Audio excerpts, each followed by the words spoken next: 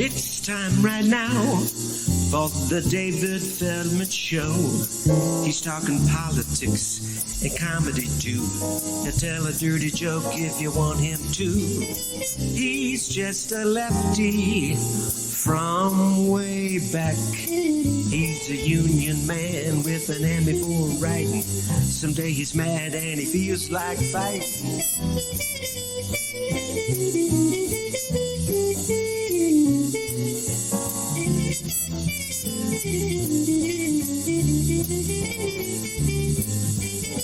It's time right now for the David Feldman Show. To get your ears on right, buckle in real tight. He's got a lot to say and he's coming your way.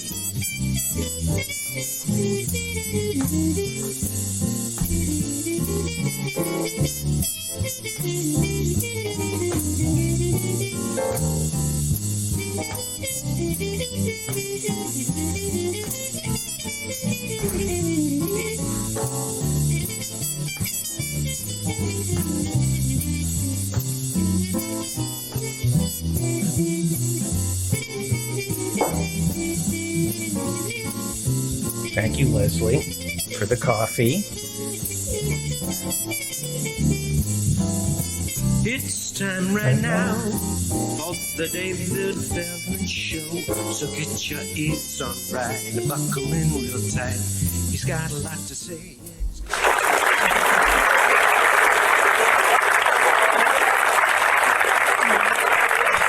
Thank you, Professor Mike Steinel. He will be back with us on Monday, and we have some new music for him later in the show. And that's my squeaky chair. Welcome to the mop-up for October 7th. I'm going to get a new chair this weekend, I promise you.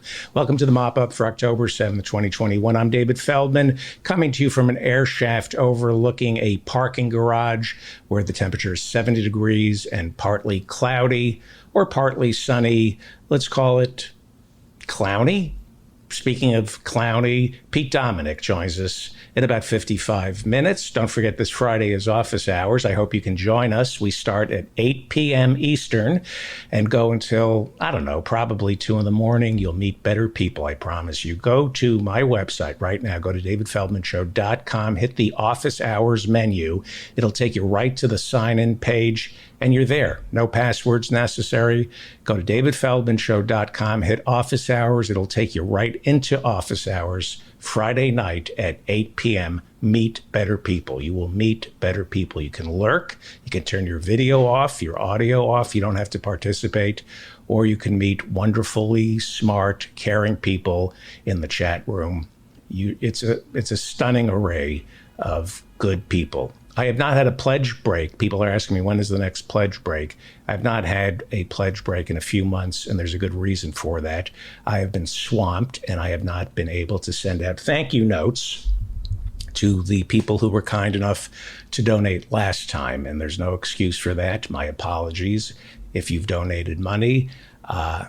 I've been going over the spreadsheet, and some of you have been incredibly, incredibly generous, and I need to carve out some time to write and say thank you. I apologize. There are just not enough hours in the day. I don't look back. That's the problem. I get up each morning. There's a new show that has to be produced. I have a day job.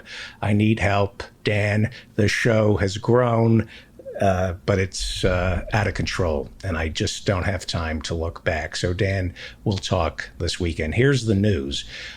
I want to start with something I found in my files about mental illness. This goes back to about, well, let's start with this. First off, this is actually a recent article in the New York Times.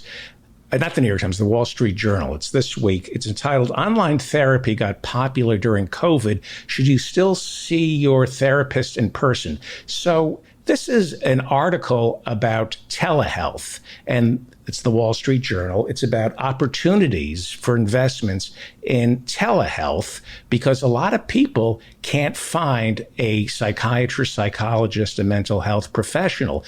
The Wall Street Journal, and this is an article about investment opportunities in mental health. The Wall Street Journal says about 34% of people with private insurance said they had difficulty finding a mental health therapist who would accept their coverage. That's according to a 2016 survey. It's 5 years old because the most recent data is not available.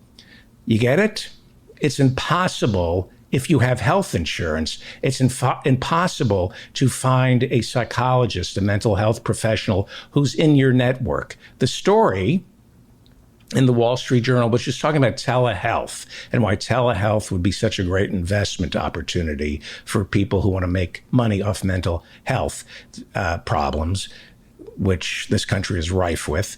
This is what the Wall Street Journal writes. Especially in big cities such as Los Angeles, New York, and Washington, D.C., demand for mental health care is so strong. Gee, you think the people in Los Angeles, Hollywood, New York, Wall Street, Washington, D.C., our government need mental health care? It's so strong. The demand is so high for mental health professionals that therapists just don't accept any insurance plans. The article says they can easily fill their practice with patients who pay out of pocket, So what does that mean? The only people, or very few people, can get mental health care. You have to have money. You have to have cash. You have to be able to pay out of pocket in America if you want your mental illness treated. Even if you have health insurance in America, you have difficulty getting your mental health treated. You got to go out of pocket. And if you're lucky, your health insurance company will reimburse you. That's if you're lucky enough to have a good enough healthcare plan or any healthcare plan at all. So every time an effing celebrity tells you, if you're feeling suicidal, make sure you get help. Tell me how, you assholes. Every goddamn Hollywood celebrity who's saying, let's step out of the stigma of mental health issues. When Oprah and Prince Harry and Meghan talk about how important it is to be honest about your mental health issues, with whom? With whom? Nobody can afford to see a shrink. Anyway, I'm in a hell of a mood today. These are just... Okay, now this is from 2016. 2015, this is 6 years ago. This is an article written by Dan Monroe, and it's in Forbes, inside the $35 billion addiction treatment industry. So we're talking about a $35 billion addiction treatment industry in 2015, okay? This is from Forbes. He talks in this article about AAC Holdings, quote, which is the first attempt at a publicly traded company exclusively for addiction treatment. The AAC stands for American Addiction Centers. The quoted, by the way, I've talked about this before, Mitt Romney, Bain Capital, they've gotten in on for-profit addiction centers. The quoted price range, and this is from 2015, for a 30-day quote-unquote treatment plan, and as he points out earlier, this is basically giving you the same exact treatment that Alcoholics Anonymous provides for free. For free. The 30-day treatment was $15,000 to $26,000. Even the nonprofit exotic treatment facilities like Hazelden, which merged with Betty Ford, pay their executives about 6 to 7 figures a year. There was a documentary that came out in 2015 called The Business of Recovery, and Forbes writes about it. Monroe writes, as highlighted through several tragic stories in the documentary, family members are naturally eager to spend whatever money they have, and often money they don't have, in desperate attempts to save loved ones from the harsh realities of substance abuse and addiction. Preying on this strong desire is the very real and profitable business of recovery, and one that the documentary exposes with clear and sober detail. There's still so much we don't know about substance abuse and addiction, except, at least according to one compelling film, how to turn it into a very lucrative business, the business of recovery, a dose of reality, which we will be doing a screening of as soon as I can get my hands on it. It's from 2015. Well, hi. Juan Cole over at Informed Comment has a piece talking about healthcare in America. Everybody should go to Informed Comment. He has a piece talking about how COVID is now a Republican disease. He cites a Brookings study that says 90% of Democrats have been vaccinated, while only 58% of Republicans have been. Professor Juan Cole, he's been on this show a couple of times. Thank you, Professor Adnan Hussein.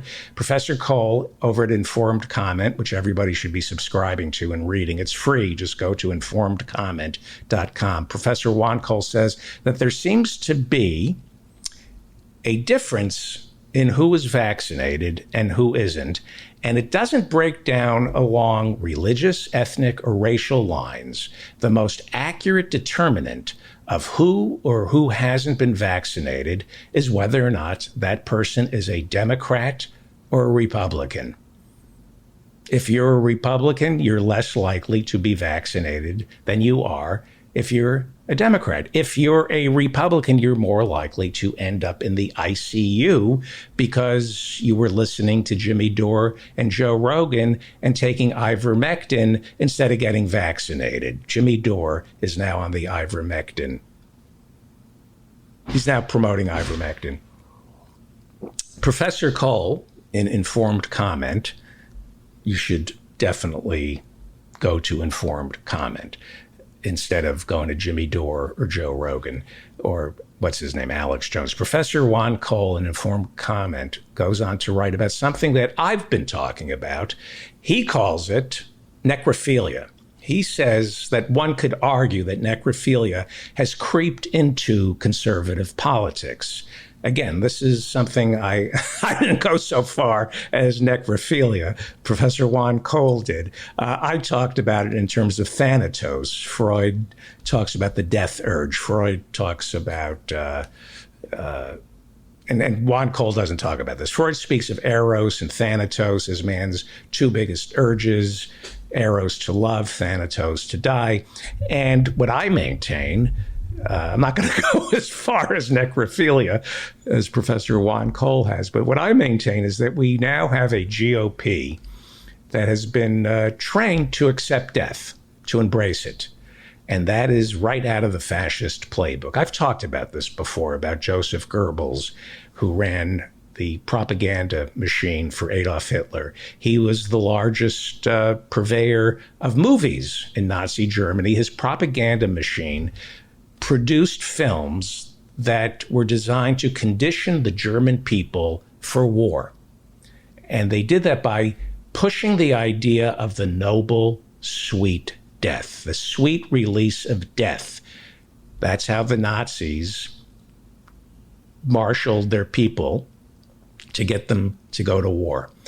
The idea that death, if it's for the right cause, is something to be cherished, to be honored. And so we see that now in the GOP. We see that the right wing, like Joseph Goebbels, Fox, OWN, Newsmax, the politicians, the right-wing politicians, are stirring hatred for liberals that is so intense, and I'm not making this up. The hatred for liberals, for Democrats, has been stirred up to the point where too many right-wing conservatives, Republicans, view their own death from COVID as sticking it into the eye of the Democrats. If you think I'm joking, read the literature on this. Walensky over at the CDC has been talking about this. They go and talk to the unvaccinated dying in the ICUs, and they're proud of themselves because they didn't succumb to liberal propaganda. It's crazy, but there is a large segment of crazy, and I do mean crazy, GOP voters who believe that catching COVID, even dying from it, is something to be proud of because it extols freedom from liberal orthodoxy. you got to pay attention. I made the mistake of not paying attention to these lunatics. This is what they've become. The other component of all this is religion. Religion, also out of the fascist playbook, conditions the religious right. It conditions the religious right and teaches Republican voters that something better is waiting for them on the other side. So why worry about what's in front of you? And of course, the other component that animates the right wing is despondency. Now, again, this is not Professor Juan Cole. This is me. There is a despondency in Republican politics. The reddest states are the most despondent. They have the highest suicide rates. On the happiness scale, they are the unhappiest of states. They have the highest addiction to opiates and meth. The Republicans attract incels. They go after specific demographic groups that they can target, like incels, men who cannot get laid, celibate, involuntarily celibate men. This is who Steve Bannon targeted. We learned about this when the Cambridge Analytica scandal first broke. They go after the despondent on purpose. They are looking for broken people with no spirit, and they wake them up. They wake up the spiritless just enough to get them angry to vote, but not angry enough to do anything about what's really making them angry, because what's really making them angry is their despondency. But they can't afford, as I mentioned earlier, to find a psychologist, a social worker who's in their network. They're not going to go out of pocket because they have no pocket. So they're despondent, they're depressed. And so for one brief moment, and this is calculated by people like Trump and Steve Bannon and Roger Ailes and the people who run Newsmax and the people who run OWN. Thank you, Mr. Stanky from AT&T, who gave us OWN. We'll talk about that later. What they do is, for one brief moment, the despondent in America feel alive when they attend or watch a Trump rally, or when they watch Tucker Carlson. They feel they are part of something bigger than themselves. And then once the adrenaline and the hatred that causes the adrenaline to pump, once that wears off, these same people sink back into their despair, and they become despondent, waiting for their next adrenaline hit from Trump or Tucker or Sean or whoever is, that guy Kelly on Newsmax. These are emotionally crippled Americans. They tend to be white.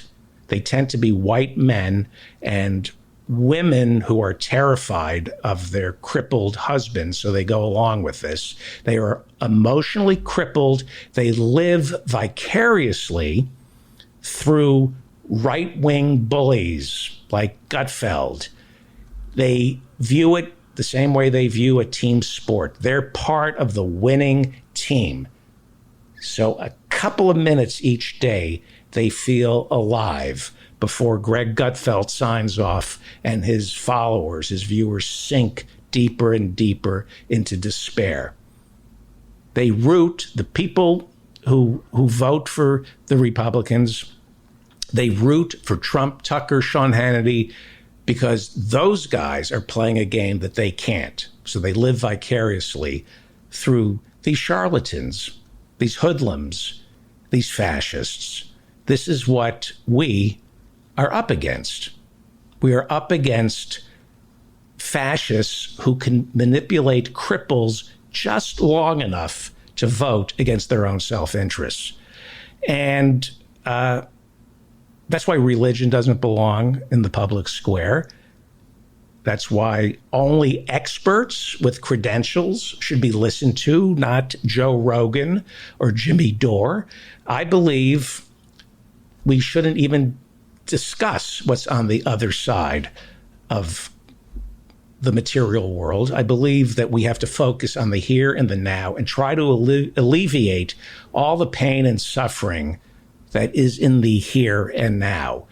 So when I see Juan Cole writing about red COVID, it's been called red COVID, that most of the people dying from COVID are from red states, and it even breaks down along county lines. If you go into a blue state, Juan Cole goes on to write that if you go into a blue state like New York, if you look at the counties and break them down along what's the reddest county versus what's the bluest county, the reddest counties in New York State have the highest incidence of COVID. That's where the hospitals are overflowing. Republican counties are clogged with COVID patients. Their hospitals, their ICUs are clogged with COVID patients. So there's a part of me, a huge part of me, not a good part of me, that thinks this is evolution. It's wrong to think that way. There's a big part of me that thinks those who get vaccinated and wear a mask, Democrats, will survive all this, and the rest will go off to their just reward, and we'll be the beneficiaries of this in 2022, the midterms. We'll talk about how COVID played a role in the Senate becoming filibuster proof for the Democrats, and how there's a much bigger majority there for Nancy Pelosi because COVID killed so many Republican voters. As tempting as that is to wish for, we're talking about death and wishing bad on our fellow citizens, even though they wish the same for us. This is how civil wars get fought. We don't want to go there. It's not the right way to think. Wishing that things get worse for bad people, that type of accelerationism, it doesn't work out for anybody. One thing I've learned in my dotage is that bad people, like Republicans, conservatives, they drag the rest of us down. This is what we're up against. It's easier to drag somebody down than lift somebody up. If you've ever been drowning, the person who's drowning, it's easier for the drowner to drag the drownee down than it is to lift the idiot who got drunk and fell off his fishing boat. Bad people drag us down more often than good people pull us up. Now, I'm not running for office. I should, because nobody could find anything on me, but I'm not running for office. So I can speak the truth, and the truth is that the right wing in this country truly is a basket of deplorables. I know Hillary got into trouble accidentally getting heard saying that. That is some good water. But I'm not ashamed to say that if you watch Sean Hannity and Tucker Carlson, Newsmax, if you vote for anybody in the Republican Party, you truly are a crippled, emotionally stunted deplorable. And you're not just a danger to yourself, you're a danger to all of us because you're dragging all of us down to your level, which is the gutter. The truth is, evolution is not going to sort out the deplorables from the enlightened. The truth is, we catch COVID from the deplorables because they refuse to get vaccinated and wear masks. They drag us down. And we have a planet that's on the brink because these deplorables, and that's what they are, Hillary had to apologize, I won't. These deplorables refuse to accept science. They refuse to accept science. Maybe it's because they want to die. Maybe it's because they're stupid. Maybe they're just so stupid they can't imagine an economy that can survive without fossil fuels. Or maybe, just like so many of the people who refuse to get vaccinated, they'd rather see this planet uninhabitable than have liberals win. Now, I know that part sounds insane, but we're dealing with insane people who want to drag this whole thing we got going down because that will mean liberals will be dragged down with them. They're drowning. They're okay with it. so long as we drown with them. It's hard to believe.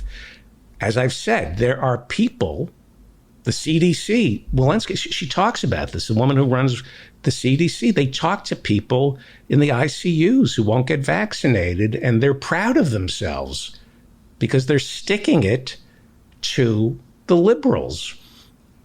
They being the deplorables, have been so revved up by false issues like the vaccine. That's a fake issue.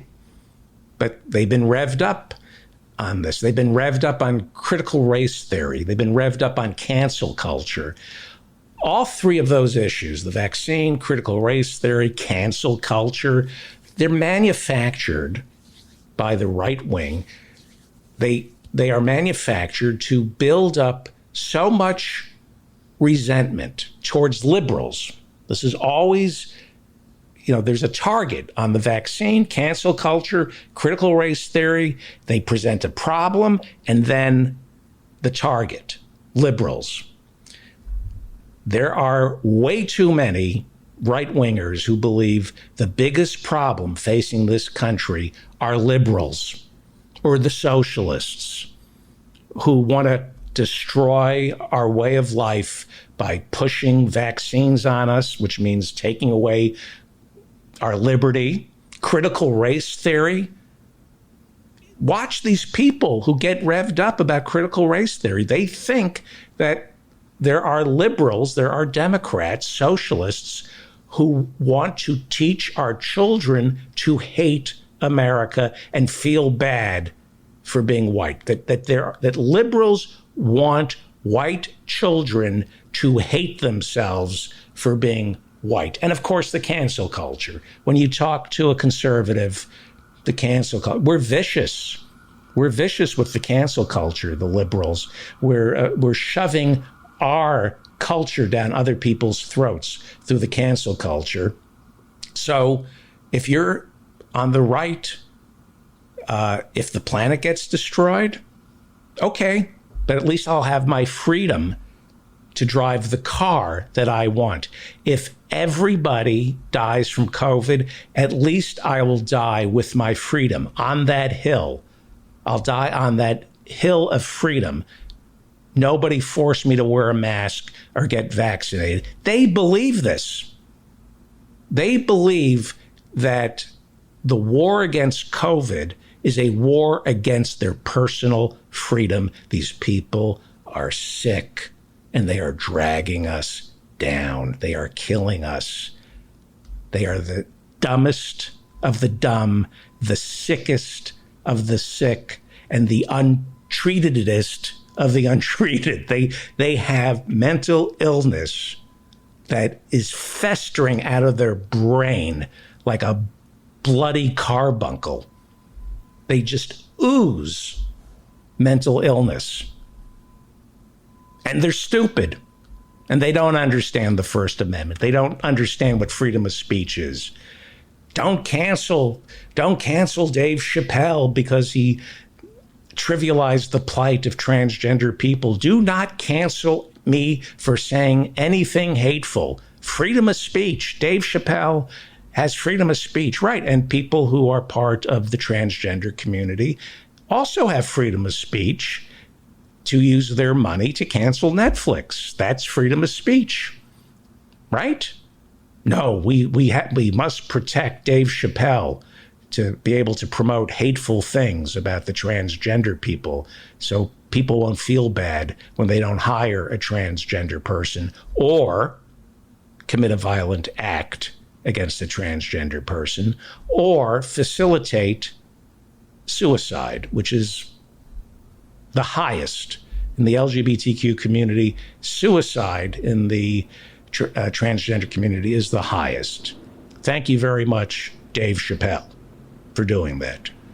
Of all the comedic choices you can make, go after the transgender people. That's, it's an hour special, several specials. You're one of the most prolific comics in the history of comedy. Go Go after the transgender people. That's a good target. Good for you, Dave Chappelle. You should have your freedom to be intellectually lazy, even though you're smarter than every other comic out there. You should have the freedom to be intellectually lazy and say things that are hateful and stupid. That's what freedom is all about. This is what we're up against. If you watch Fox, Newsmax, OWN, the network that Mr. Stanky from AT&T created, John Stanky, the chairman of AT&T, you think he has a sense of humor? A guy named John Stanky. You think he wasn't bullied his entire life? Even now, he's chairman of AT&T. You don't think everybody says the name Stanky with just a bit of irony, and he knows it? Change your name, Stanky.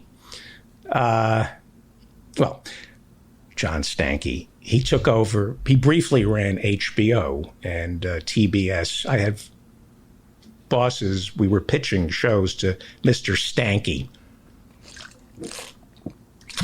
I don't think Mr. Stanky likes comedy writers.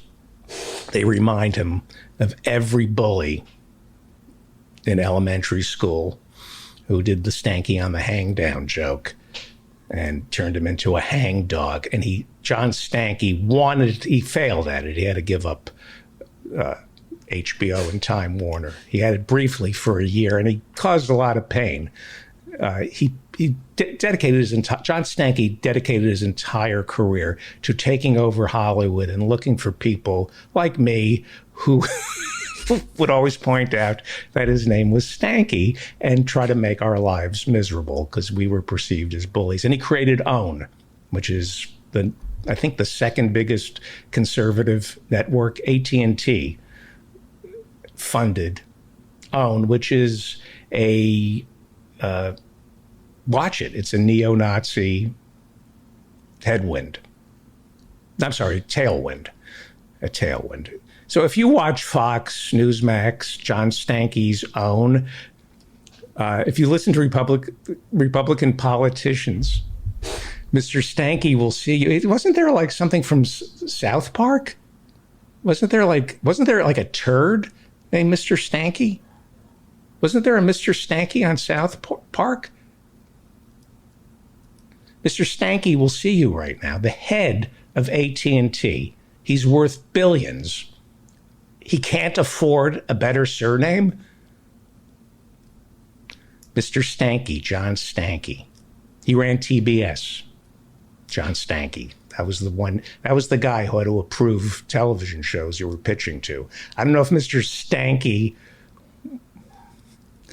it doesn't stink enough for Stanky? If it doesn't stink, doesn't have the stanky touch. John Stanky.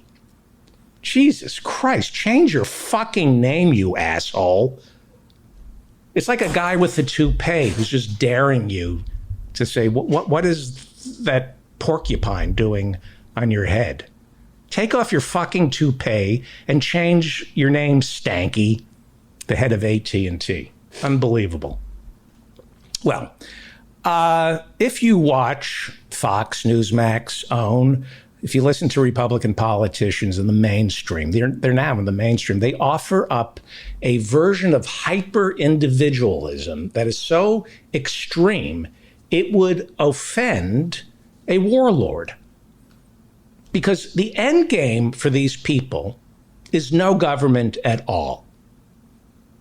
All they want is a strong police force that acts as the referee deciding which warlord should live and who should die. And that's based on who pays tribute to the police, right?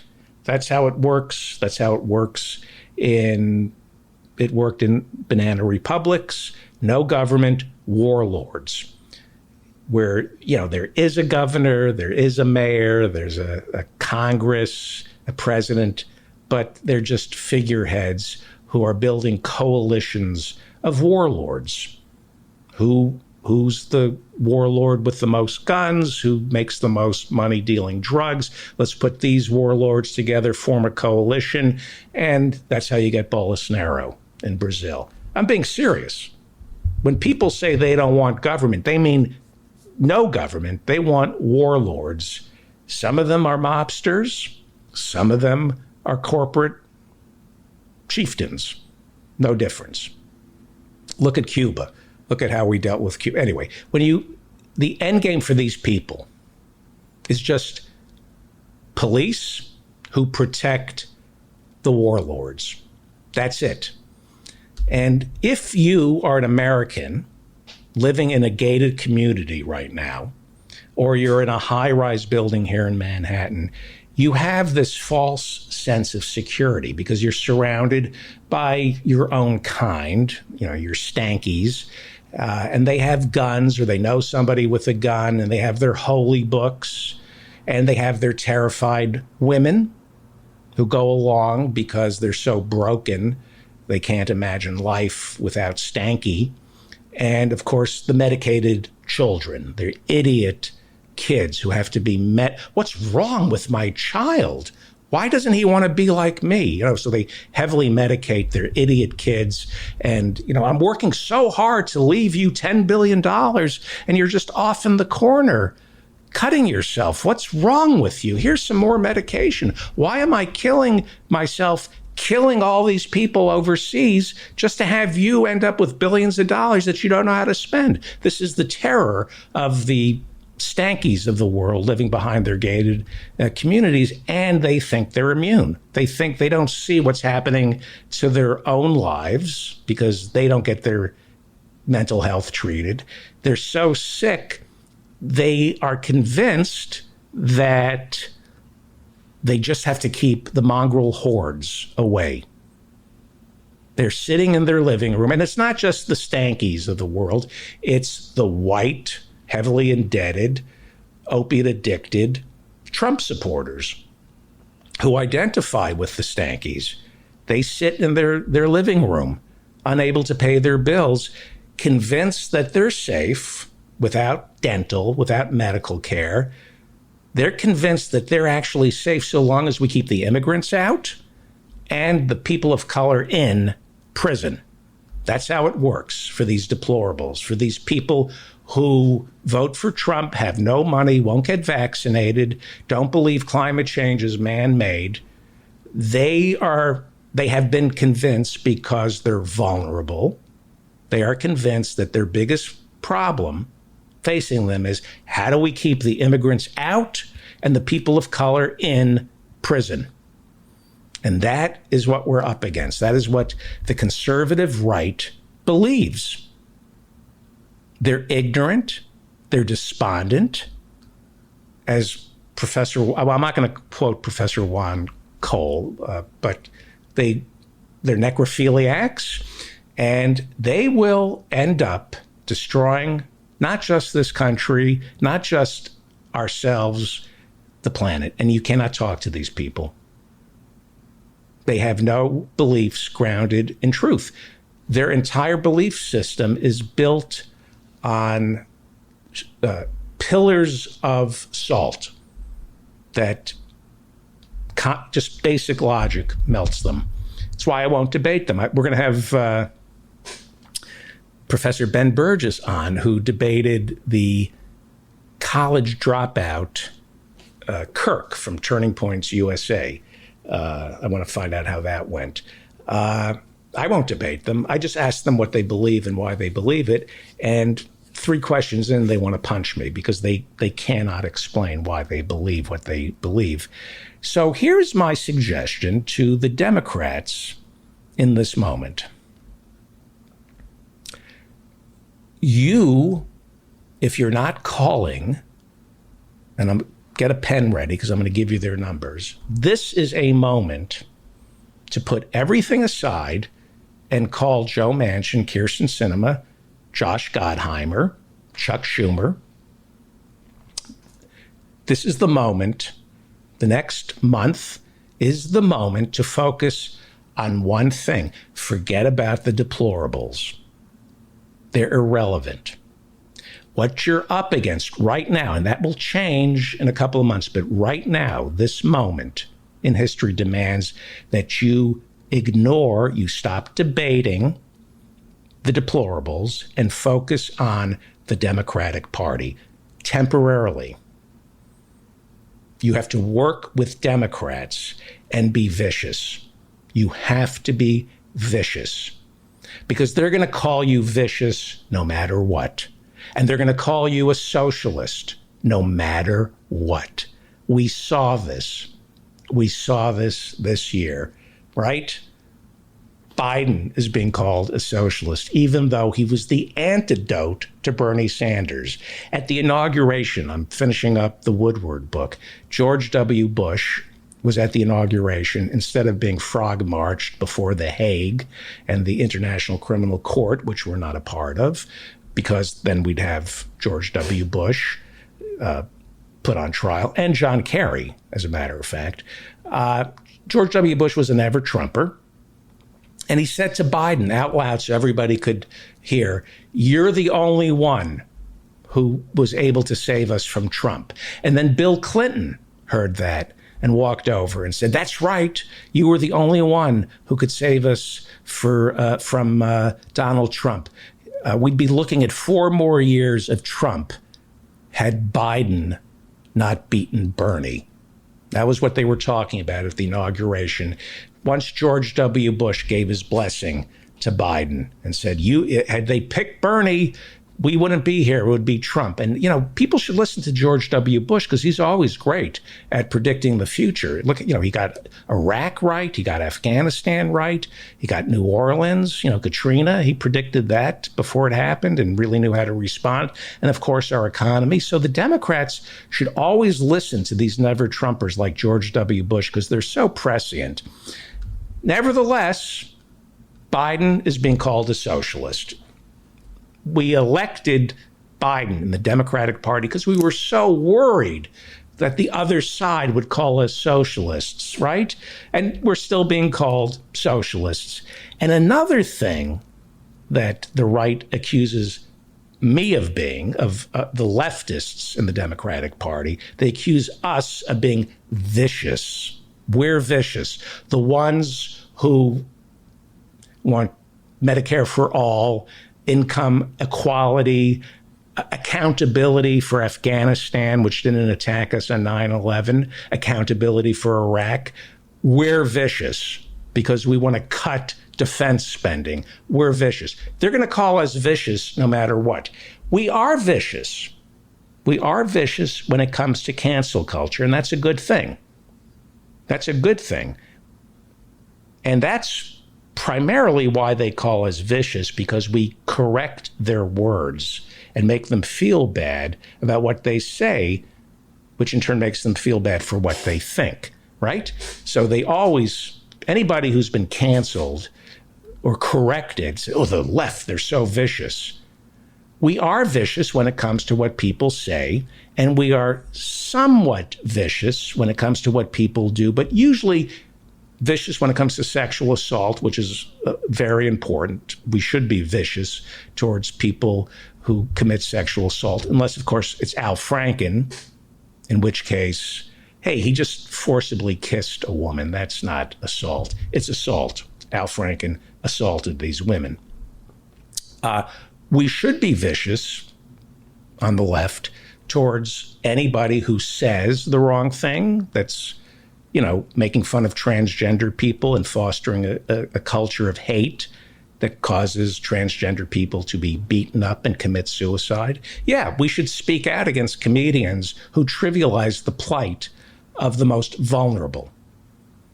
So we should be vicious. But right now, this moment in time, this window, the next month, is when we should be vicious towards people for what they believe and what they vote for in the House of Representatives and in the Senate. All our energy right now, this moment in time, is to be vicious towards the moderate centrists in the Democratic Party who are going against the will of the majority of the Democrats in the House and the majority of the Democrats in the Senate, and even Joe Biden. There is a bill that is sitting in Congress right now, Build Back Better, $3.5 trillion, that 100 progressives in the House of Representatives want. Most of the Democrats in the House want it, except for this turd, Josh Gottheimer from New Jersey. I will give you his phone number in a second. It's on the screen if you're in our Zoom room. And I'm urging everybody to use this moment to write letters and call these turds and not be vicious, but explain to them that you are demanding that they vote in favor of Build Back Better at $3.5 trillion. This is the moment in history to put everything aside and focus on Build Back Better. This is the bill, if passed, and it's going through all these different iterations, but at $3.5 trillion, if passed, it could conceivably be the most sweeping legislation in decades, up there with the Great Society. This is a $3.5 trillion bill. This is Bernie's bill. This is Bernie's bill. Did you see his press conference yesterday? I urge you to go to C-SPAN. It's a 15-minute press conference, and it's a master's class in teaching leaders like Joe Biden, Chuck Schumer, and Nancy Pelosi how to sell a bill.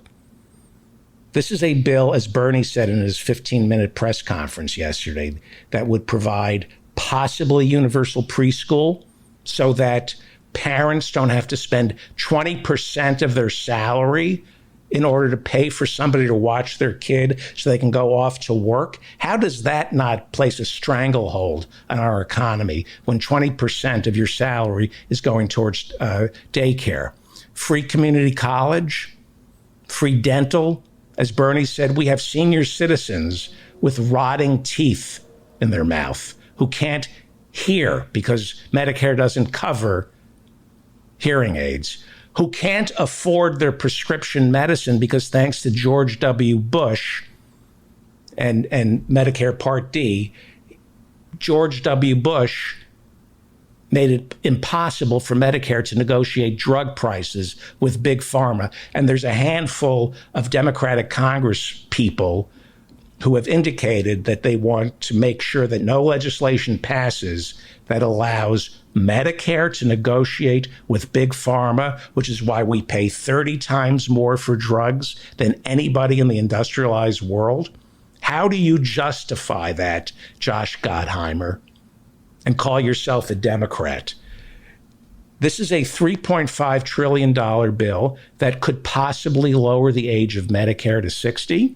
It would address climate change. It would rejigger the economy so that it's built around addressing climate change. And of course, Dreamers, which we have talked about and will continue to talk about, the plight of roughly 1 million Americans brought here by their parents who are in a state of limbo, who don't have citizenship. They're undocumented and they don't have citizenship. Possibly the most important issue when it comes to race since the Civil Rights Acts of 64 and 65. If you're not following the plight of the Dreamers, you're as ignorant, repulsive, and craven as Barry Goldwater, William F. Buckley, and George Herbert Walker Bush were in 64 and 65 when they voted or spoke out against the Civil Rights Acts of 64 and 65. There are moments in time that measure who you are.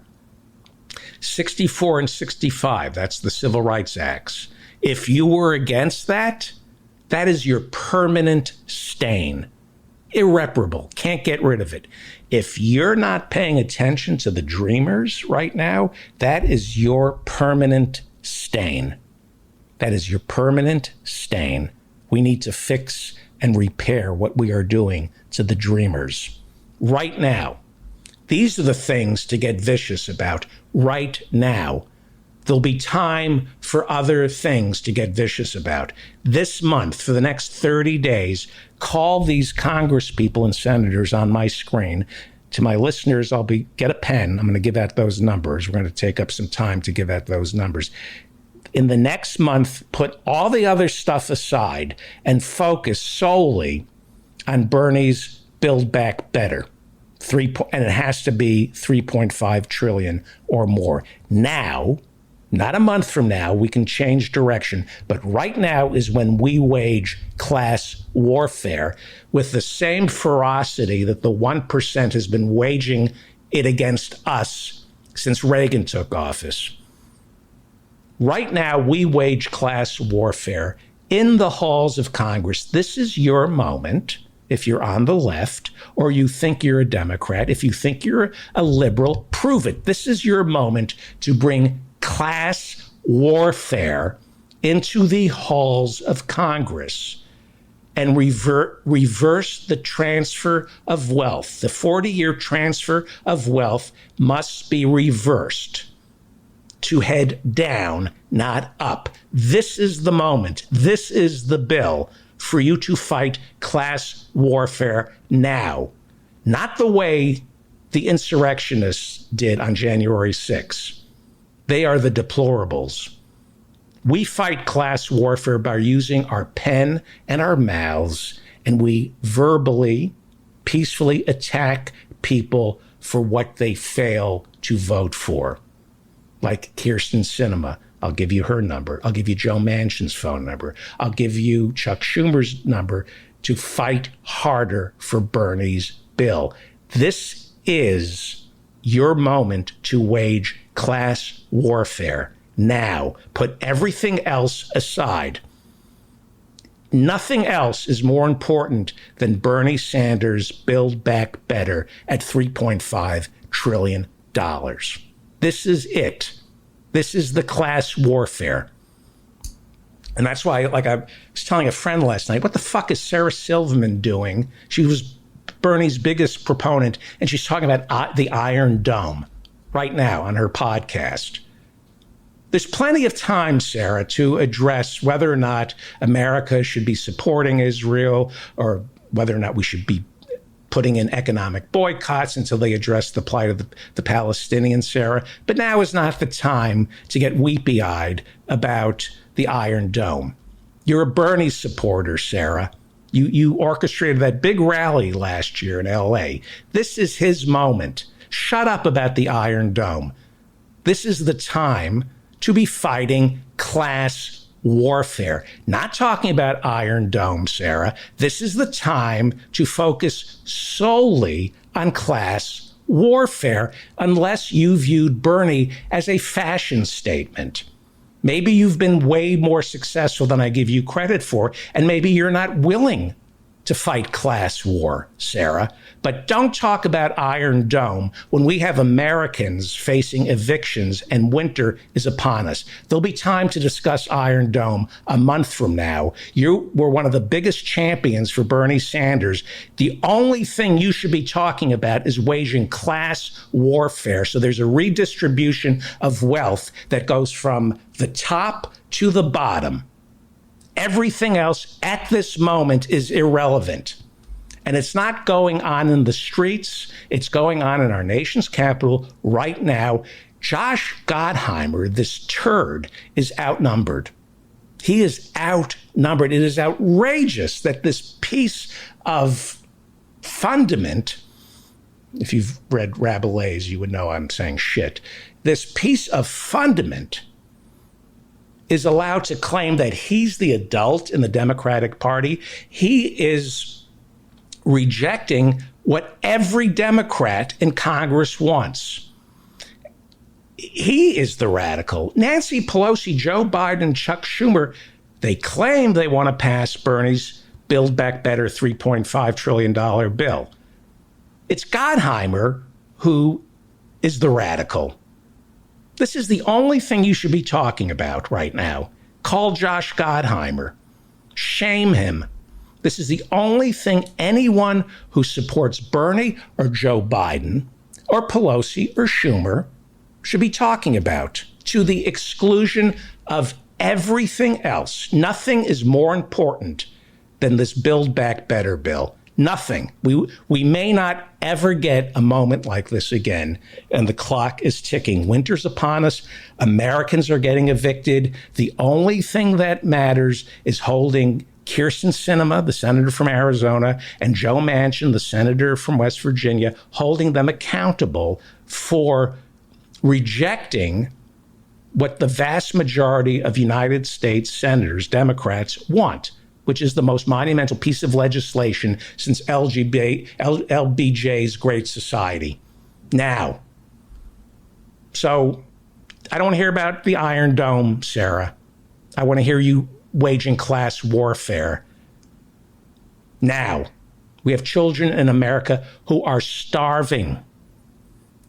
And yet we have my vicious brethren. Thank you for being vicious, and thank you for talking about Dave Chappelle's anti-transgender jokes. I agree with you for complaining to Netflix. But the time to get vicious is with the Democrats who are blocking Build Back Better. I mean, Dave Chappelle, not worth it right now. Get vicious for him for the transgender jokes. Also get vicious for him for supporting Andrew Yang and not Bernie. Okay? He's doing this for publicity. You know, he's a money-grubbing comic who knows that if he punches down, everybody's going to watch this special.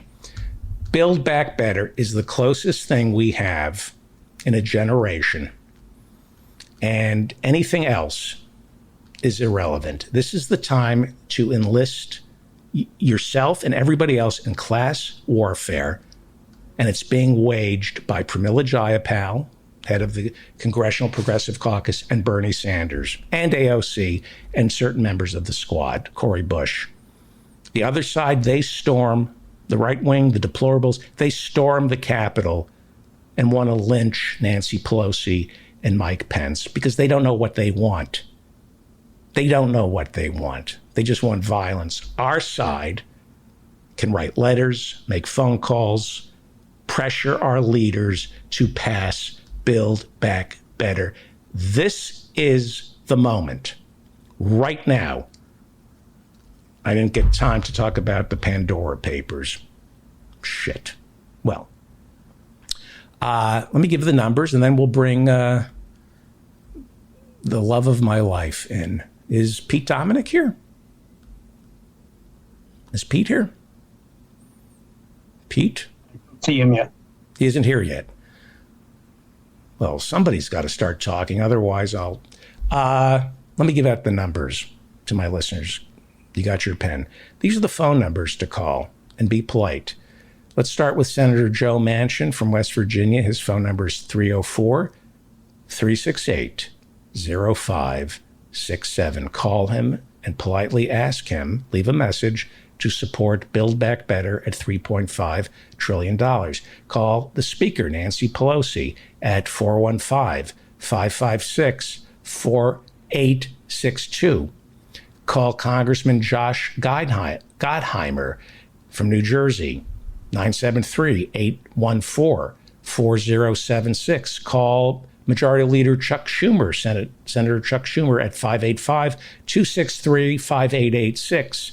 Kyrsten Sinema's number, again, is 520-639-7080. Senator Joe Manchin's phone number is 304-368-0567. Speaker Nancy Pelosi, her phone number is, it's coming up on the screen, is 415-556-4862.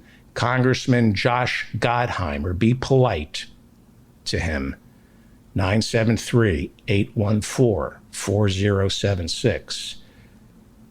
Senate Majority Leader Chuck Schumer, 585-263-5886, and call them. And those numbers are flashing across my screen on the Zoom screen. So I hope you will exercise your First Amendment rights and tell the Democratic leadership to support Build Back Better at $3.5 trillion, not a penny less. Well, let us now go to Rockland County, I hope, where the host of Stand Up with Pete Dominick is standing by. Say hello to Pete Dominick.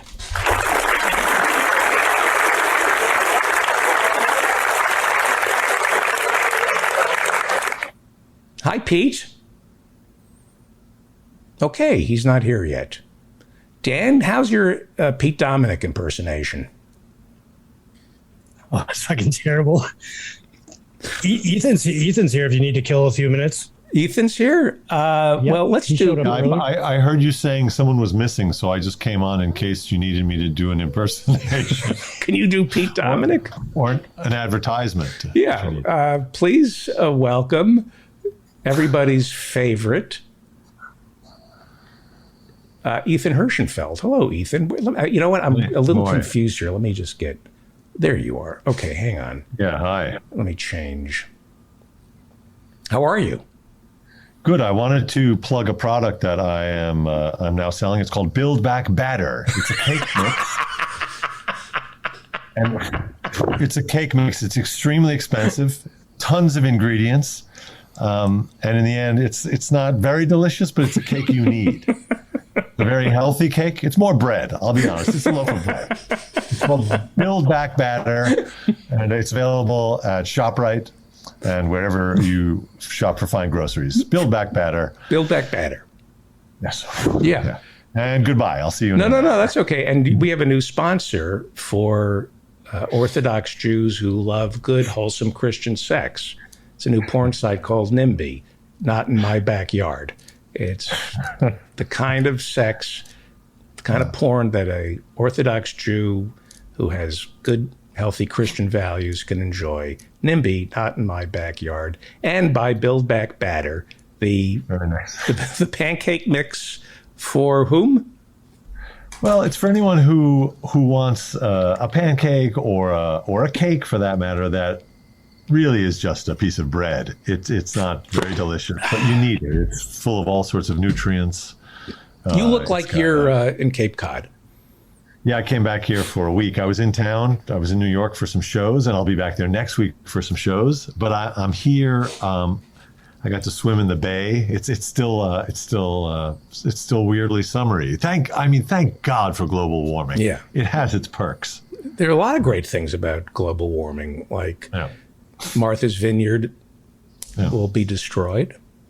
Yeah. Don't you think? Also, the sharks get to spend a much longer stretch of the summer here. They used to only pop up here very briefly. My girlfriend was reading something very interesting. It's Thoreau. He wrote. Everyone knows his Walden Pond. Is it Louis Theroux or Louis Thoreau? You're talking about Louis. Paul Thoreau. Oh, this is Henry David Thoreau. Which is that the one who married Jennifer Aniston? Oh, that guy. Yeah. Henry right. David Thoreau, who wrote Walden Pond, married Jennifer Aniston, but he's not Louis Thoreau or Paul Thoreau. They're not they're cousins, right? They're distant relatives, removed several generations. Anyway, Thoreau wrote a thing about Cape Cod. And in fact, people here would say it's only recent that there's this warning about sharks on the ocean side. But Thoreau himself, when he was walking around here, the locals said to him, and this is 150 years ago, they said to him, by the way, don't swim over there on the ocean side because of the sharks. Right. It's funny. You think something is recent and then you read it. That's why he's stuck to the pond. That's right. He went no sharks in a pond. Wasn't he mentally ill? He came from a rich family that, like, he didn't want to pay taxes to support the Mexican War, but like from what I've read, it was orchestrated. His parents kind of thought, you know what? It was a condo. It was a condo on Walden Pond. My understanding is he had rich parents and said, you know what? Let Henry go to prison. He doesn't have to pay taxes to but we've got his back. I'm being serious. We got his back. Like, if it gets really serious, we'll get him a good lawyer. I know nothing about the guy. He was a tax cheat, basically. Wow. Let me talk about the Pandora. I'll also pop off and see you in an hour. I know my audience would prefer that. So yeah, goodbye. No, they would prefer you than me mouthing off about the Pandora Papers. Okay. If we polled, were they in a box? Is that where they found them? Yeah. Not as bad as the Spotify papers. Let me just get to this. The audience doesn't want this; they want you.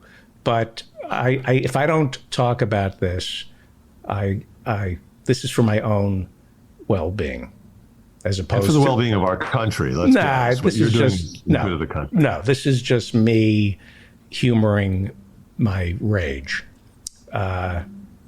Give me 5 minutes to talk about the Pandora Papers. Okay, I'll be back. And if Pete is here, I'll see you at 7. Well, we'll figure something out. Okay, we'll figure something out. My audience would prefer if you stayed, but I have to indulge myself. I apologize.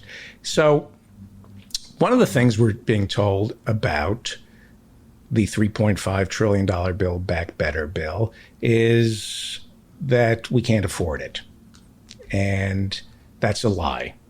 That is an absolute lie. By now, I hope you're somewhat familiar with the Pandora Papers. This is the International Consortium of Investigative Journalists got their hands on 12 million leaked documents belonging to 14 financial services corporations. And it's about 3 terabytes of documents that were turned over to 91 media outlets in 117 countries. So we're talking about 3 terabytes of documents turned over to Espresso, Le Monde, El País, Australian Broadcasting Company, The Guardian, BBC's Panorama, and The Washington Post. And so stories are dribbling out of this data dump. And so far, they haven't gone through all 3 terabytes of the data. But what we are learning so far is that as much as $32 trillion has been secreted offshore by business leaders, celebrities, and politicians all over the world. Now, I know this sounds complicated, so I'll state this very simply. Celebrities, politicians like former British Prime Minister Tony Blair, and 100 international billionaires have kept money as much as $32 trillion secret from the country they live in so that they would not be subjected to taxation. And that's a lot of shorthand, especially, when we talk about money. They try to confuse us when they talk about these financial irregularities. But to state this as simply as you need to know, the Pandora Papers right now tell us that $35 trillion, and that's $35 trillion specifically from this leak. That's not all. It's just $35 trillion that we know of from these, I think, 14 financial services companies. $35 trillion is being kept hidden from governments around the world so that $35 trillion would not be subject to taxation.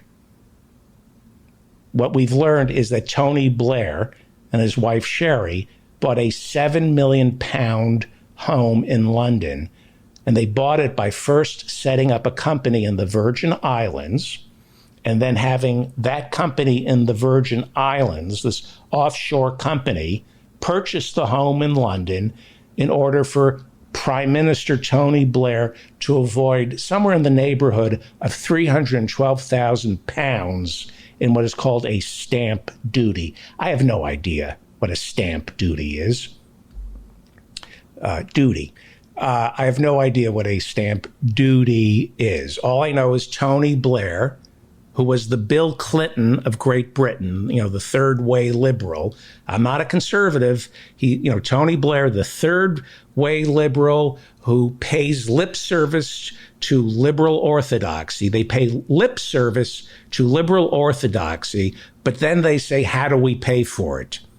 Well, one way to pay for it, Tony Blair, is by not allowing charlatans like you to shelter income overseas and keep it from the tax man. That's one way to pay for it. Also, Tony Blair, another way to pay for welfare and health care is by not rubber stamping George W. Bush's invasion of Iraq. Tony Blair never asked, how do we pay for the invasion of Iraq? But when people are starving, it's how do we pay for it? Now, more and more will be coming out about the Pandora Papers. And I'm sure it will be just like the Panama Papers back in 2016, which revealed that a lot of people all over the world, these are different. The Panama Papers from 5 years ago, same kind of setup where there was a leak and then an international consortium of journalists poured over the documents. And we discovered that people like Jackie Chan, Donald Trump, goes on, UK Prime Minister David Cameron, Vladimir Putin, Stanley Kubrick, who's dead, Heather Mills, Simon Cowell, Duchess of York, Sarah Ferguson, Pedro Almodovar, the great director. They sheltered their income from their government so they wouldn't have to pay taxes. Now, here's the really interesting and important thing that I have to tell my listeners. This is really important. This is really important. In the Panama Papers, there was really just one American named, and that was Donald Trump. He was mentioned countless times, something like 3,500 times. But he was really the only American mentioned in the Panama Papers. This is really important. And the Pandora Papers, there are hardly any Americans listed in the Pandora Papers. There are some, but one would think that the country, America, which has the most billionaires, more than any other country, including China, we have more billionaires than any other country. There are 100 billionaires in the Pandora Papers who are hiding money. Very few are American. This is a sobering reality that must be addressed, and it involves Build Back Better. American billionaires, this is what is coming out of the Pandora drop. American billionaires no longer have to shelter their money in offshore accounts to avoid paying taxes. Are you ready for this? This is the single most important story of the week. Billionaires, the rich, no longer have to put their money in the Cayman Islands. They don't have to go to Switzerland because America is now the #1 tax haven for American billionaires and the #1 tax haven for criminals and South American politicians and drug lords. They no longer take their ill-gotten gains to Switzerland or the Cayman Islands. They bring it right here to America. That's the biggest story of the week. Now, granted, it's good for the climate. Bill Gates doesn't have to fly to the Cayman Islands anymore. That's good for the climate. He can keep his money here in the United States because our tax code has turned us in to an offshore account. Now, I knew this about Manhattan with the real estate. We knew that Trump was always laundering money illegally for the oligarchs. But because our tax code has been rewritten, we are a safe offshore haven, not just for the billionaires who live here, but for all the other billionaires around the world, because the EU cracked down on places like Switzerland. So it's America now that has become the number one place to squirrel away your money. This is from the Financial Times. It's incredible. This is from 2016. Okay? This is from 2016. After years, again, 2016, I had this in my files. Financial Times. After years of threatening Swiss and other foreign banks that helped Americans hide their money, the U.S. stands accused of providing similar services for the rest of the world. David Wilson, a partner of Schlesinger Whitmer, their Swiss law firm, says America is the new Switzerland. In the industry, we have known this for several years. Again, this is May 8th, 2016, Financial Times. The U.S. has a long history of attracting funds from undisclosed foreign sources.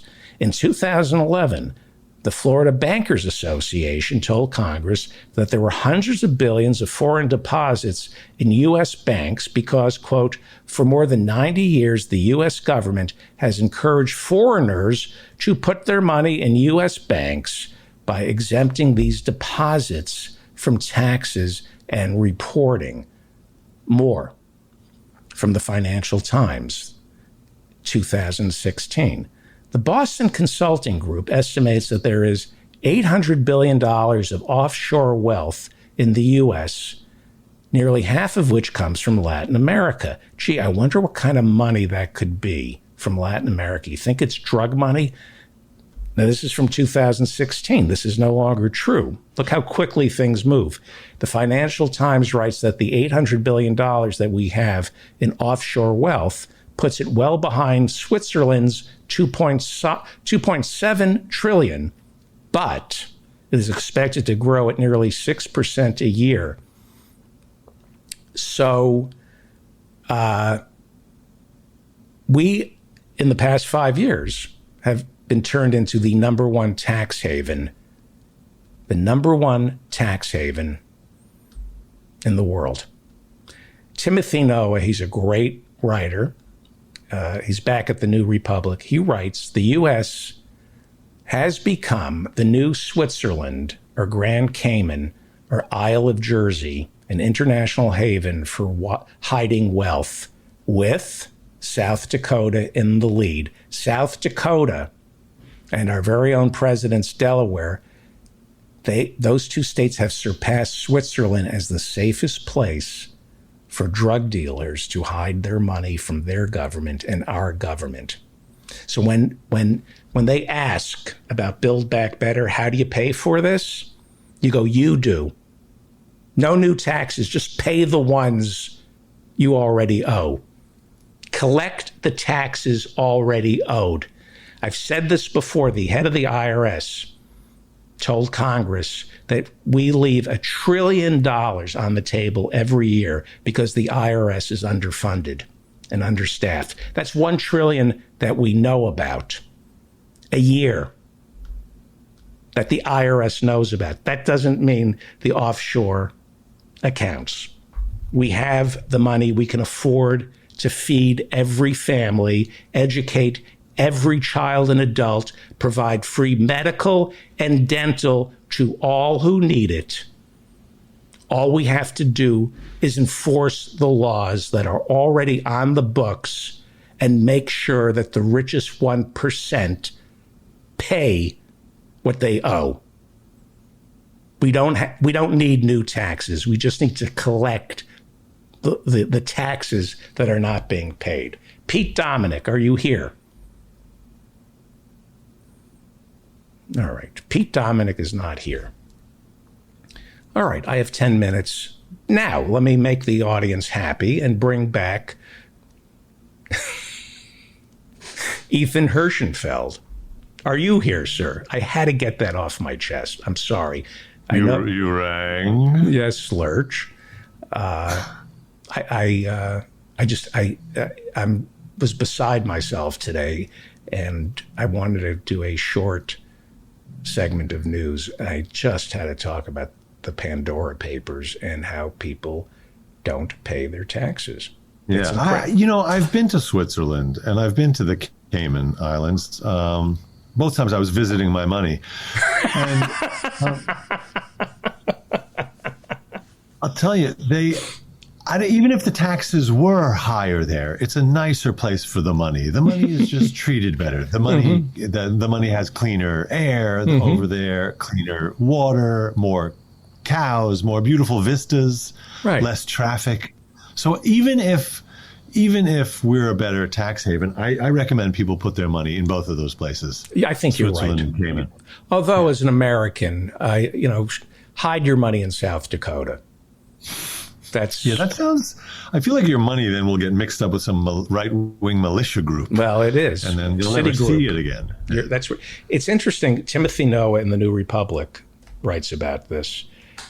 You'll notice that if you can pay your credit card off, you're usually sending it to South Dakota. Did you ever wonder why? I didn't notice that. Yeah. Why does South Dakota get all your money, or Delaware? There was a lawsuit that the Supreme Court ruled that the federal government determining what constitutes usurious interest rates should not apply to the states. There was a lawsuit so that most states outlaw usurious interest rates. We're talking not South Dakota. Not South Dakota and not Delaware.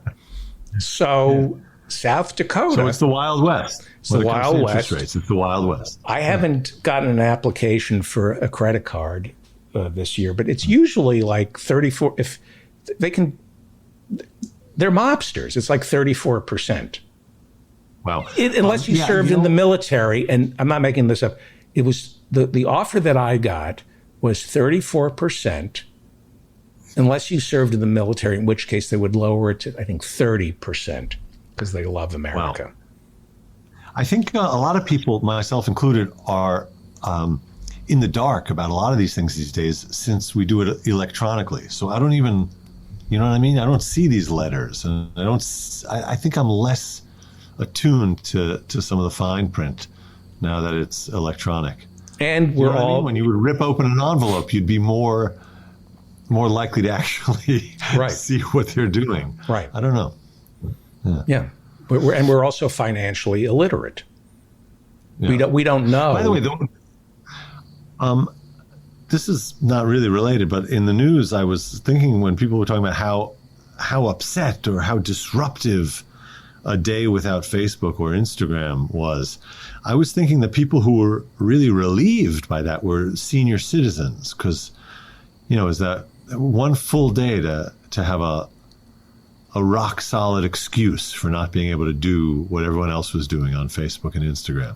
Did you notice that it was out? I didn't notice because I was in the car all day. Right. But I feel like, don't you think grandparents around the world were like, oh God, what a relief that everyone doesn't know how to do this for a whole day? Don't you think it was related to the testimony before Congress from the whistleblower? How is it that the most damning testimony is presented to Congress, and while that's going on, Facebook is down for 6 hours? You think that's a coincidence, or somebody had to come to It was actually on the same day? Oh yeah, I think somebody at Facebook had a come to Jesus moment and said, we're unplugging this. Huh. Don't you think? Either that or management at Facebook decided, let's turn this off for the day because the blowback from our own customers is going to be wicked, and they're all going to sign off permanently. Let's just turn it off for a few hours. Or people, it's like the drug cartels saying no cocaine. Okay, is that what you want? Here, 6 hours without any cocaine. Now see how you like it. Maybe that's it's funny you say cocaine because Zuckerberg in German is Sugar Mountain, and Sugar Mountain is also like if you get a big shipment of Coke, that's your Sugar Mountain. So maybe there is something there. The only thing worse than somebody who graduated from Harvard is a Harvard dropout. Who's also a billionaire. Who's also a billionaire. Bill Gates, Zuckerberg, William Randolph Hearst. College. Yeah, Michael Crichton. I think he went to medical school, didn't he? Yeah. I just, he just deserves some blowback, that guy. Bad writer. He was a bad writer. Yeah. Good ideas, but his writing was terrible. It wasn't like he was in a rush. It was like he was Yeah. writing between lunch and dinner. He just had to squeeze it in. Yeah. It's the guys who drop out of Harvard who are the most dangerous. Yeah. Just thought I'd share that with you. What are you reading? Again, I have to confess, like last week, it's just the news. It's the news on my phone. I can't. And where do you go? It's bad. It's an addiction. It's the New York Times, and it's also. I watch Democracy Now. It's the New York Times. Some public radio. It's occasionally the Atlantic, and then there's just a lot of ridiculous. I try to curate my news feed on Google News. You can click on this interests me, this doesn't, but they don't seem to care. They just keep sending me stuff about celebrities. I just don't. I wish there was a button. Just turn off all celebrity news. Right. I was talking to a friend. I was talking to a friend of mine about what a nightmare it would be for my fantasy to come true and get famous. Katie Couric has a new book out. Turns out she's problematic. Right? Yeah, I don't know the details. I saw a headline. She killed Ashley Banfield's career at NBC. She didn't take care of other women. Ashley Banfield was on the cover of all these magazines. She had a show on MSNBC. Suddenly, literally, she's in a closet. They take away her show with no explanation, and they take away her office, her show, her assignment, her beat, and she's just in an office, in a windowless closet, and she suspected it was Katie Couric. And then in the book, Katie Couric said, I was always threatened by other women who were coming up strong behind me. So competitive Katie Couric comes clean. Yes. So she actually admitted that she torpedoed... A lot of C words there. What are you getting at? That alliteration had a lot of C words, Ethan. No, we were doing that last week. Contumely and calumny. Right. I forgot about that. So did she admit that she torpedoed her career, or she was speaking more generally about being threatened by female colleagues? She kind of, in the book, which hasn't come out yet, she goes right to the edge of saying she torpedoed Ashley Banfield. I suspect if that's what you're willing to admit, and then Ashley Banfield steps up and said, I knew it. I knew it was Katie Couric. Didn't make any sense. It had to be Katie Couric. Then this is why being famous is a nightmare. Katie Couric's nanny, not her nanny, her kid's nanny, was given a restraining order because the nanny got it in her head that she and Katie Couric's husband were having an affair and was going public with it. And then she comes out today and says, the nanny calls, you want to be famous, right? I want to be famous. I want to make a living. I want it so I can't leave my apartment for a reason. I don't want it to be agoraphobia. I want to be able to say, hey, you better come over to my apartment. I'll be mobbed. That way I can just be left alone. If everybody would bother me, I could finally have an excuse to be left alone. But this is what you're up against. So the nanny today wrote an article or gave an interview saying that, this is not my words, that Katie Couric is a pig. That she doesn't shower. And hang on. That sounds ridiculous. Hang on. That she would spend the weekend unbathed. And what are weekends for? Her underwear had skid marks. This is not me. This is the nanny. And it pains. I know it pains me to relate this. No. I don't believe it. I feel like the nanny is taking care of kids, so she's in the diaper business. So she's just seeing skid marks everywhere in her imagination. By the way, sleep. my favorite of the brothers Skid Marks, I thought he was funnier than Chico and Harpo combined. Skid. He was the one you could never get rid of, Skid Marks. Now, do I want, am I like, it's a Faustian bargain. Make me famous, guy. I feel I get enough of a charge out of the following. Last week, I was in the supermarket that I always went to and always go to. And the cashier, she said to me, "Are you in something?" I feel like I said, "Yeah, I'm in." She said, "I saw you in Manifest."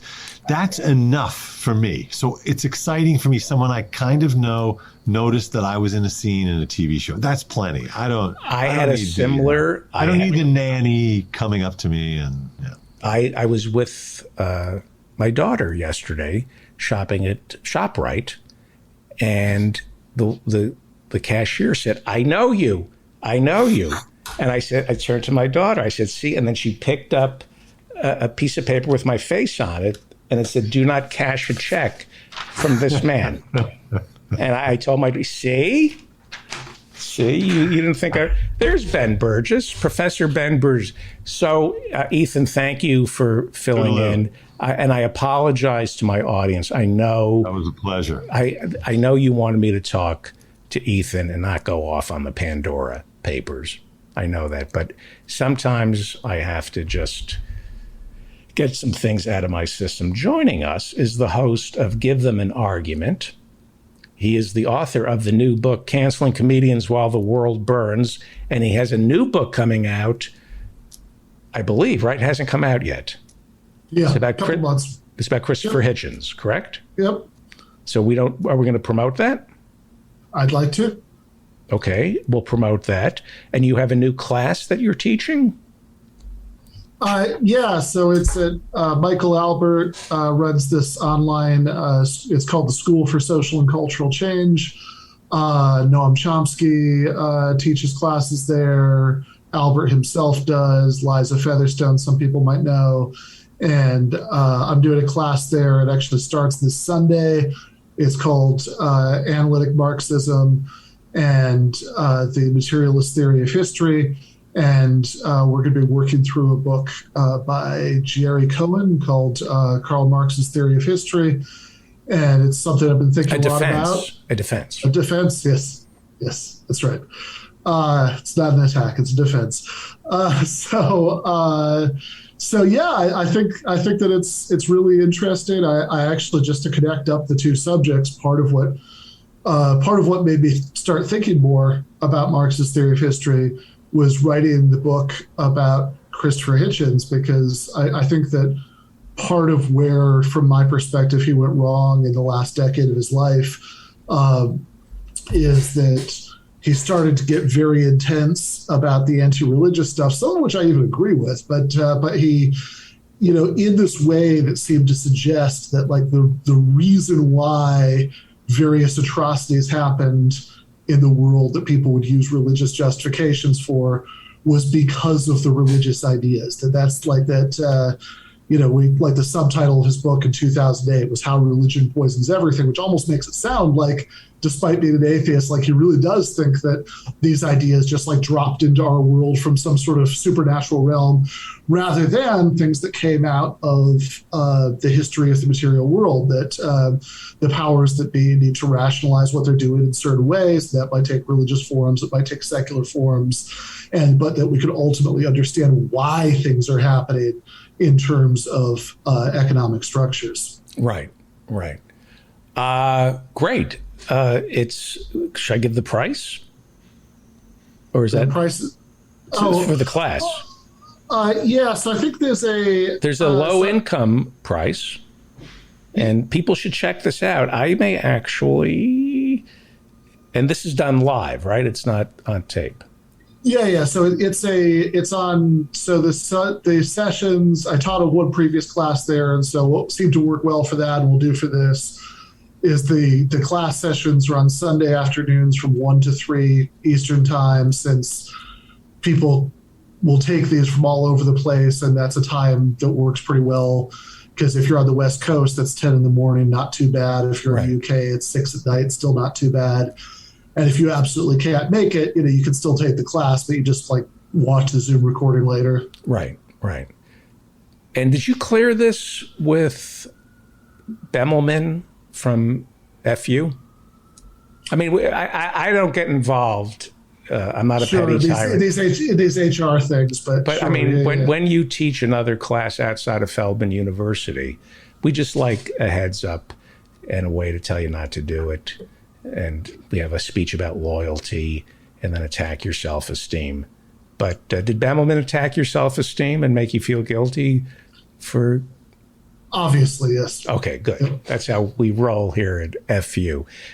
Now, earlier I was talking about your debate with Charlie Kirk.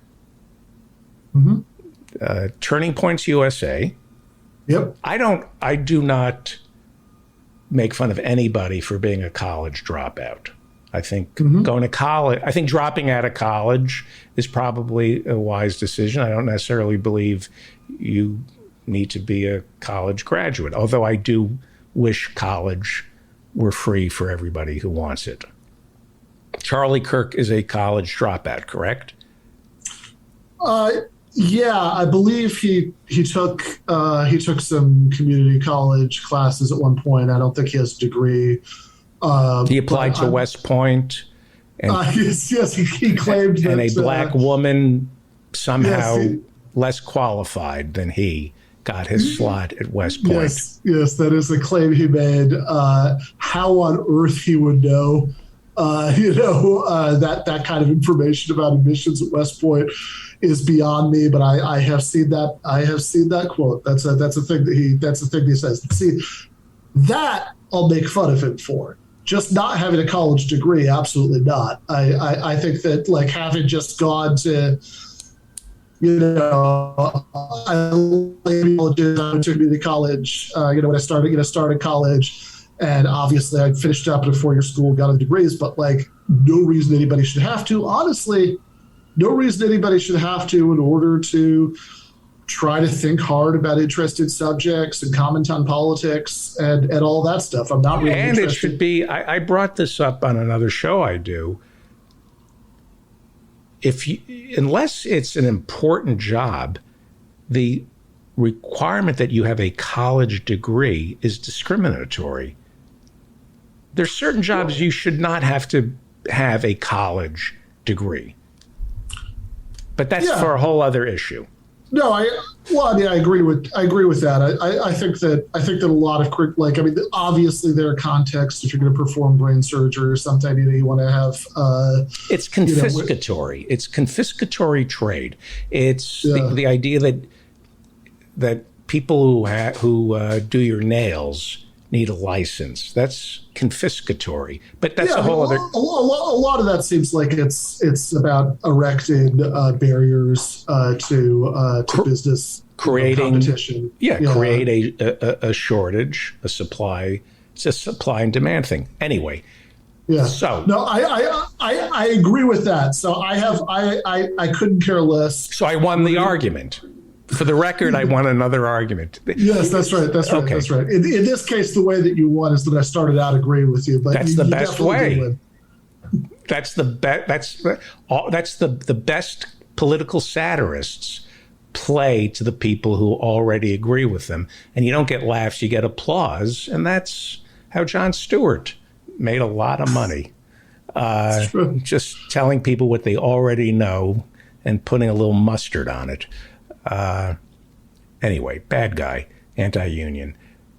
Bad reviews for his Apple show, by the way. I've seen that. Yeah. I haven't seen the show, but I've seen that he got bad reviews for it. Yeah, horrible. Like his last movie. If only he was pro-union and liked writers. Anyway, bad guy, cheerleader who relies on the F word, Jon Stewart. So, other than that, he's a wonderful person. Debating Charlie Kirk. Yes. When I saw that you were doing this, can we see it? Well, you can see it in a couple weeks. They're going to air it as a episode of his new show, Debate Night with Charlie Kirk. Actually, so it's a little bit convoluted, but the way this was set up is there's an organization called Town Circle with an S, where they spell circle with an S? Yes, they spell circle with an S. He really did drop out of college, because even I know Circle is spelled TSIRCL. No, that's right. That's right. It's like czar, Yes. circle. Yeah. So this organization called Town Circle, where if you want to see people debate each other, you can raise money for charity, and the pledges are only collected if it happens, and so we raised enough, that. They say it'll pay for about 11,000 meals to make this happen, but the deal that we ended up making for it is that Kirk gets it first to run as an episode of this show. It'll be like the third episode. It just started, and so that'll run on October 21st, and then after that, Town Circle, and then also give them an argument, get it. To re-air. So we're going to air it on October 25th. So that's 2 weeks from Monday, which I realize is like 10,000 years of YouTube time. But, that's just the deal. We're doing this live on YouTube. I have a feeling it's too late. So you basically, you lost the argument by showing up, Professor Ben Burgis, because the fact that you're raising money for charity proves that Charlie Kirk is right when he says the government should get out of the way and people should just take care of other people. You participated in the destruction of your own argument. You fool! Yeah, no, that makes sense to me. That makes perfect sense. I mean, because definitely, if we just raised enough money online, then you certainly wouldn't need. You certainly wouldn't need, government healthcare programs. For example, like the best system for paying for healthcare is if everybody just has their own individual GoFundMe where they compete with each other to tell an attention-grabbing story.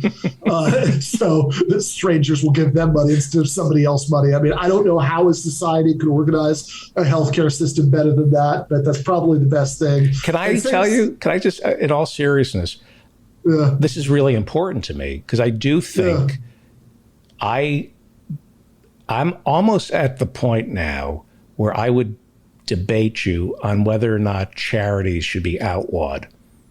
I just went through the Pandora Papers and the Panama Papers and how just this week alone we learned that $35 trillion that we know of is being kept from governments.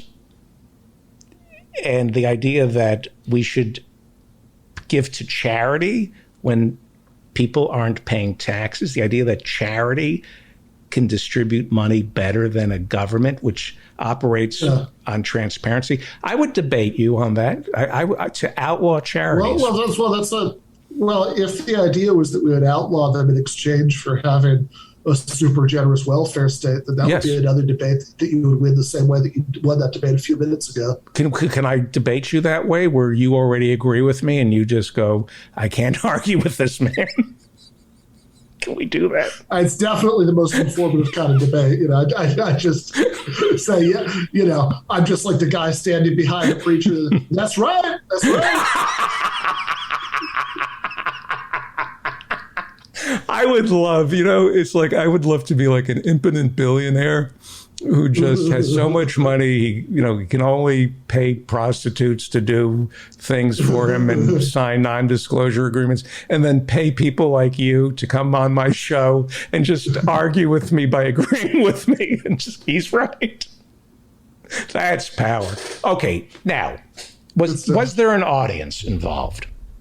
No, the only people who saw it live were the two guys from Town Circle who helped set it up, and my wife Jennifer was there, and there were and she actually tweeted some of her reactions at the time. People can check that out. But so, how do you measure who won and who lost?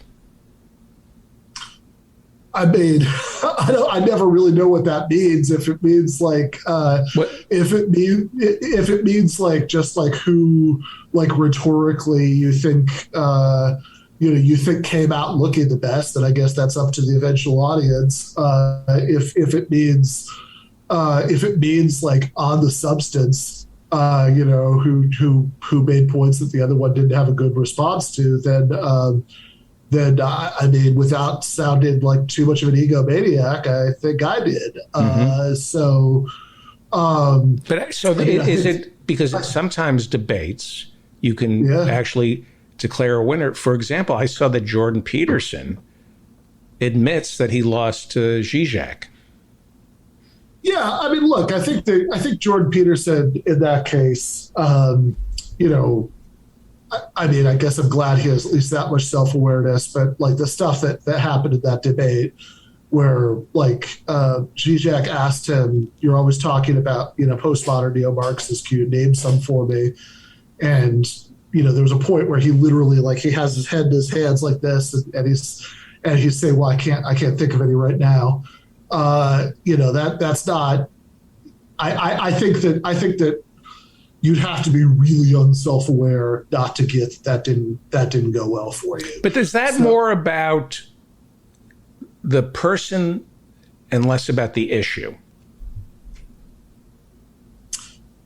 The person representing. Sure, yeah, right. Capitalism was ignorant. That's what I'm saying about the difference between the rhetorical level and the substantive. And we could also talk about a third thing, which is like, are you actually right? Because just because you're right, that doesn't necessarily mean that you made a good case, for the thing that you're right about. I mean, those are separate issues. But ideally, you're making the best case for it or something close to it. And then there's the rhetorical issue where oftentimes, like what some people want, from debates is for the person who they agree with, to like deliver the moments that they can kind of happen, which is nice if you can get it, but I don't think it's the most important thing to try to get from something like this. I think the most important thing to try to get from something like this is for anybody who is part of the audience that didn't just show up agreeing with you, which is, to my mind, like the biggest reason to do these things, that, we live in an era where due to the collapse of traditional media, and traditional media wasn't that great, you could all read like what Noam Chomsky was writing about it for decades, but due to the collapse of traditional media, everybody can have their own little self-curated media diets. You can have, if you like crazy right-wing shit, you can watch, the Turning Points USA YouTube channel. If you like progressive perspectives, you can get all of your news and politics and information from some combination of, I don't know, right. Majority Report and the David Feldman Show, and a couple of others, and you could be taking in stuff all the time without having to run into anything that is going to challenge your worldview. And so when people say, debates are silly, they're pointless, I think that one of the things they're really missing is that it's the only opportunity that you ever get to speak to somebody who's not part of your normal audience. Yes. And so I think the real question is not, are you delivering red meat, to the people who already like you, which, don't get me wrong. I mean, if there's like a really good opportunity to do that, I'll do a little bit of that, it's this, but like, generally speaking, I'm extremely polite and relaxed to these things, and that's on purpose. Yeah, let me just go back. Let me just circle, because what I want to do, ideally, right, is to speak to anybody who's showing up, who's not already part of my audience, who's either somebody who's just kind of curious, they don't really have a dog in the fight, or there's somebody who, in this example, maybe kind of likes Charlie Kirk, but isn't like a super duper hardcore fan whose mind you're never going to change, or maybe even somebody who used to be a super duper hardcore fan, but they happen to be at a place in their lives right now.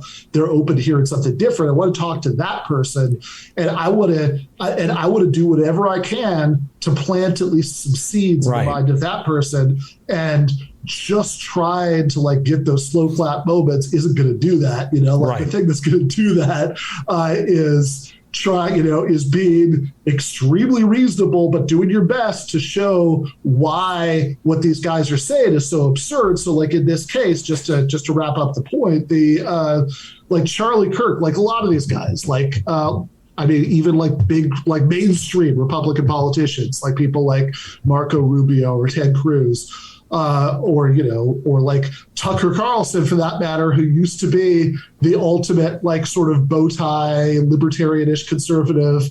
All of these guys now claim that they're populists, whatever that means. And so the main thing I was trying to do with this was just to force Charlie, the so-called populist, to explain to me why it is that he doesn't want to raise the minimum wage, why it is that he doesn't want to tax rich people more, why it is that he doesn't want to give everybody health care. And ideally, I would like anybody who, doesn't already see this about Charlie Kirk to start wondering that.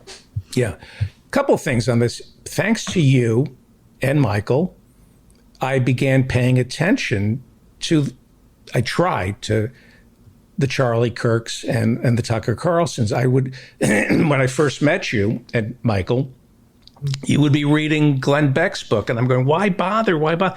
And then you begin to realize they're shaping the conversation. They're attacking our bubble and making it impossible for, we'd go, why can't we have Medicare for all? Well, unless you're listening to these imbeciles, you don't know what the argument is. So I salute you for doing that. Just let me circle back to the poorly reviewed Jon Stewart, there's a point here. Yeah, Jon Stewart, who fought the Writers Guild from unionizing, punished his writers for forming a union. Jon Stewart hates unions, preaches civility, and yet he can't practice it, and doesn't care if his own writing staff had health care or not. But he charms the neoliberals, and he's not that bright. He really isn't. He just uses the F word a lot. If you have nothing to say, you use the F word. One of his great moments. Yeah, fuck that. Yeah, I know. One of his great moments was killing Crossfire on CNN. Mm-hmm. And I remember I was working on the Bill Maher show, and it was a dangerous time in America because we were fighting an illegal war. And when you fight an illegal war, the first thing to destroy is the truth, the other argument. For example, Crossfire, which was on CNN, was a good show. It was the only place where you could hear the argument against the war. So anti-union, union busting Jon Stewart goes on Crossfire, and because he's not that bright, directs an ad hominem attack at Tucker Carlson and calls him a dick and tells him the show is destroying America. It was the last place you could hear an argument against the war. And he succeeded single-handedly in convincing the stupid liberals who worked at CNN, Jeff Zucker, to cancel Crossfire. And so you never heard any argument against the war. And of course, Jon Stewart, whose knowledge is an inch deep, never questioned.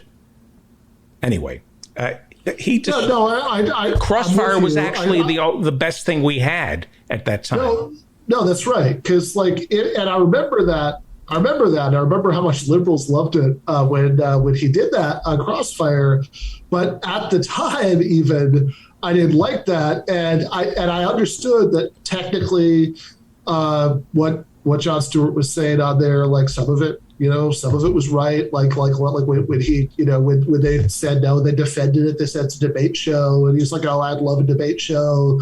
This is just shallow talking points." That's not totally wrong. Like there was a lot of that in Crossfire, but also compare CNN having Crossfire to what we have right now, where you're just not going to hear anything outside of your bubble. and which I guess is not a problem if you think that everybody's already in the right bubble. But like if you think that a large portion of Americans believe all kinds of stupid bullshit, well, you've just given up whatever small opportunity you have to expose them to something different. Now, obviously, Crossfire, again, I mentioned Chomsky earlier. I think that the old sort of correct radical critique of traditional media was that the range of debate that was allowed there was very narrow. I think that's totally true. But man, I miss that now because now we just don't have any. It was the only place you could hear anybody challenge the war. And Jon Stewart appealed to the liberals to shut it down. So, Charlie Kirk, what did you debate with him? Yeah, so again, the main topic was this thing about populism. The announced topic was Trumpian populism versus democratic socialism. I noticed that when he was introduced at the beginning, he switched that to conservative populism. I don't know if that's significant that he wants to pivot away from Trump as the mascot of that, but that was it. I got to speak first. So was he polite? Yeah, he was polite. Yeah, he was more like, if you've watched his previous debates, his affect was more like it was when he was debating Sam Cedar, Politicon a couple of years ago, than it was like, I don't know, when he was debating Hassan Piker and like they were like yelling at each other at points. So he didn't interrupt you. No, not really. No, he was fairly. Is he capable of spewing anything other than the talking points that are given to him by the Koch brothers? Well, my goal of the debate was to show that the answer is no, right? that when you sort of see this massive contradiction between the claim that Kirk and his ilk are somehow populists and the fact,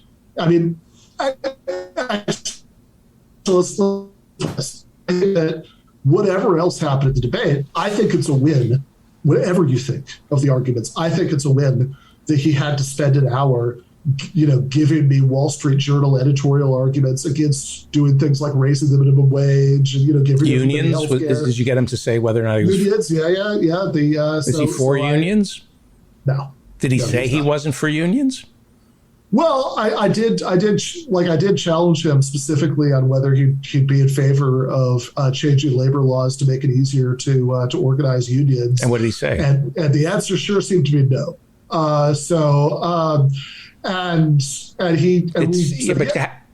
See, to me, the Inquisition. We have to wrap it up. Yeah, if the Inquisitor is somebody who agrees with you that Inquisitions are great, if you can somehow force the other person to participate in one, which they won't.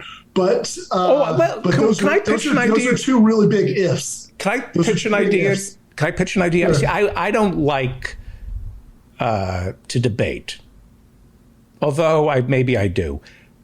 Why don't we invite somebody on and say, would you agree to an Inquisition? Yeah, who do you think would accept that invitation? Charlie Kirk. Do you think Charlie Kirk would agree to come to an Inquisition where he would just be asked questions and then he give like simple answers? Yes. And you'd cut him off and ask him the next question? Yes. I don't think he would agree to that. Okay, let me ask you a question. We have to wrap it up. It's 7:00, and I want to run on time. I don't think I would agree to that. All right, let me ask you a question. Coming from a right winger, because I would challenge all the premises behind their questions, and then we'd be having a debate, not an Inquisition.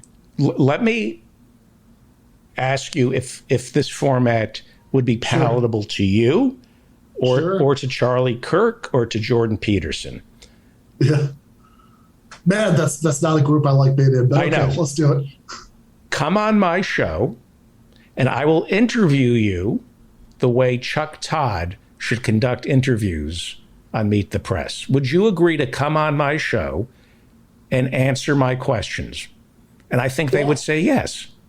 Well, I would probably say yes to you, but if Tucker Carlson wanted to do the Inquisition, I would say no, or even if I said yes, what would happen is very quickly it would become obvious that I thought that his questions were, misleading, or I thought his questions, were based on false assumptions. I would start questioning that, and then we'd be having a debate on Inquisition.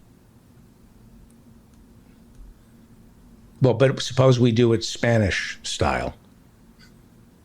Well, we do I it. don't know what We to have a tell you, 'cause papal Inquisition. nobody expects the Spanish Inquisition. Nobody so. expects, and we use the bear traps and little fire in the urethra. Yeah. Well, that works. Of course, you have to achieve total state power first, so you can arrest people and bring them to your torture chamber. But and if you've already done that, I don't know. It seems like you've already defeated these people in the past tense. I don't know. I don't know what the Inquisition's for at that point. I want to talk to you about trying the Inquisition. I'm serious. I would love to get a libertarian. I've tried it on somebody else's show, and I tasted blood. It was very satisfying. So I'm going to call you later in the week. I do call you all the time and ask, like I say, your wife's name, and then I hang up. I'm the guy who calls you all the time, Okay, but not to talk I'm to wondering you. about that. Yeah, that makes sense. But I'd like to actually call this time to talk to you and not Sure. just try to destroy your life. Sure. Ben Burgess Sounds good. is the host of Give Them an Argument, wildly popular on YouTube. It's amazing how well you're doing. You're also a columnist for Jacobin. You're also a philosophy professor down at Perimeter College. And no? Oh, actually, this semester, the only like university teaching I'm doing is actually, it's confusing because I'm still in Atlanta, but it's online for Rutgers. But You're teaching at Rutgers, and yeah. it's in New Jersey, which I was going to make a Jersey joke. And go to teachable.com. What is the name of the class? And when Analytic Marxism and the Materialist Theory of History. Yeah, so it's sscc.teachable.com. So that's School for Social and Cultural Change, sscc.teachable.com. The class starts on Sunday, and yeah, I'm really looking forward to it. It starts October 1st. Well, the first class session is on Sunday. The overall session of the university, is already started. But if you sign up now, you won't miss anything. You haven't missed anything yet. The first Zoom session is on Sunday. Great. So thank you so much, David. Thank you, Professor. All right, thanks, comedian. Thank you. Well, Dr. Philip Hirschenfeld is a Freudian psychoanalyst. Ethan Hirschenfeld is a brilliant comedian. I'm getting sick of people telling me how great Thug Jew is. And thank you for filling in for me, Pete Dominic. I hope something happened to Pete Dominic. I would hate to think that he just blew me off. I was the pinch hitter. I was the sixth man. That was my thing. I just wanted to be just in case. So I was very happy to be able to chat for a few minutes there. Dr. Philip Hirschenfeld, we're talking about the Inquisition. It's good to see you, sir. Oh, he needs to unmute. Father, unmute, if you would. We've started us referring to each other as father. Father and son. Thank you, son. That was very... This is wonderful. I always say that you model. So people love this segment. And I always say it's never easy to be a father or a son. But I always say you model perfect behavior. Like your appearances teach fathers and sons how to talk to one another. And I think calling each other father, and I think that's beautiful. The Inquisition. Thank you, nephew. By the way, off screen when the show's over, it's just a lot of fisticuffs. So, but on screen we keep it. Yes. So the Inquisition, I'm going to ask this to Ethan, and then Dr. Hirschenfeld can tell me if he's getting this right. When you're seeing a patient, Mm-hmm. would an inquisition, I know that from what I understand, Freud, you let the patient talk, and after a couple of years and sessions, they will articulate, they'll finally arrive at some truth, which with a little guidance from the psychiatrist. I think your summary was it's completely wrong of how the whole thing works. No, I'm kidding. Okay. No. But what about an inquisition? What about just saying, Here's my thing about the Inquisition, and this if this is a little off topic, too bad. But to me, whenever I heard about these things in the religious school that I went to as a kid, where they would say, you got to bow down to our idols or we're going to cut your head off. You got to bow down. You got to eat this or we're going to cut, you got to change your name. I never understood why they didn't just say, okay, fine, I do it. And then I go home and do what I want to do. It's just a little bit, you just got to bow down for a minute. You save, I don't understand. Even Daniel Day-Lewis in that Arthur Miller play, The Crucible. He said, in the end, he's like, it's my name. It's my name. I don't know why he wasn't Irish in that, but that's who they were in. That's who I think Dr. Hirschenfeld could attest to this. The Inquisition was directed at the people who were doing exactly what you were saying. You mean they were putting on the show, but then back at home they were holding on to their. But that's the Inquisition, I believe, was directed. They were one step ahead of my little plan, is what you're saying. The Conversos, weren't they called the Conversos, Dr. Hirschenfeld? They were. But Ethan's great grandfather had a very good joke about this exactly, which is in a little town in Eastern Europe, there's a Jewish man who has a store. And the local priest comes in and says, listen, I know we're friendly and this and that, but I've decided that unless you convert, I'm going to tell all of my parishioners not to buy at your store anymore.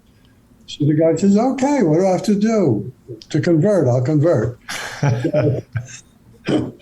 So he takes him to the church. He puts his hand in the holy water. He's poof, poof, you're a Catholic. He says, that's it? The guy says, that's it. So the next Friday night, the priest comes and knocks on the door, and he opens the door and comes in, and there's this fellow sitting at the Sabbath table with a big roast chicken. And the priest says, son, we don't eat meat on Fridays because this was the day of our Lord's crucifixion. So the guy dips his hand into his water glass and says to the chicken, poof, you're a fish.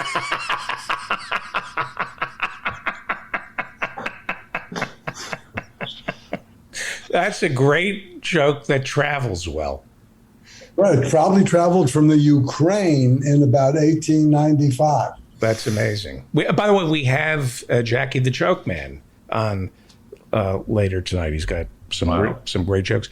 My father's favorite joke was about, well, you have to know that Gary Cooper was an inveterate anti-Semite. Now, I don't know if that's true. I know he named names. I know he was an in the 50s. We'll accept it. But the premise is that Gary Cooper was an anti-Semite. I'm sure he was.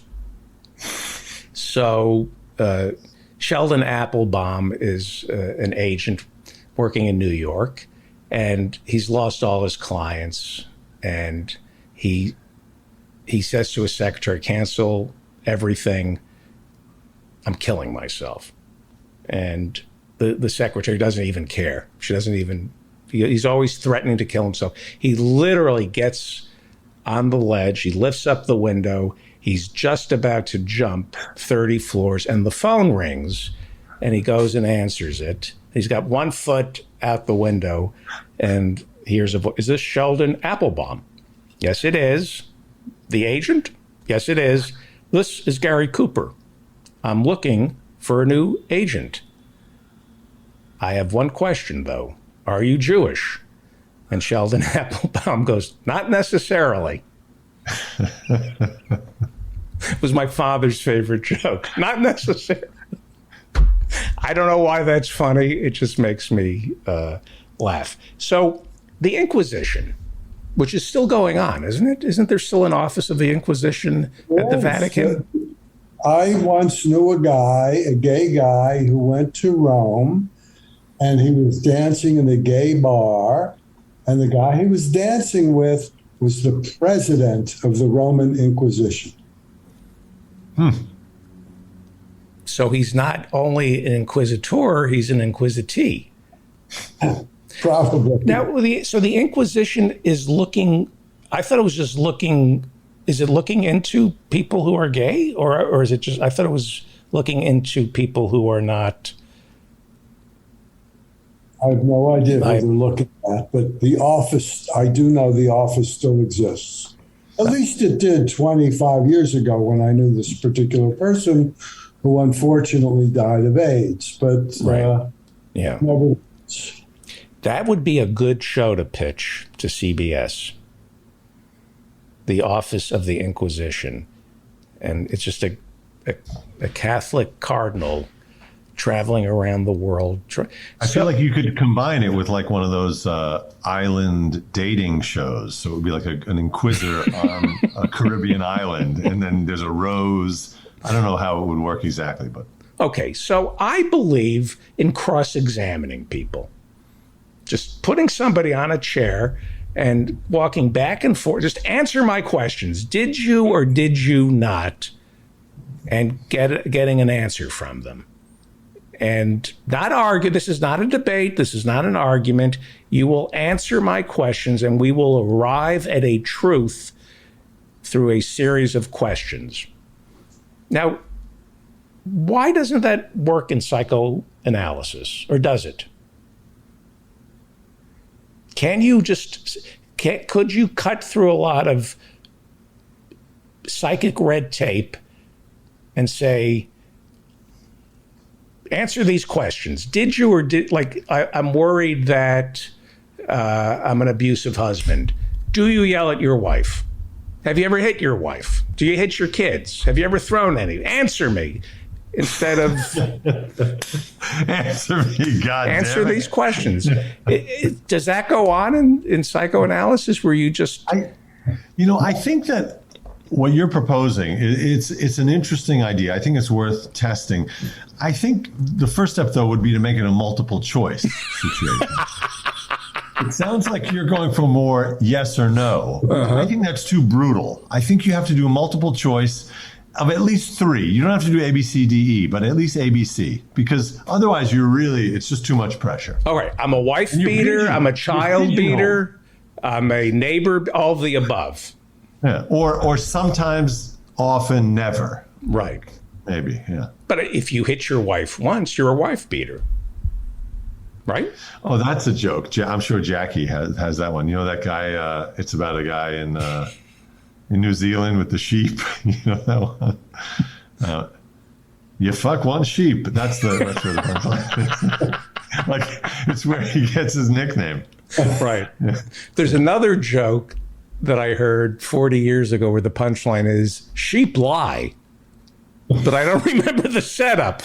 And Jackie can't remember. I go, sheep lie. He says, I don't know the joke. I go, maybe it's just a perfect punchline.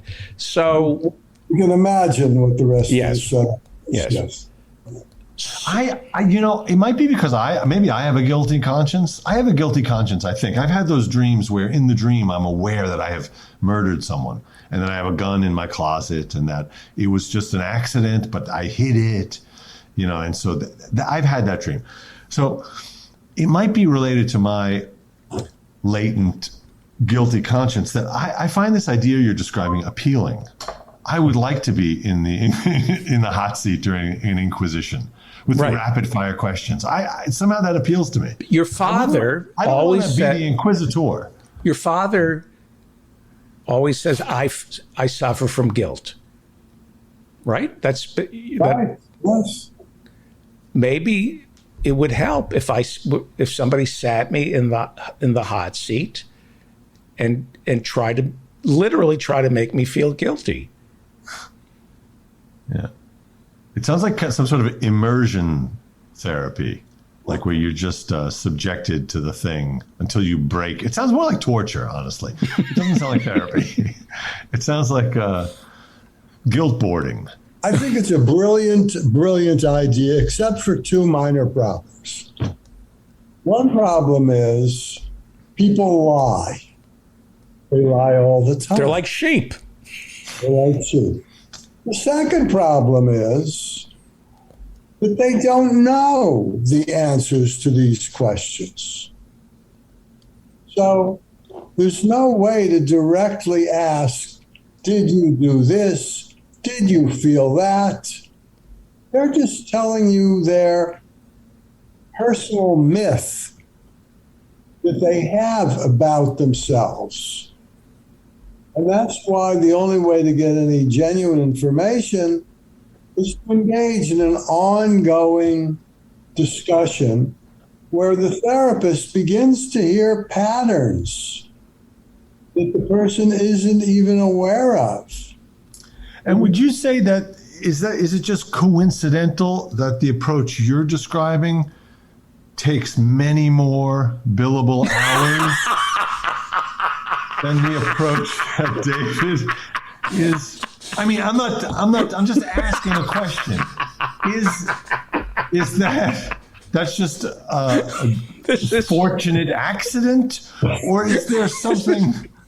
I want to do a documentary where the three of us drive cross country, and we just have a camera. I'll be driving, and I'm talking. It's Dr. Hirschenfeld in the passenger seat, or he's driving, and Ethan is behind. I'm definitely in the back seat in this. No, I'm not trying to cast aspersions. But you just illustrated my exact point. Because I am unable, actually, to answer that question. How would I know? Plausible deniability. That's like Zuckerberg. Your algorithm is as complicated to you as his is to him. Yeah. How important is it to have, and I'll ask this of Ethan, how important is it for a patient to articulate something, to say something out loud? And very important. When in my work, I make sure I don't go for these silences. A lot of therapists are willing to let you sit there and twiddle your thumbs and run your fingernail through a well-worn groove in the armchair, like I did as a child when I was forced to go see some preeminent analyst. I spent a lot of time working that groove with my thumbnail. But in my own work, I demand, I want words. You have to verbalize, and even if you can't verbalize, it's just a sound. I feel like even if it defies English or any other language, I feel like the patient needs to at least try to make a sound, like or woo. Like even a patient just going woo, that can be a breakthrough to something else. Whereas silence gets you nowhere. Silence leads to more silence. That's what I think. Well, now you've raised another interesting question. What is the youngest a human can engage in psychoanalysis? Do you have to be a fully formed adult? In Texas, it's 6 weeks. Once there's a heartbeat, you can get that little tadpole-shaped fetus on the couch. I'm being serious. What is the earliest? I know you maybe you were joking. It's not my business. As a child, you may or may not have seen a psychiatrist. But to go into everything is the inquisitor's business, David. That's true. Okay, thank you. I did go as a child. I was not only was I was toilet trained. I was very precocious. I was toilet training other kids. That's why they sent me. I had a whole toilet training apprenticeship program going. And they found this problematic. I was making some good money off of it, which my parents appreciated, but they thought it characterologically was problematic. What There were kids, you had to apply to my apprenticeship program. It was very competitive. Well, that's the anal phase, is that correct? This was the pre-anal phase. Once I had stamped your papers, you could get into the anal phase. You needed a recommendation from me. I had a whole setup. It was working. And it was a very well. pipeline to Dalton, as I understand it. Dalton, Trinity. Yeah. That was it. So, Rikers. what is the earliest you can get on a couch and talk about your childhood and what your parents did to you? The real cutoff is there's a test for it. They put the kid on the couch, and if your legs swing and don't touch the floor, that's how it is.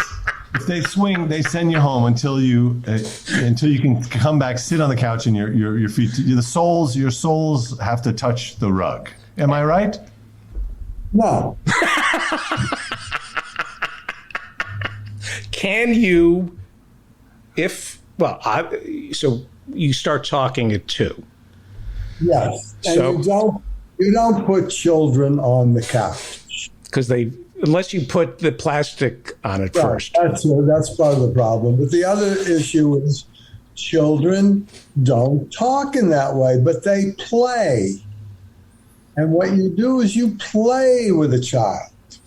And you let the child, just like you tell the patient, say whatever comes to mind, and you'll begin to hear patterns. With the child, you say, oh, here's some toys. Which one would you like to play with? And they take a couple of dolls out, and then they start doing this and that. And after a while, you say to them,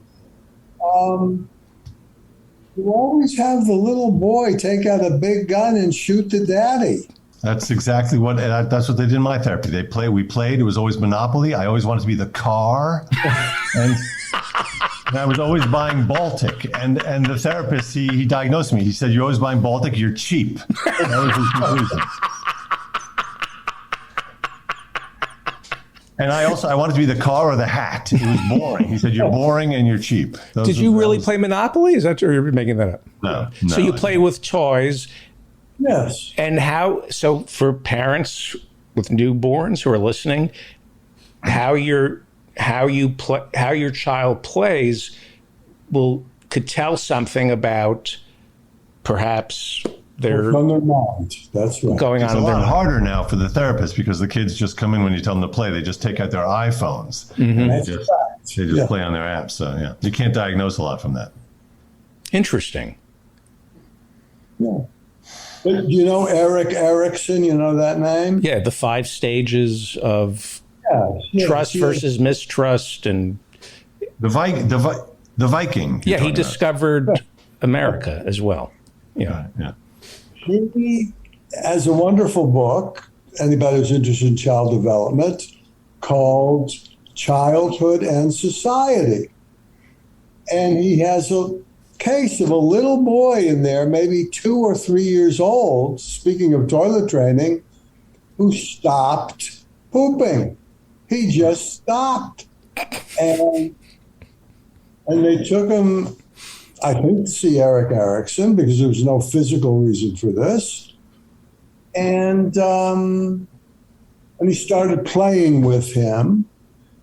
And what eventually came out through the play is that months before, he came home and he saw a large box being carried out of his house.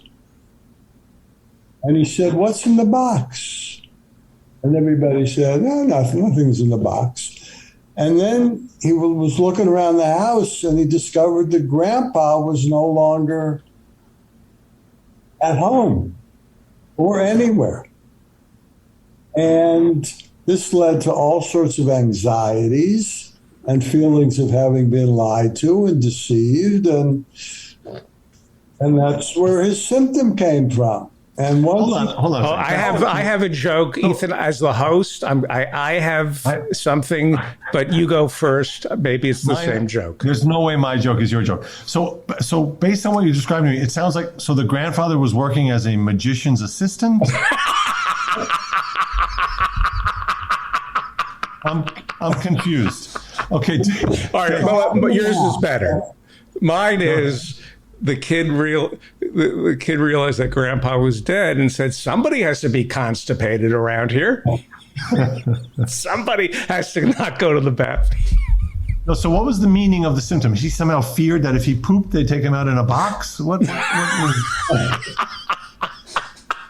what's the punchline? I read this book many years ago. On the toilet, by the way. Probably. And so I can't answer those specific kinds of questions, but I would urge you to just read it. He's a wonderful writer, and the case histories are quite interesting, and they teach you a lot about childhood. Eric Erickson, I remember reading him in high school. I'm sorry? What's that? You're talking about Eric Erickson. Yeah. By the way, you know what his middle name was? Sirhan. Eric. A lot of people don't know that his middle name was Sirhan. Boutros. Boutros, you did.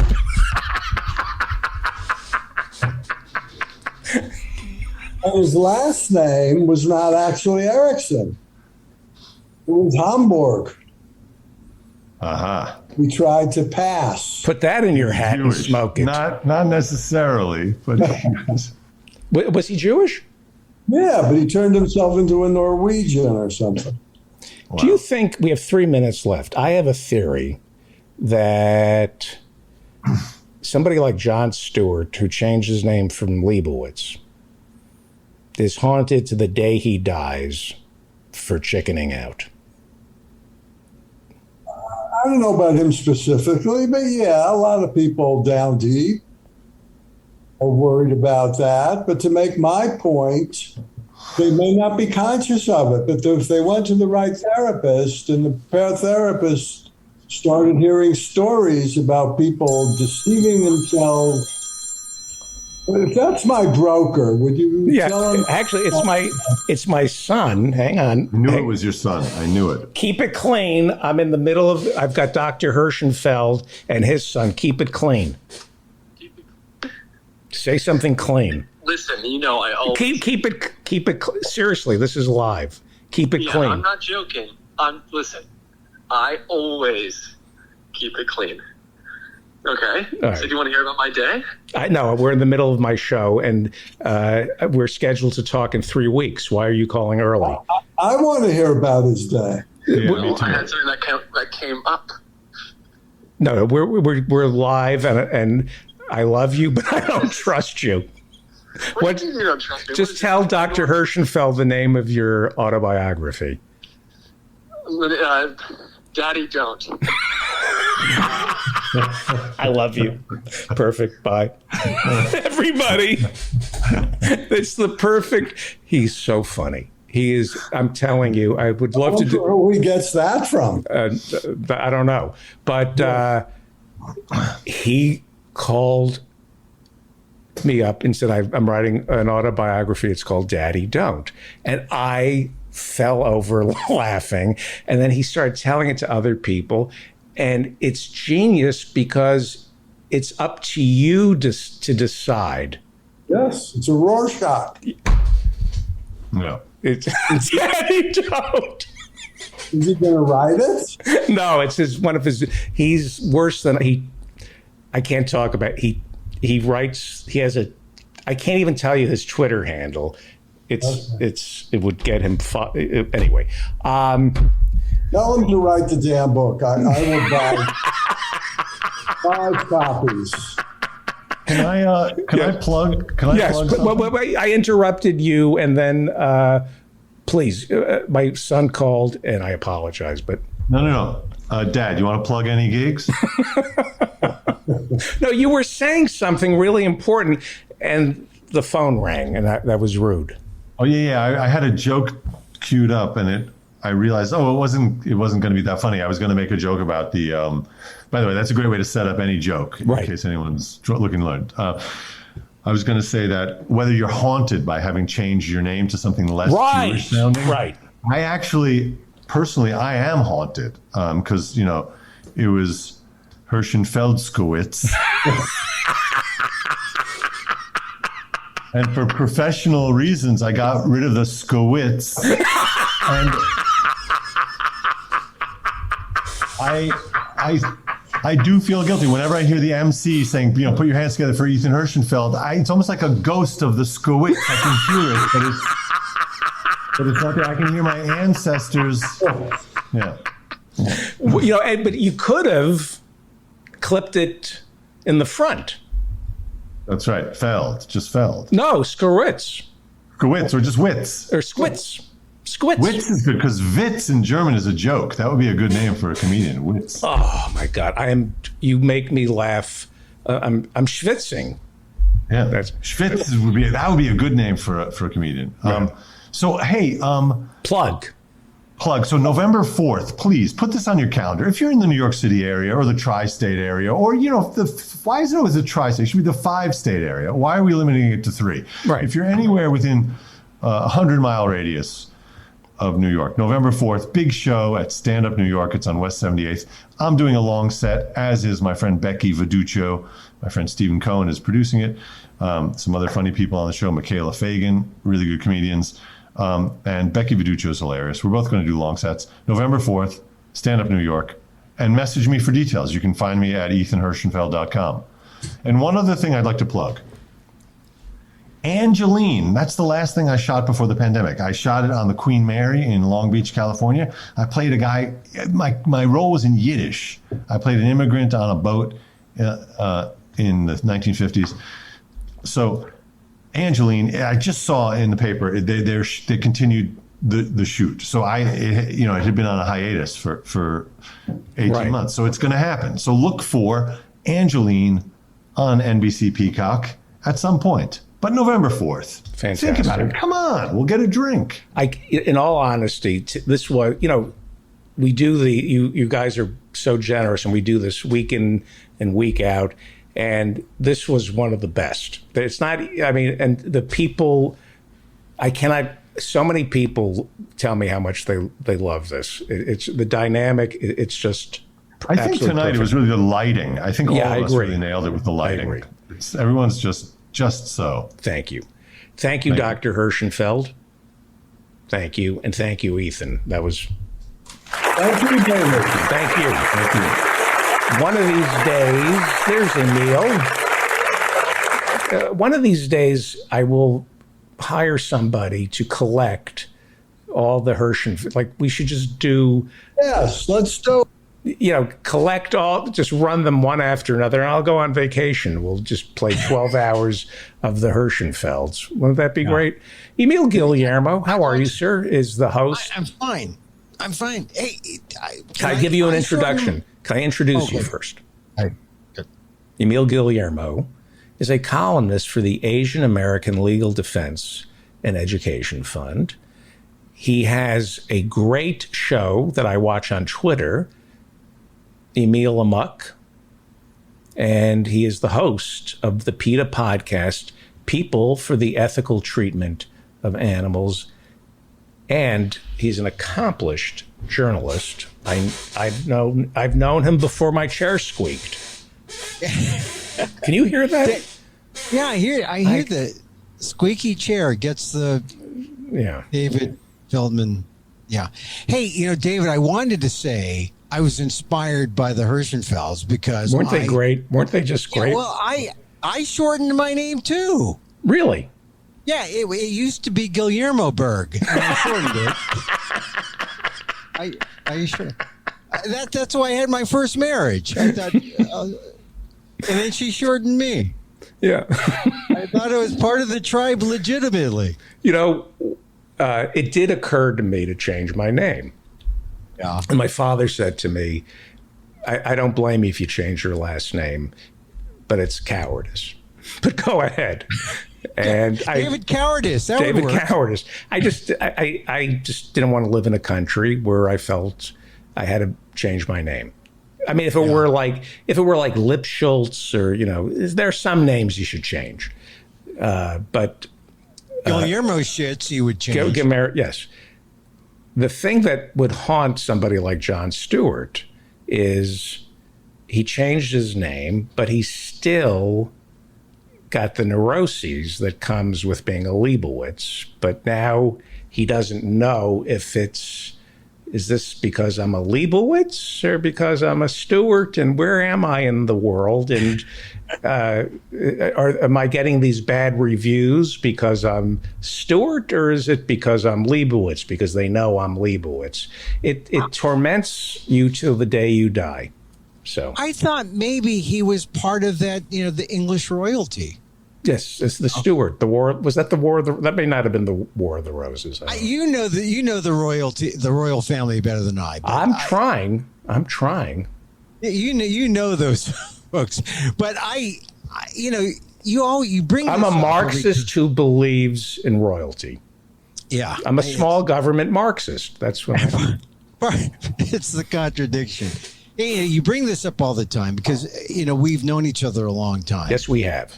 And I just want to point out that, it is my birthday week. And so you know me from a more innocent time. You know me when I was like young and foolish. And so and part of the reason why we still talk to each other because we leave large gaps so that we can avoid each other through the years.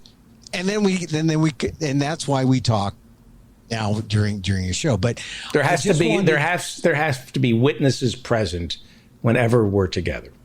Yeah, something like that. But one of the things that I've discovered, because as you reassess and try to figure out, well, what is happening? I just want you to know that this year I started meditating more seriously. And that has really changed my life, and you had me on a show where Scoop Nisker was on. He was talking about his book. It really does. It really does help. I mean, I know I did it sort of, off and on meditation. I had a roommate in college and he was into TM, which, it's an offshoot, but trademark. He liked to trademark corporations and names.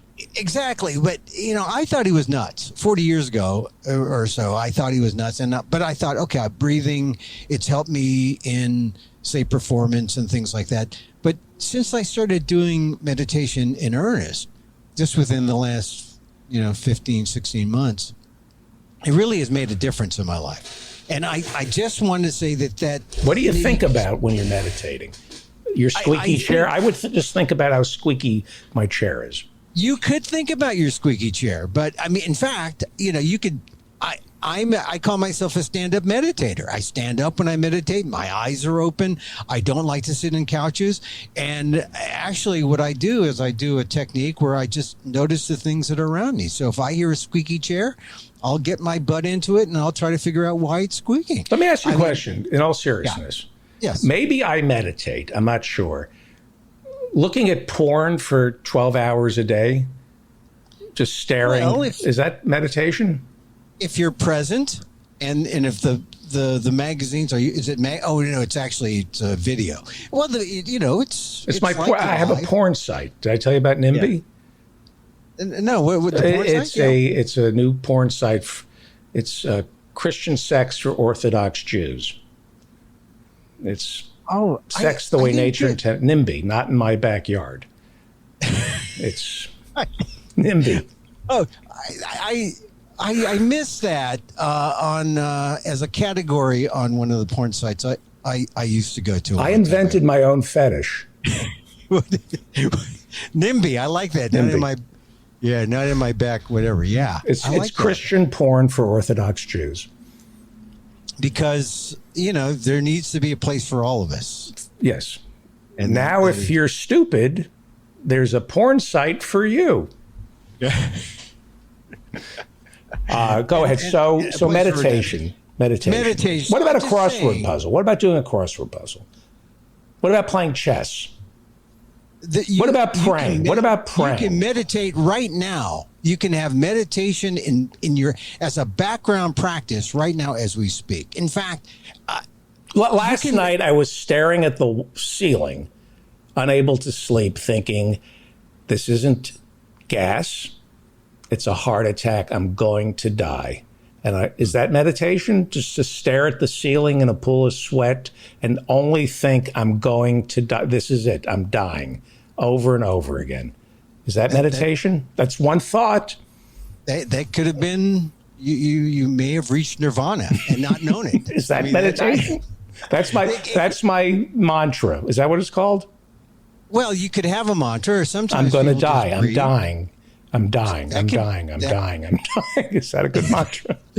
That could work for some. Look, you're just you're dying, and then you're alive again. You bring it to the present. You're in the present, in the moment, and you're constantly dying. Look, at the breath goes in and out, sort of like the burger place in California, and you're just constantly living and dying, living and dying. The breathing is the breathing. If I remember to breathe, I can fall asleep. But it's so insulting to my intelligence to think about breathing that I don't do it. I go, certainly anybody can breathe. I've been doing that, since I was 20.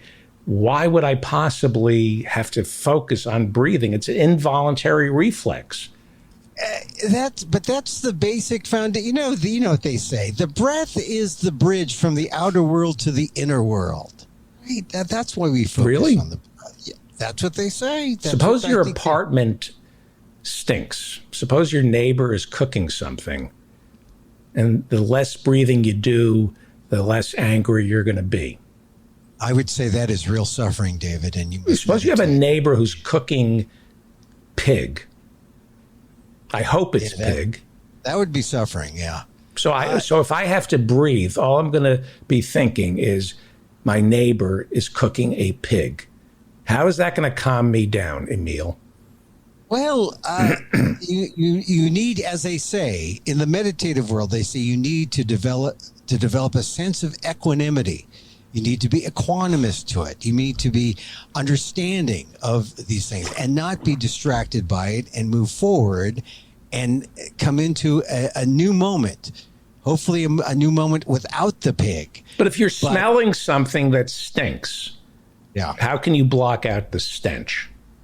Well, I don't think it's a matter of blocking it out, but like everything else in life, it goes through a kind of everything is impermanent. What about if you live next door to a hospital that is a money laundering operation for Wall Street that keeps building so they can, funnel money to their mobster friends in the construction industry, because that's why hospitals and universities build. And because it's a hospital, they can build 24 hours a day. Yeah, because and hire Filipino nurses. Right. No, it's a hospital. These mafioso must, in the construction business, must be paid. So we there's an easement. It can go 24 hours a day. How do you meditate living next door to a construction site? This is part of the suffering. How do you block out the jackhammers of mobsters? Or you concentrate, you focus on the things in your environment so intently that you are able to be equanimous to it all, because you've developed a sense of concentration, clarity, and equanimity. Really, you could block out the noise of a barking dog. You should be able to meditate. You don't even need quiet if you are at a certain level. I am not at that level, but I'm just saying. You could block out the sound of daddy, wake up, we're driving off a cliff.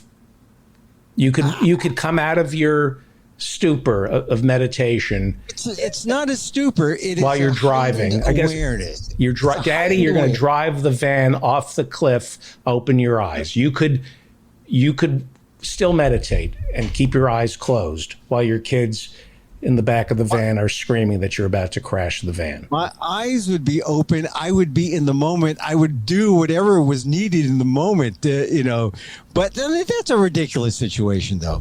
Can you meditate while you're driving? Well, in some instances, yes, you can. In some, eyes open. If you're concentrated on driving, some people meditate. I mean, when you drive from your house to work, and you know that place by heart. Some people, they're doing so many different things while driving. They're eating, they're playing with the radio. They're essentially in a meditated, state as they drive. So I'm saying that if you're conscious and you're present and you're alert, all meditation does is bring you to a heightened state of being in the present. And what about sex? You can drive. What about sex? Tantric sex exists for a reason, and part of it is due to meditation. But the masters would say Tantra, or the idea of the root word, has more to do than just sex. It's just more, again, about being in the moment. But do you need to meditate? I'm not asking for I'm just hypothetical. Yeah. Do you need to what? If you're in a relationship with somebody and you're both insatiably attracted to one another, and it's just sex all the time, like a bonobo, like I marry a bonobo.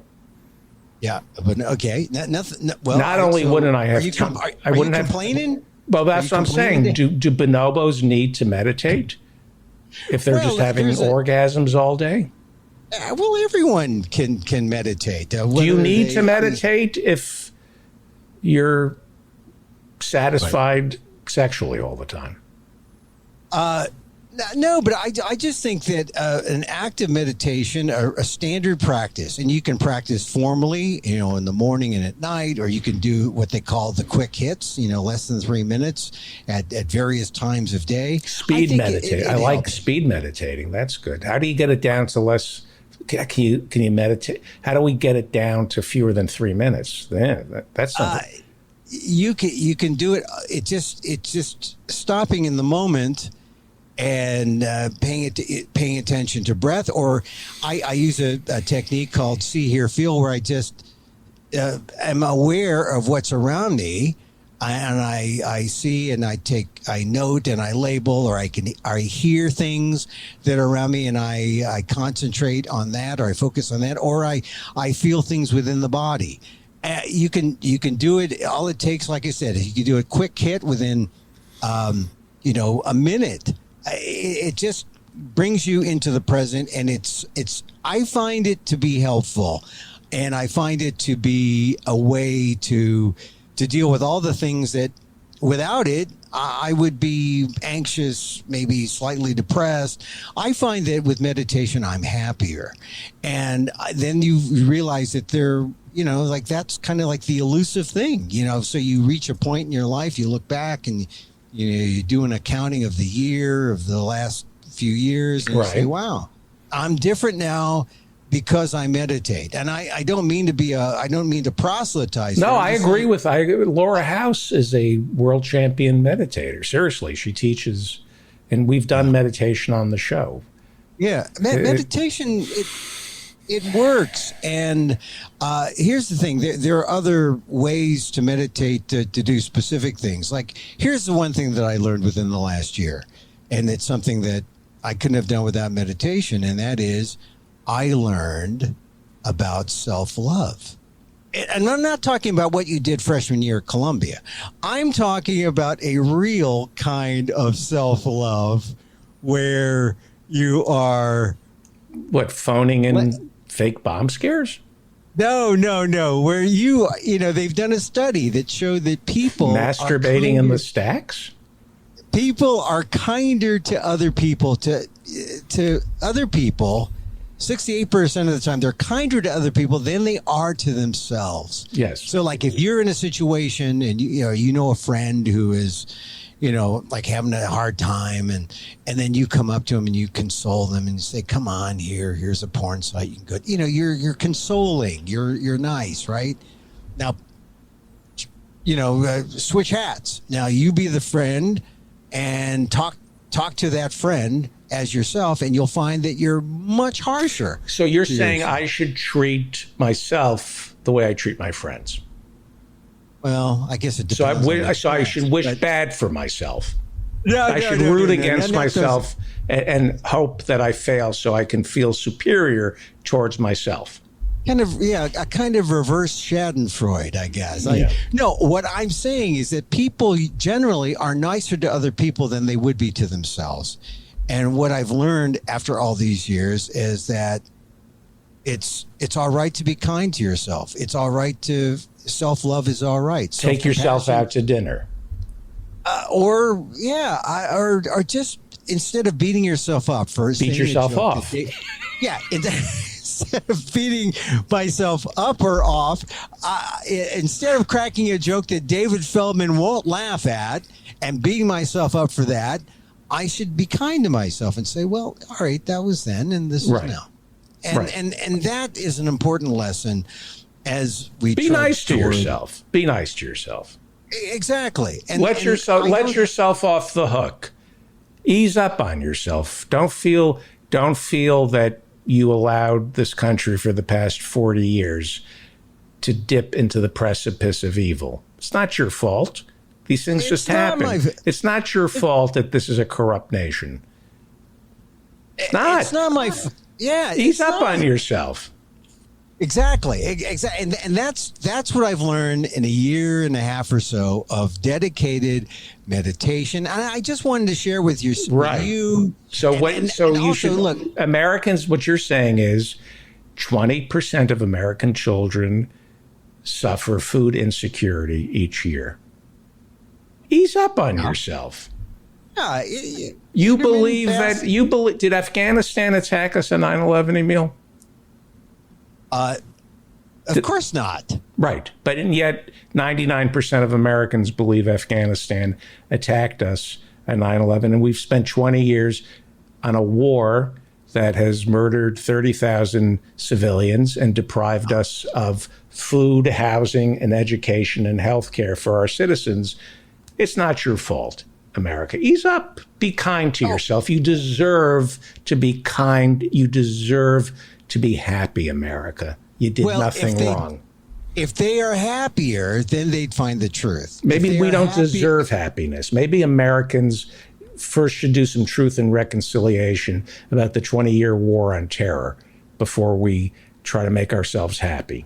I'm not saying they should use meditation as their excuse or as their redemptive way out of ignorance. I'm saying that for normal people, David, now, like, me and you, we should use meditation to be kind to ourselves for, say, not bringing down capitalism and installing a progressive government, or for, we should be kind to ourselves for not. Maybe we're too kind to ourselves. And be kind. This is the problem. I think you're part of the problem. I think you are bringing in 70s era self-forgiveness that spawned Reaganomics. I think people came out of Vietnam and they got into meditation and est and granola and let's be easy on ourselves, and you can't change the world, you can only change yourself. And next thing you know, Reagan gets elected president. We have history now. We can go back and correct. We can make corrections. We can start again. I think people should be miserable. I think people, I do. I think Americans should be miserable. They should be miserable. We are not a good people. We don't deserve to be happy. Well, we are suffering. We are suffering. We don't know that we're suffering. We don't know why we're suffering. Some of us do. Some of us, those who know you're suffering, you can meditate. And those who don't know they're suffering, you can just continue on. We're suffering because we've done bad to each other and to the world. We have done bad. Well, this is where loving kindness meditation. So don't be nice to yourself. I'm gonna tell people that's how I'm gonna sign off every episode. Be bad to yourself. Yes, if you want to joke, if you want to be funny, be bad to yourself. Works, but here's the thing. I talked to my meditative guru yesterday. Here's what he said. He said, we are all one. Essentially, people realize we are all one. We're all, to use the cliche, we are in the same boat. The meditators and the non-meditators. The meditators are saying, well, if I'm so good, I meditate now. I know I'm good, but what about those guys? Those guys who don't breathe, right, and those guys who don't meditate.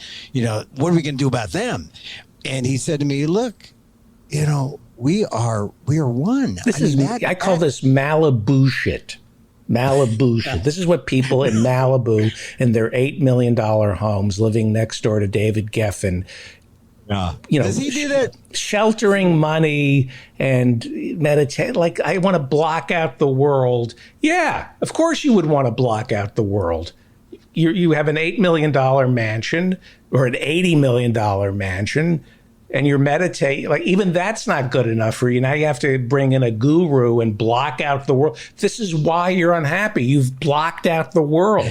Your kids are medicated. Your wife is faking orgasms because all you want to do is hoard your wealth while other people suffer, and you want to block out the world. It's Malibu shit. That is not my path toward enlightenment. It would be mine. I'll tell you in a second. If I could tell you, if this show got successful, if I were successful, the entire show would be about self-care, self-love. You got to drink more water and be kind to yourself. Look, I believe it though. And this is the thing about people of color, the so-called BIPOC community, because we have been taught to be harder on ourselves. We have been taught. Ask anyone of color who listens to your show. It's almost like. Well, I'll ask him. We have him here. We have him here, as a matter of fact. I know that is one issue. It's a serious problem with those shows.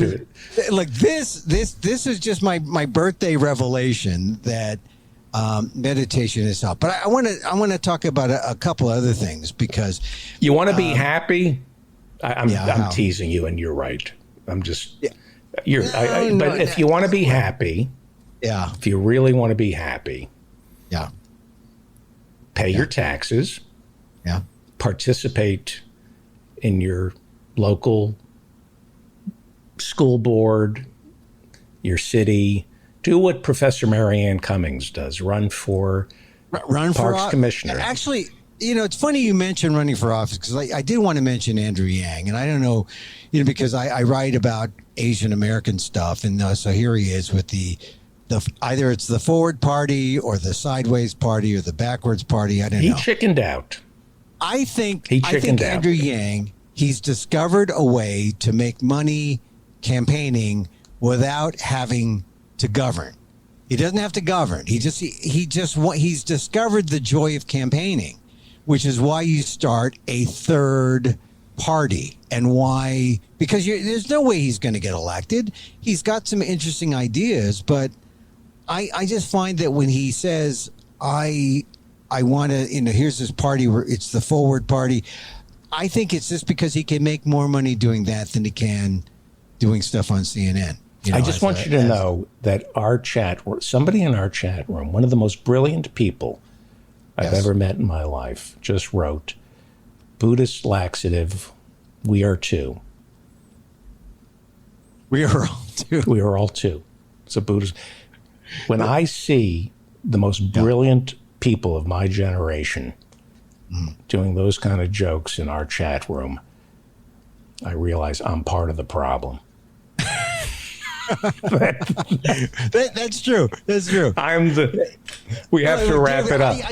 I just wanted to point out that I mentioned this birthday stuff because, we've known each other now for almost 40 years. And so you could see the difference. You were one of the few people who could say, oh, yeah, I remember Emil back when, and I noticed a difference.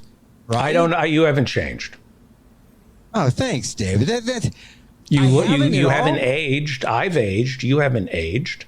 That's true. It's the Filipino thing in me. Yeah. Somewhere in your closet is a painting of a closet.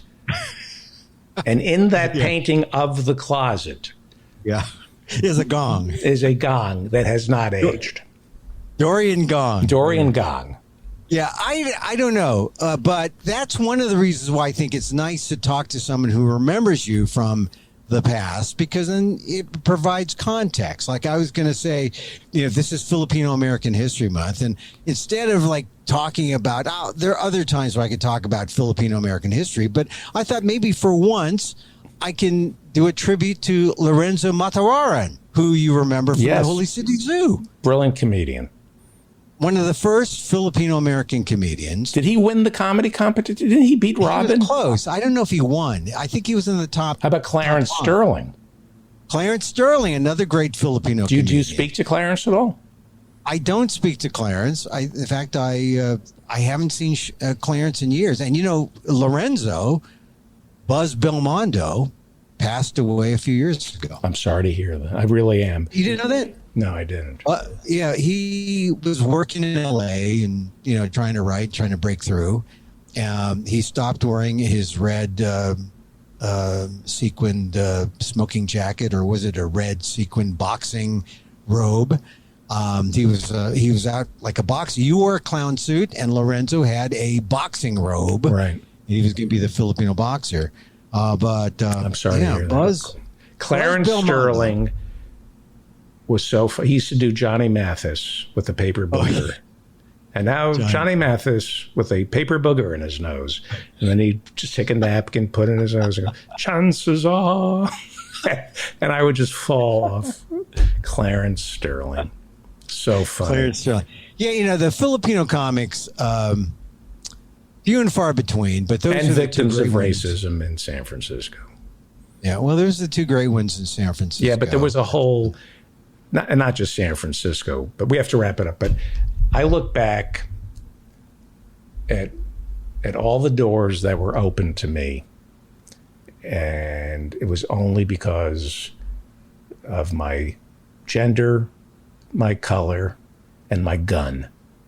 Oh, wait, I should. No, I mean, I look back. Thank goodness you had the gun. I look back, like, I think back at all the doors that were open simply because I was white and male, and all the opportunities I've had because I was a white male, and I'm a failure.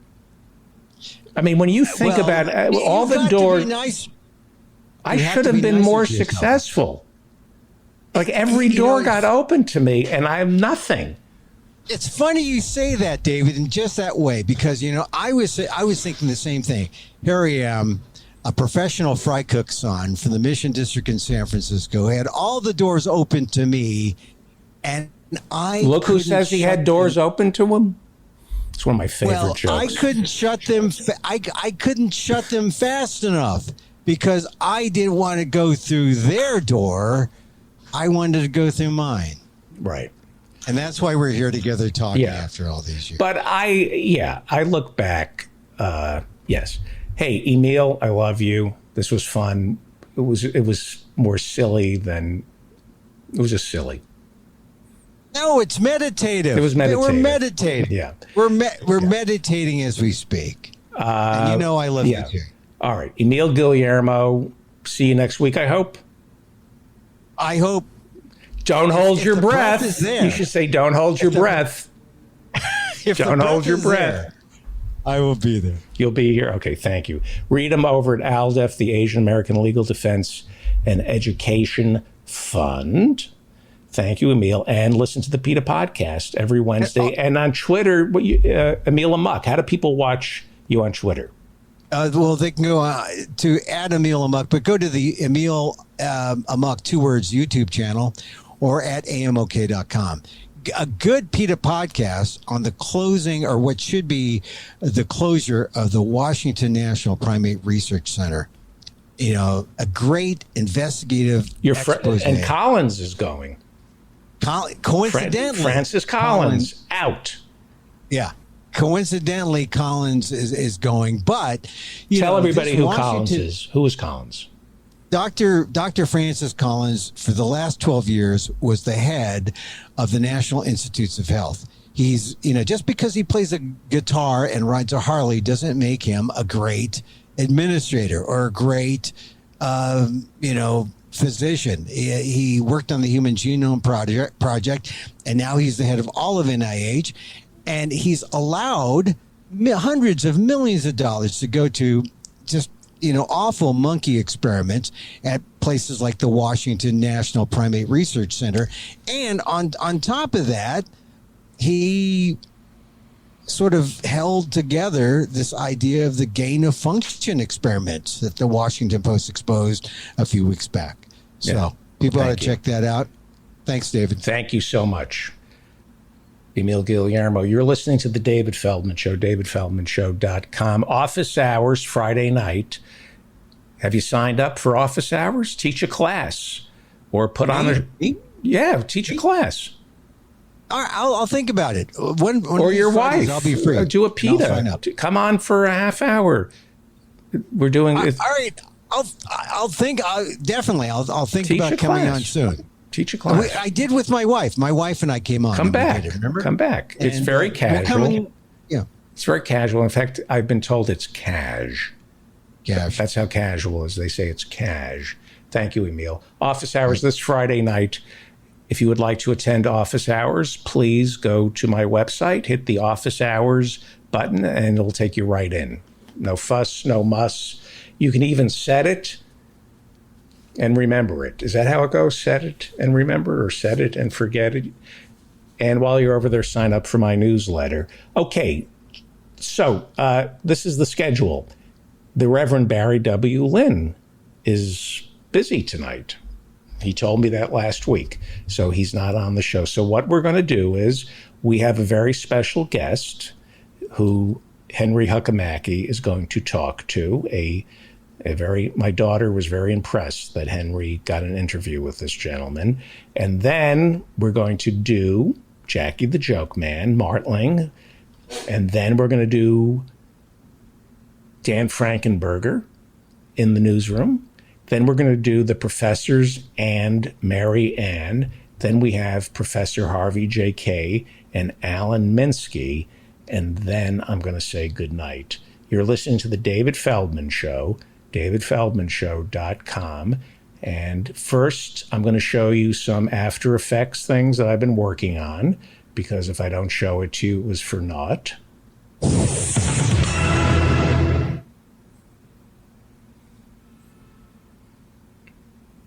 All right, that wasn't bad. And then I want to show you this.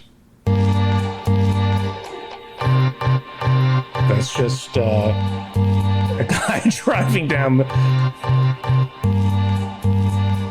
That's just a guy drive. Can you hear me? That's just a guy driving down the boulevard. I don't know if you can hear me or not. Yeah, you can hear me. You sound good. You sound good. Yeah, that was somebody just driving down the freeway with their hood. Oh, isn't that great? That's okay. And then there's this. Isn't this beautiful? This is somebody holding some fruit for, I guess this would be a billy goat. And the little billy goat has a necklace. Can you see the necklace that the little goat has? Look at the necklace. How do you get it? I wonder if Joseph Britton makes a necklace as cute and lovable as that little, what is that, a capuchin? I don't know what kind of monkey that is. And now the monkey who's holding on to the goat takes some fruit and he says, oh, I have to eat the fruit. So now I'm going to ride the goat like a horsey. And anyway, okay. I just thought I would share that. Hang on. And finally, and then we'll go to, oh, I like this. This took me an hour.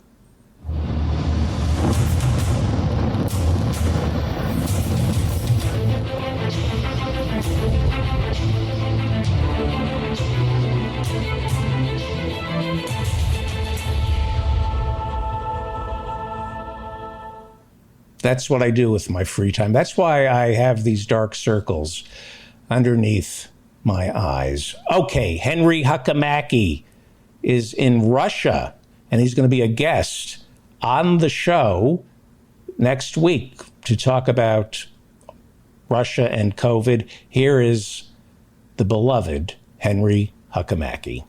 Hello, David, coming to you not live from Russia, as well as I believe Austin, Texas. Yep. Is that right? Yes. And I'm joined by, something of a rock star. We have John Siebels, lead guitarist from the band Eve 6, which many of the listeners probably are familiar with. John, it's a pleasure to have you on the show. Yeah, thanks for having me. Yeah, we're not going to be talking about music too much, but we will start off with we'll start off with a little bit of music chat anyway. Yeah.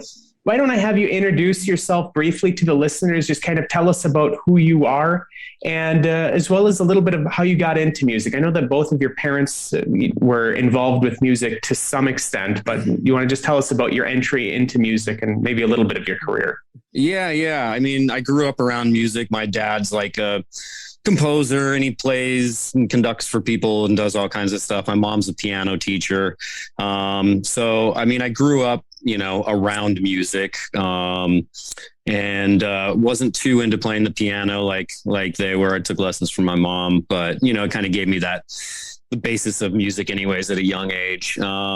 Picked up the guitar probably in, elementary school, and Dad taught me a few chords, and then I was just sort of off to the races, took some lessons, and, and I never got like super into being like a master guitar player. I've always looked at it as just, I love writing songs and making music and like that kind of thing. So, linked up with Max, when we were freshmen in high school, started doing bands and playing at house parties and coffee shops and all that kind of stuff. And then, before you knew it, I guess, one advantage we had is that we could use my dad's home recording studio to record our demos, which now with GarageBand and all this stuff isn't, quite as big of a deal for bands. But for us being like, 14 years old, 15 years old, having an actual like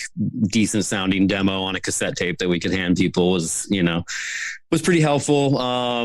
But yeah, it was, we were just doing our thing, dreaming of the rock and roll life, and it came true, and it was really bizarre and really weird. And, we made our first record like the summer after we graduated from high school. So, literally, the following April, the first record came out. So we were 18, 19 years old without fully developed brains, romping around the country playing rock and roll music. So. Yeah. And you mentioned that you really made your musical breakthrough when you were about 18 years old. I'm just curious of how that affected you, if that experience of having that sort of success that early affected you, even to today. Because you're very active politically now, which is what we're going to mostly be talking about during the rest of the interview.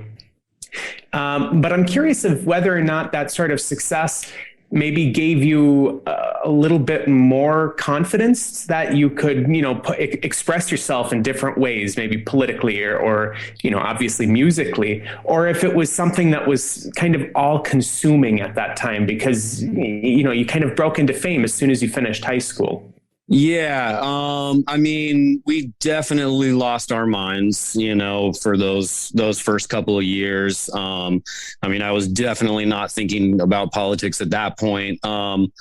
It's weird because it's almost like looking back at like your high school, like yearbook photo or something like that. It was like, that's what it is for us, like videos and photos and, things from that time. And I think we're at the point now where it's easy to laugh at it and sort of joke about it and make fun of it. But there was a lot of years where it was just like, oh God, I don't want to hear that. I don't want to see that. That was me at 18. That's embarrassing, and yeah, I mean, it's like, it's my life experience. So I don't know anything else, but it definitely had an effect, and, in some ways a positive one and other ways a negative one, so, I could probably talk for a couple hours on that, so I won't go off the rails, but it was definitely crazy. It was, especially those first couple years were super crazy. And then dealing with, the next couple years when all of a sudden, nothing's happening and you're, you think you're really the shit. And then you're like, oh, like everyone's moved on to something else, so all of that sort of, I guess, makes up where we're at today, Yeah. Well, you had 3 albums come out in about 6 years or something like that, within a 6-year span of time. And then, as you mentioned, kind of nothing, which I think, maybe from a psychological perspective is something that we could delve into in a future conversation. But I do want to make sure that we get to the topic at hand, which is that you and singer from Eve 6, Max, who you've mentioned already, have been kind of making some waves relatively recently on social media with political statements. I know that you're involved with the PSL, Party for Socialism and Liberation. We've had a few members of that party on the show before that I've hosted. So I want to spend the rest of this interview talking about politics with you and your journey into politics, because I think that it's an interesting story, especially for many of the listeners of this show who, maybe are a physicist, thinking of specific people that I know listen to this show. There may be a physicist, a PhD in physics, kind of were an activist when they were younger, but nowadays are really getting heavily involved in politics. Right. And you, as I understand your story, also came into politics later on and have kind of become more fully engrossed just within the past couple of years. And I think that this is going to be an interesting story for people who maybe are on a similar trajectory, maybe not coming from a rock and roll band, but coming to politics a bit later in life. So let's just start off by talking about, when did you first become interested in politics? To a reasonable extent. I know that in high school, for example, there's a lot of kids that say, "Oh yeah, politics is interesting," or "I hate politics." But when did you actually become interested in politics, and where were you ideologically at that time? I guess early on, I'll say this: I've always been staunchly anti-war. That's been something that I felt in my bones from day one. I remember when the Iraq War started, I was absolutely appalled. And, so I've always had that sort of position that I didn't know where that came from. It was just how I felt, I grew up in a conservative family, so early on, I think it was just sort of my reaction was just to be like, well, I'm not conservative, and at that point, it's like all you really know is, at least growing up in this country, is two things, liberal and conservative, So I guess I fell more on that side of liberal, but I just wasn't I just wasn't super engaged. I would pay attention to the news, and I would, mainstream news, and, I would have my opinions here and there. But I just didn't have any sort of political education. And, as time went on, I think, like so many of us, watching, I started to kind of look around and be like, okay, I'm born and raised in Los Angeles. I live in Austin now, but, always lived in Los Angeles, downtown LA for the past, 15 years or something like that, And so you start to look around at these things, and it's like, a massive houseless population, the sort of different, especially like in downtown LA, it's like, you've got literally like millionaire and billionaire bankers walking around and stepping over houseless people and everything in between, and, you start to, for me, it was like, I started to kind of, be like, well, what are the things that, that could change some of these things, so I guess that's, probably the time when I started to kind of lean more towards following, progressive, quote unquote, politicians that were, basically on the, slightly more left side of the Democratic Party, and, watching Bernie get kneecapped twice, watching some of these other politicians that there was a lot of hope for, whether it be the Squad or, even some other local politicians and stuff like that. It's like, I think there was just that point where I I realized, like, this is not the solution. Whatever we have going on in the United States is not the solution. I had become friends with Mike Preisner, actually.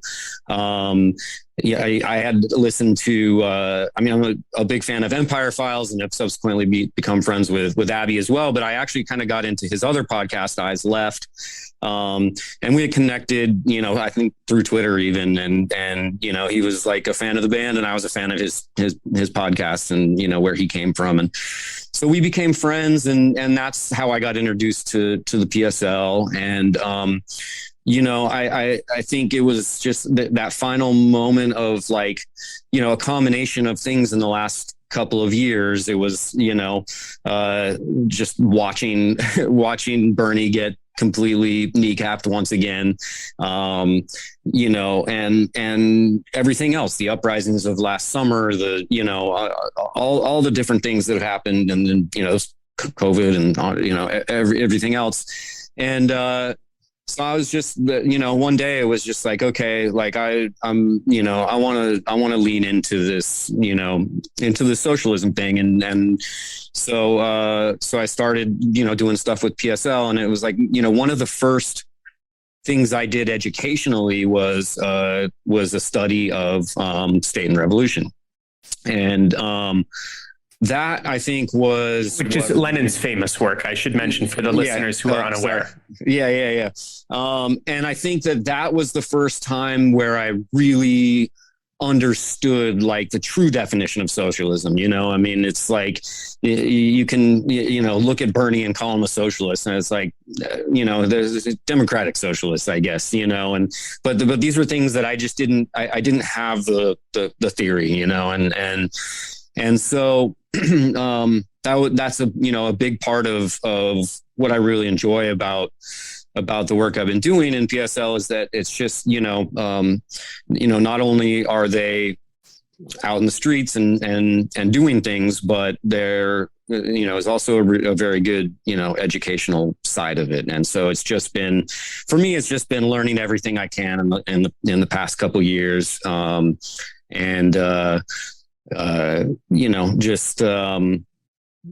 Just getting that education, it's like, it's connected a lot of the things I felt with a lot of, sort of definitions and understanding, those things from an actual, like, scientific perspective. And, it's just given me an outlet to focus, I guess, this energy that I had, this, being pissed off about a lot of things and not knowing where to direct it, Yeah, and that takes me through a couple of things that I want to narrow our focus down on even a little bit more. So we're going to step back for a second. To me, it sounds like you had the entryway that a lot of people that end up on kind of the radical left perspective, they have. So they get interested in politics because they have that epiphany that everything is politics. And this is something that I try to tell my brother, for example, who always tells me, no, Henry, I'm not interested in politics. Okay, Ryan, well, let me tell you. Everything is related to politics. The sports team that you watch on the television is, there's politics involved in all of that. Whether or not the roads are good on your way to school, that's politics. How much tuition you're paying, that's politics. Whether or not, you're going to have health care when you're 26, when you are off of, our mom's health insurance plan. Again, politics. Whether the U.S. is invading another country or putting sanctions on another country, also everything is politics. That's kind of the entryway, I think, for a lot of people into being interested in politics as such, is realizing that everything is politics. Colin Kaepernick taking a knee on a football field. It's politics. Yeah. Absolutely. And then what started to radicalize you, and again, feel free to correct me if I'm wrong on any of this, but what started to radicalize you was just taking that understanding that everything is politics and then looking around you and applying that, understanding that politics is what shapes our material reality. and understanding that our material reality is not what we want, not what we need, we can build a better world. Yeah.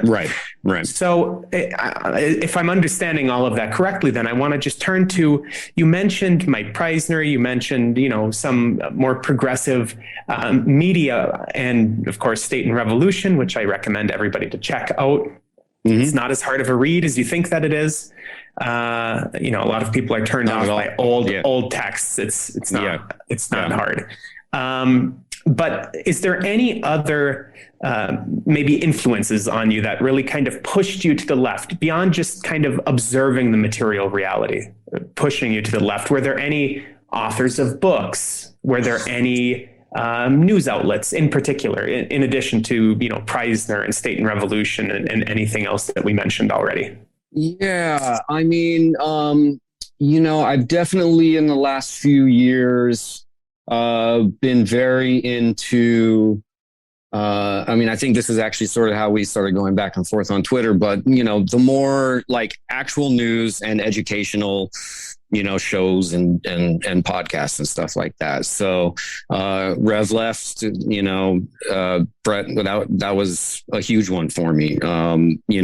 There's so much incredible content there to go back over like years, so I've really learned a lot, from that. I've been really into, Millennials Are Killing Capitalism. I think they do really good work and really, come from a perspective of Black liberation and, really looking at socialism from that perspective. So, I've tried to sort of spread out, I've studied Marx, I've studied Lenin, at least to some degree here in the last few years. I also have read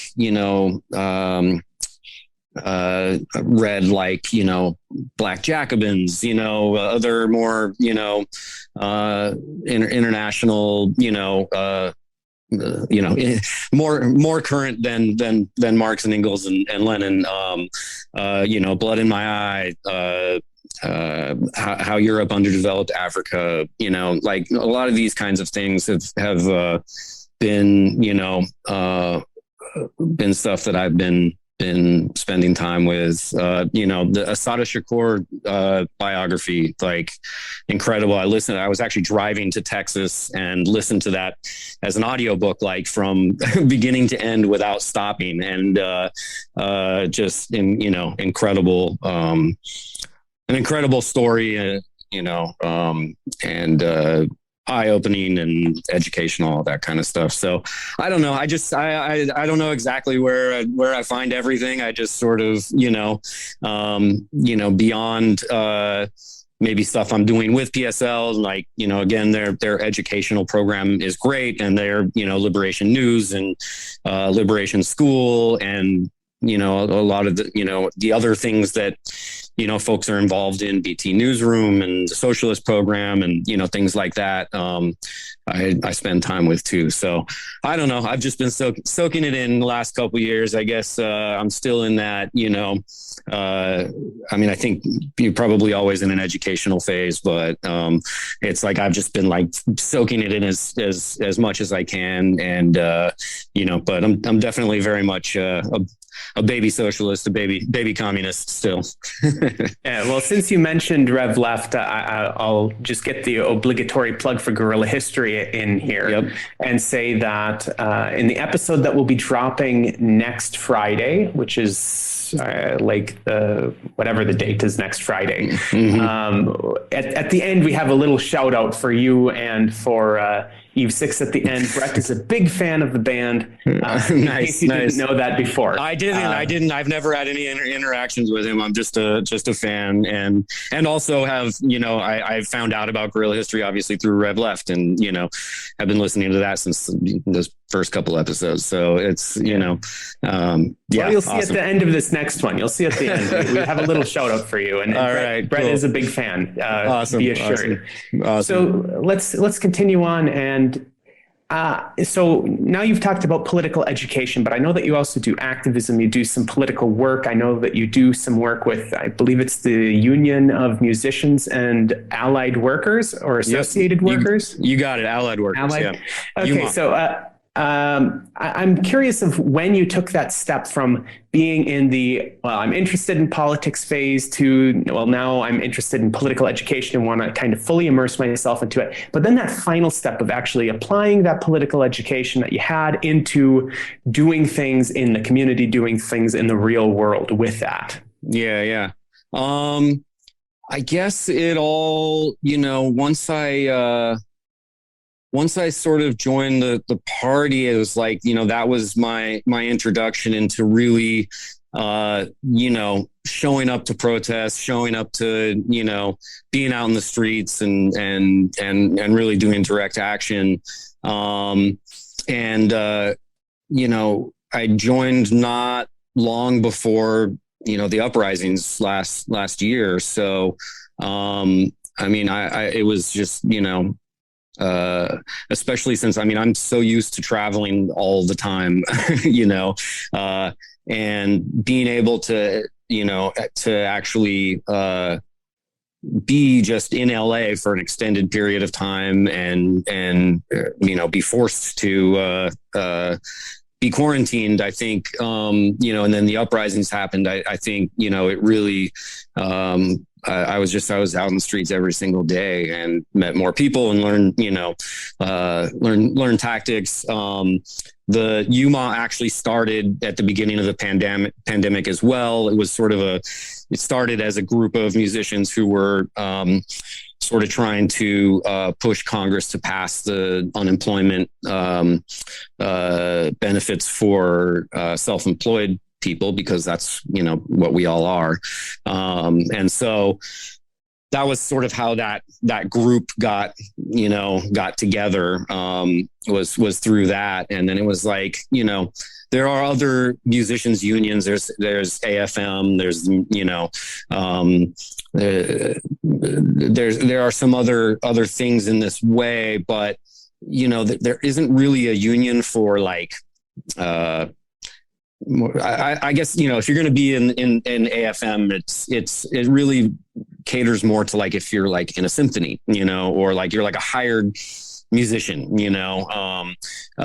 which, we include in UMA as well. But really it was a bunch of artists, independent artists mainly, but a bunch of artists that got together and said, look, we can be stronger together, instead of just sort of individual artists out there trying to fight for our little crumbs, so that's where that came, and it's grown really fast over the past year. One of the main things I've been involved in is the Justice at Spotify campaign, which is, trying to force Spotify to do a lot of things, transparency and, lots of other things, but also to commit to paying at least a penny per stream for streams, which doesn't sound like a lot until you realize what they do pay, which is, about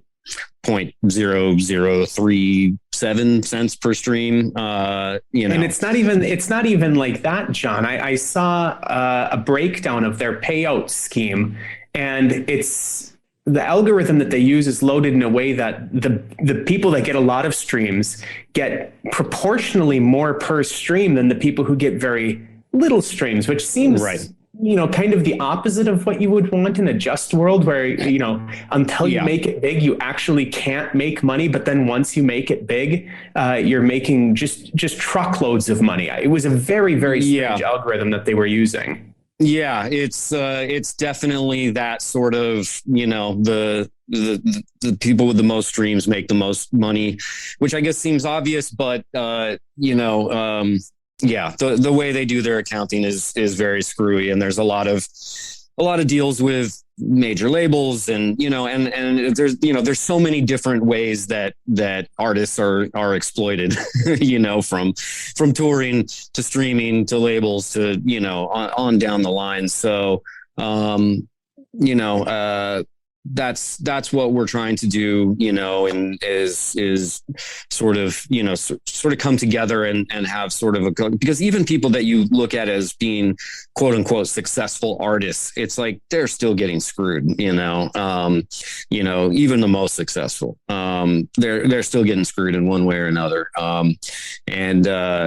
And that's even then it's like, that's such a small percentage of people, of artists and musicians, and, for us, we're like Spotify, Daniel Ek has become a billionaire basically, off of this platform, like selling, shares in his company. It's like, it wouldn't exist without all of the artists. You know what I mean? Spotify wouldn't exist if it were just Drake and, Coldplay,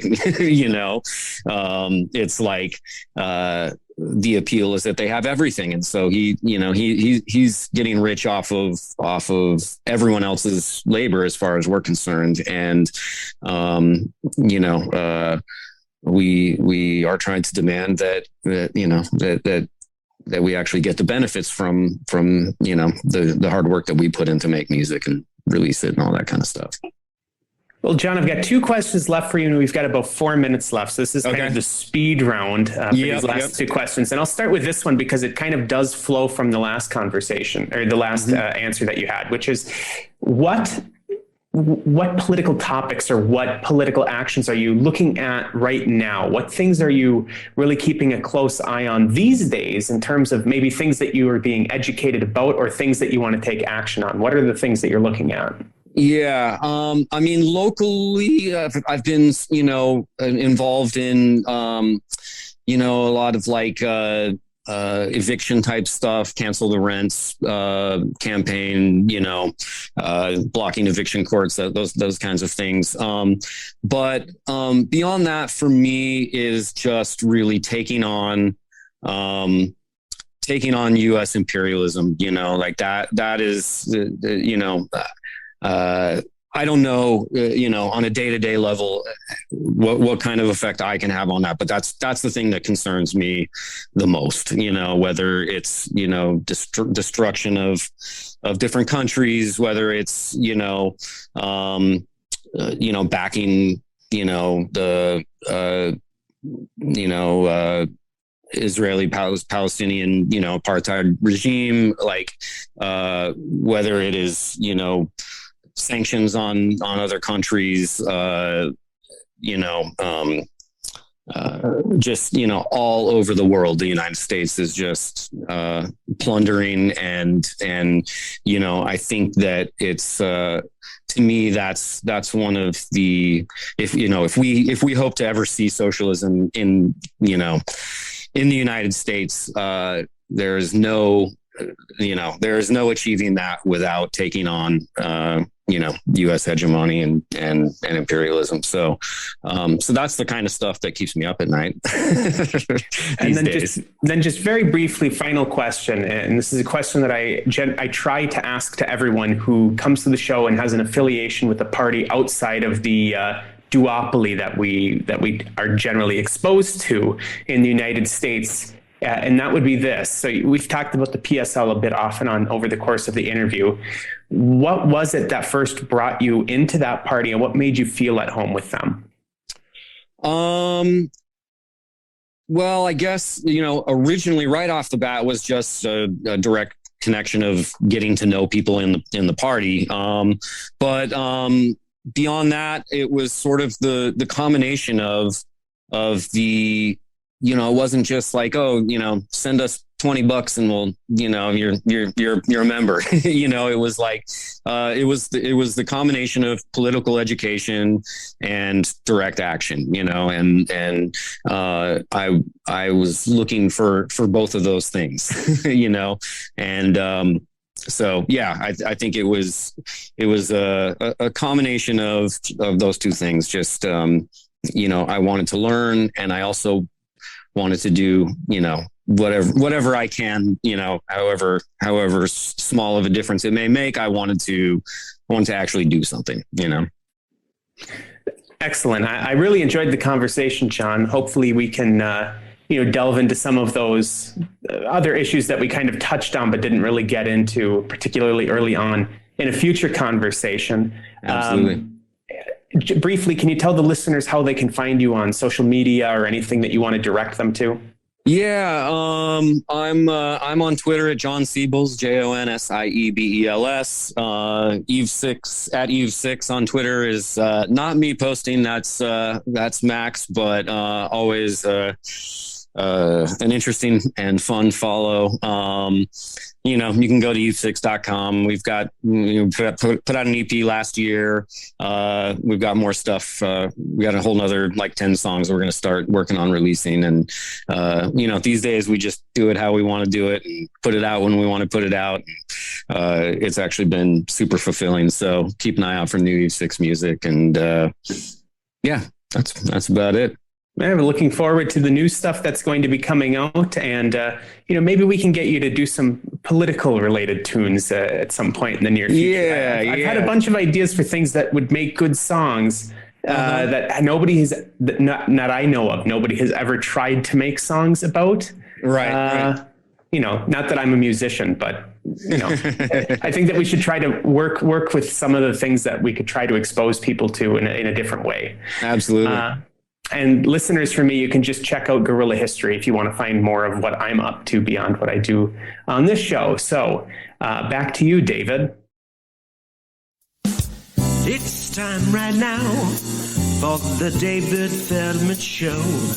He's talking politics and comedy too.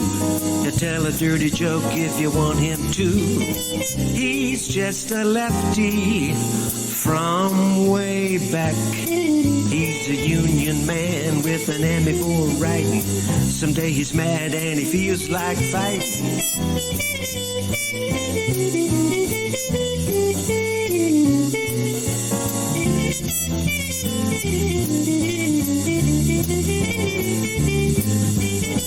It's time right now for the David Feldman Show. To get your ears on right, buckle in real tight. He's got a lot to say and he's coming your way.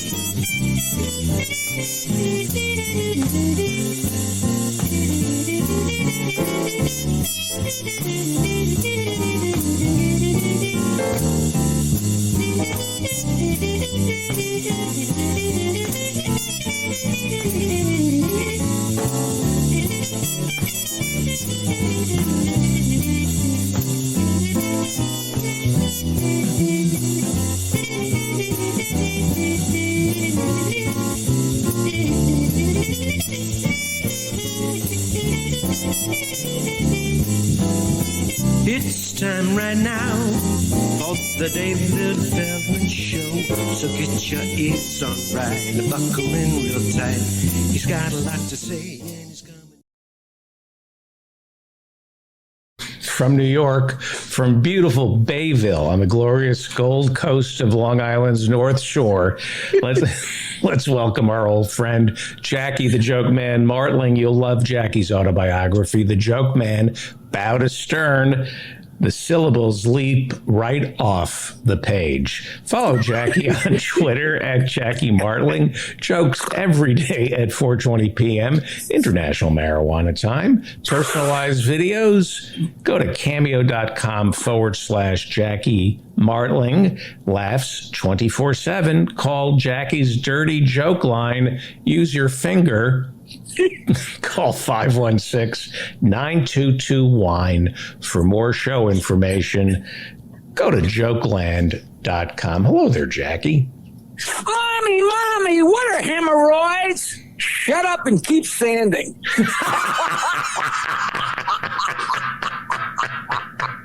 I love that. The judge says, "Why do you want a divorce?" The guy says, "My wife never stops eating pancakes. All she does is eat pancakes." The judge says, "That's not a big deal. I eat pancakes myself." The guy says, "Not while I'm fucking you."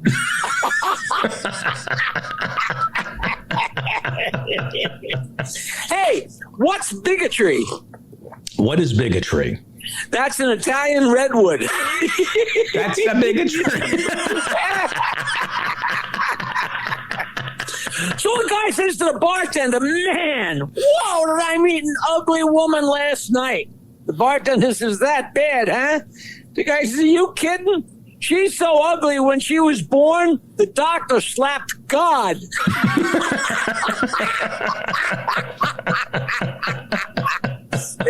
Hey, what do you get when you cross a man with a porcupine? What? Well, we won't know for a while, but fuck, does my dick hurt?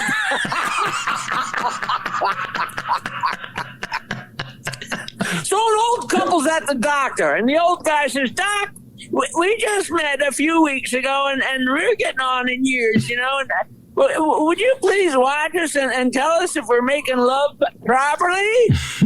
Doc says, sure. Well, they go to it on the floor, and the doctor says, well, you did fine. They come back 6 weeks in a row for the same thing. The 7th week, the doctor says, why do you keep coming back here? I told you guys are making love perfectly. He says, well, she can't come to my house, and I can't go to her house. A motel is $100. You charge us $40, and we get back $35 from Medicare.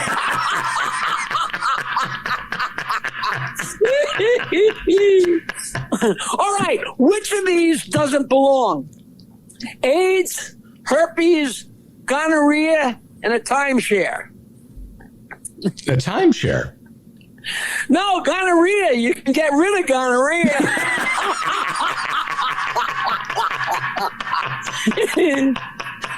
So a guy passes out drunk. So to fuck with him, his friends take him to the local funeral parlor and put him in a casket in the showroom.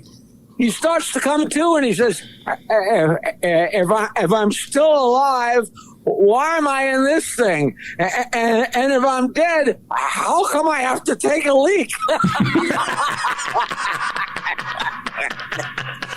Hey, what would you call a vagina holding a lit cigarette? What? I didn't hear you. What would you call a vagina holding a lit cigarette? You're breaking up. We have a bad connection. Can you ask me that one more time, please? Mr. Feldman? Yeah. What would you call a vagina holding a lit cigarette? What? Smoking crack.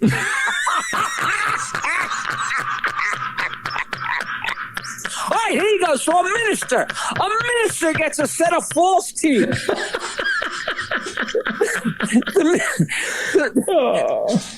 I can't believe it when laughter throws off my timing. A minister gets a set of false teeth, and the first Sunday after he gets his new teeth, the minister's sermon is only 8 minutes.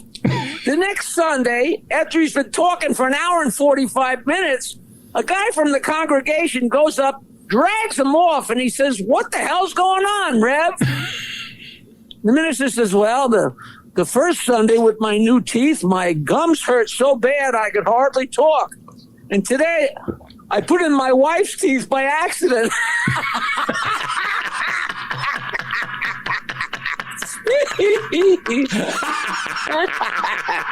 Hey, Feldman, what's a Jewish dude ranch? What's a Jewish dude ranch? The bar mitzvah. Oh, here you go. All right. An old lady's got a female dog. Right. And she lets her brother's male dog stay with her for a week. And the first night she's in bed, she hears howling and moaning and howling and barking and moaning. She goes downstairs, and the dogs are locked together. She calls the local vet, and she says, well, they're locked together. Well, what can I do? He says, ma'am, hang up the phone and then put it down next to them. I'll call you back, and the phone's ringing will make the male lose his heart on, and it'll all stop. She says, do you think that'll work? He says, well, it just worked on me.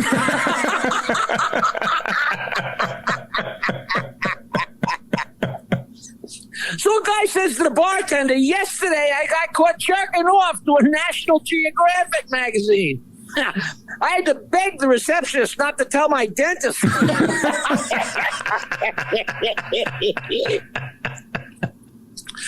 So a guy says to the bartender, God damn, I just came from a really crappy round of golf. Bartender says, how come? It was a beautiful day. Yeah, the weather was perfect. But my wife had a heart attack on the 4th hole. The bartender says, well, that stinks. He says, you're not kidding. For 14 holes, it was hit the ball, drag Cheryl. Hit the ball, drag Cheryl.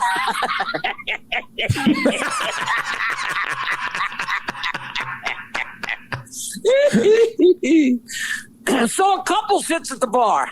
The couple sits at the bar, and the guy says, I'll have a beer, and please give Rumi a glass of Merlot.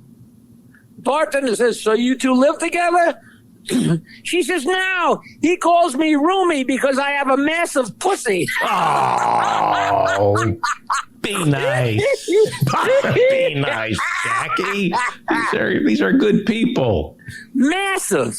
That means really big. All right. I see what you're talking about. A huge one. Okay. A really huge. I mean, you drive around and look for your keys. Yes, I get your point. Yes, go ahead. So why is bra singular and panties plural?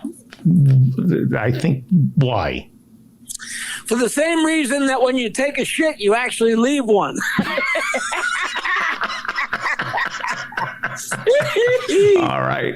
All right, Feldman. So any organization is a tree full of monkeys. Some are on their way up and some are on their way down. The monkeys on top look down and see a tree full of smiling faces. And the monkeys on the bottom look up and see nothing but assholes.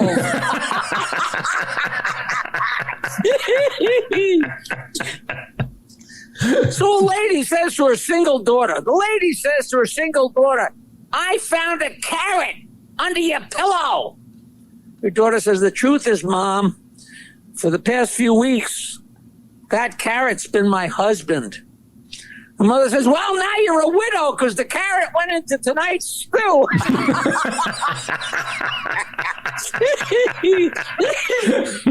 All right, here's a question.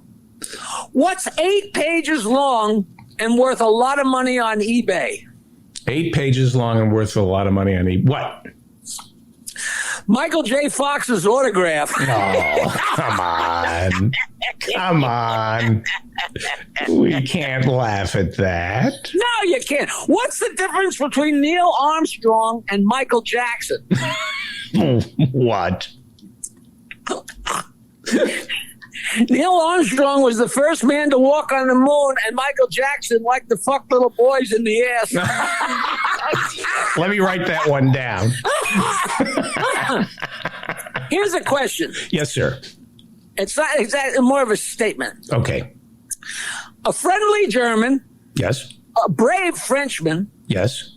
A unique Korean. Yes. And an Englishman with a huge cock walk into a bar. Yes. A Jew stands up and says, the drinks are on me.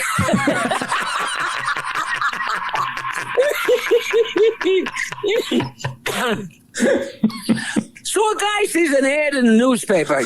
Just inherited $9 million. Very horny. Will share with a man who can satisfy me. He calls up the woman. He goes over to her place. He fucks her. He fucks her in the ass. He fucks her in the mouth.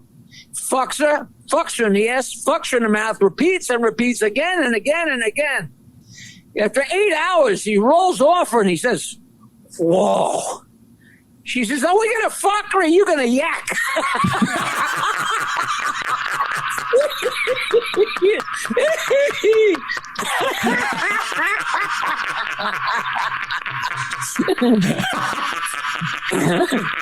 So a guy says to the bartender, a guy says to the bartender, I always wanted to be a gynecologist, but there weren't any openings. I'm kidding. But seriously, if I was a gynecologist, I'd put on those rubber gloves at the end of the exam to seal in the flavor. All right. Okay. All right. We're grown men, Jackie. We're grown men. That's why it's so funny. Are you going to yak? I actually wrote that one down. What's worse than your girlfriend telling you she faked every orgasm? What? Your girlfriend telling you she faked every orgasm and she's a squirter. I'm not sure I get that, but Well, it's a pisser. All right. Did that help? Moron. That was great. A squirter. Yeah, I hear you. So the year is 1850. You with me? Yes, 1850. The year is 1850. 1850. Sister Noreen is 95 years old, and she's not feeling too good. So a doctor comes to examine her, and then he tells the Mother Superior, Sister Noreen's only got a few months. I suggest you give her a shot of whiskey a couple times a day to relax her. The Mother Superior says, no, she'd never be taking a drink of alcohol. But you know, she loves the fresh milk I bring her twice a day. I'll just spike her milk twice a day. A few months later, Sister Noreen's fading fast. And the Mother Superior leans over the bed and says, Sister Noreen, have you any last words of wisdom? And Sister Noreen says, don't ever sell that fucking cow.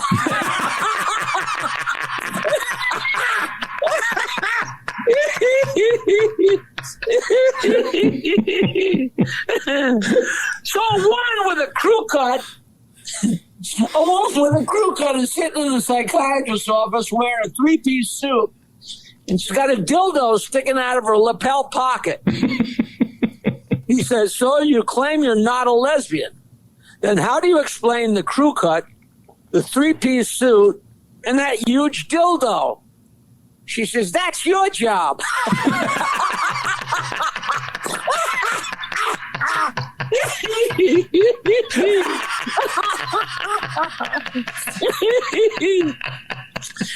That's so good.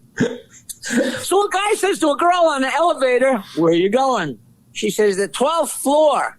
I donate plasma and get $20. Where are you going? I'm going to 15th floor.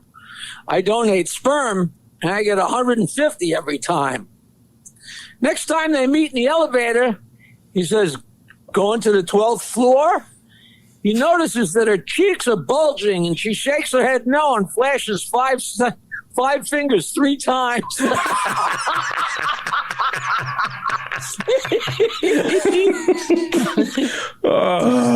a guy says to the bartender, my crusty old aunts used to bug me at weddings. My crusty old aunts, every wedding, they'd poke me in the ribs and say, you're next. You're next. Every wedding, they'd poke me in the ribs and say, you're next.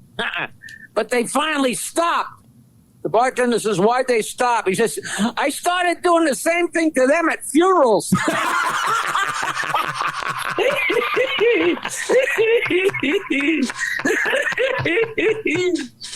love that. So the bartender says, you've been with the same girl about 5 years. Sex still good?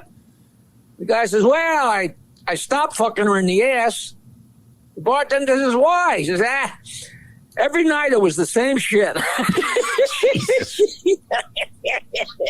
Okay. A guy's talking to a girl at the bar and she says, do you have a girlfriend? He says, no, but I do know a girl who'd be really pissed off if she heard me say that.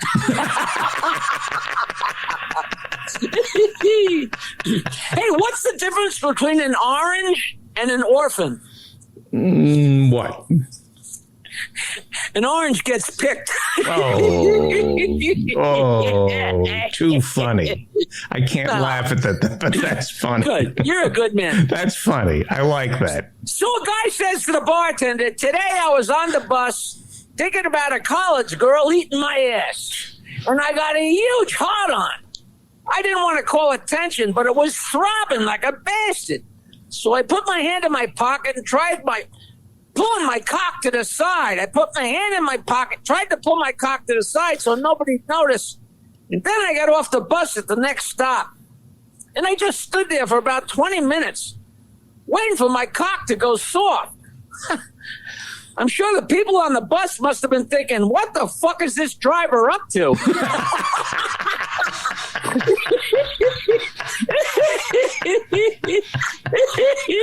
Okay. Mrs. Schwartz is telling her daughter-in-law how to get to her new condo. At the main door of the building, finger's a big panel. With your elbow, push 14T. I'll buzz you in. You come up, elevators on the right. With your elbow, hit 14. When you get out, my door's to the left. Hit the bell with your elbow. She's, okay, Ma. But why am I hitting these buttons with my elbow? You're coming empty-handed. Hey,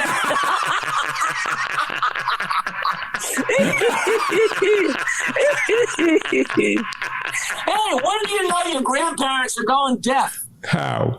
You catch them fucking on top of the cat.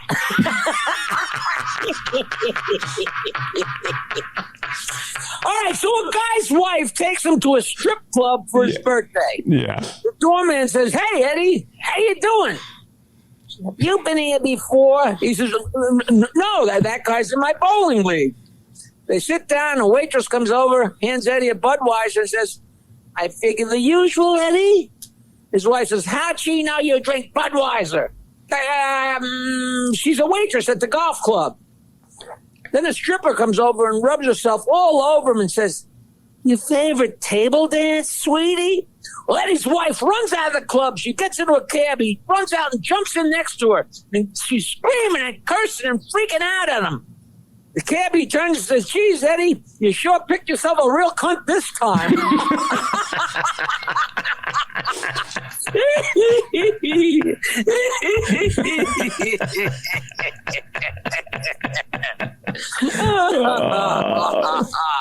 I love it. I do too. All right. Should we plug your gigs? Mrs. Schultz takes a neighbor to court for defamation of character because he called her a pig. The judge hears the case and says, guilty. Fines the neighbor $1,000. Her neighbor says, Judge, does this mean that I can never call Mrs. Schultz a pig again? That's right. Well, does it mean I can't call a pig Mrs. Schultz? The judge says, no, you can certainly call a pig Mrs. Schultz. The neighbor looks at Mrs. Schultz and says, see you later, Mrs. Schultz.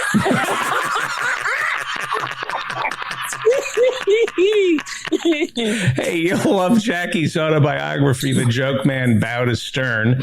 The syllables leap right off the page. Follow Jackie on Twitter at Jackie Martling. Jokes every day at 4:20 p.m. International Marijuana Time.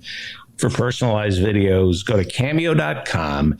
Jackie Martling laughs 24/7. Call Jackie's Dirty Joke line. Use your finger, 516-922-WINE.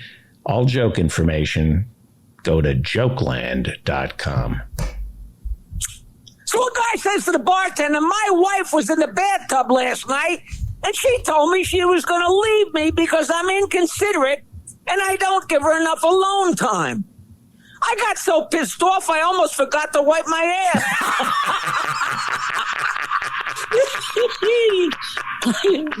Thank you, Jackie. So a guy says to the bartender, you know, I tried being gay one weekend. Sucked. One more. So Johnny's playing with his trains in the living room. And he says, all right, all you cocksuckers that are getting on, get on. And all you cocksuckers that are getting off, get off. All you cocksuckers that are getting on, get on. And all you cocksuckers that are getting off, get off. And move your asses. We're in a hurry. His mother comes in from the kitchen. She says, Johnny, such language. Get in the closet for a timeout. Johnny goes in the closet and she locks the closet door. After 2 hours, she unlocks the closet and says, okay, you can play with your trains, but no more foul language.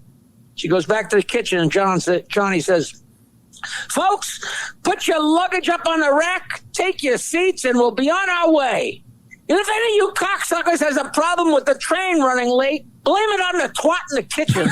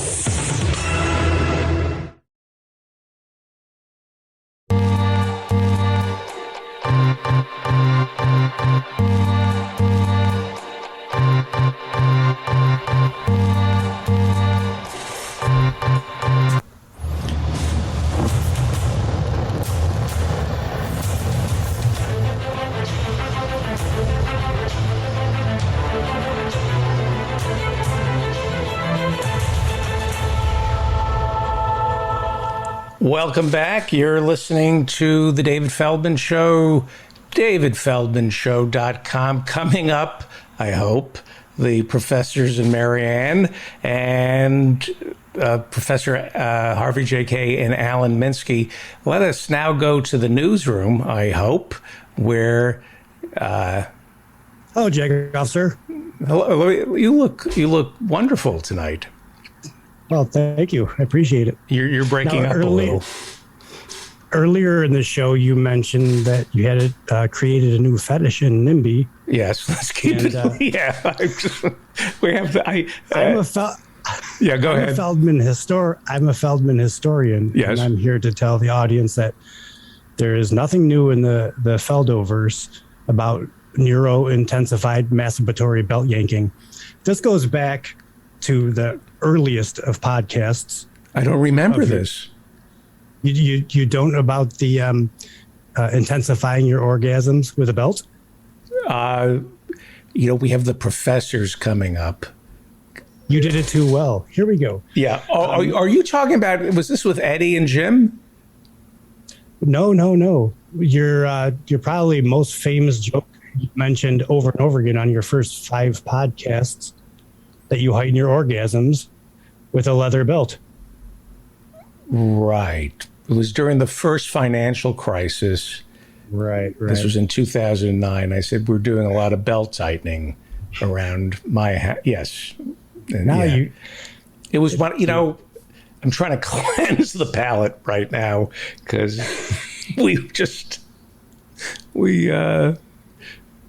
anyway, yeah. Since I did not, you know who did save the day today? Who? Ethan Hershenfeldskowitz. Yes, he did. When a guest did not show up, Ethan came in and saved the day while you continued the news a little bit. And right. I hope something happened to Pete Dominic. I would hate to think that he just blew me off. I hope something really bad. I'm drawing flies. Can you see this? Take a shower. I know. I'm like Katie Couric. Did you read about Katie Couric? She doesn't shower. I heard about it on the show. Yes, it's horrible. All right, we have the professors and Marianne, I hope, coming up. They are here. I got a couple quick things to read, and we can get into a few pictures. Did they leave? No, they are here. They're ready. They're not mad at me? No, they're ready to roll. They turned their video off and they're laughing. So okay. Great. I wanted, okay, go ahead. Let's do Office Hours superstar Kristen Calabrese has an art exhibition coming up.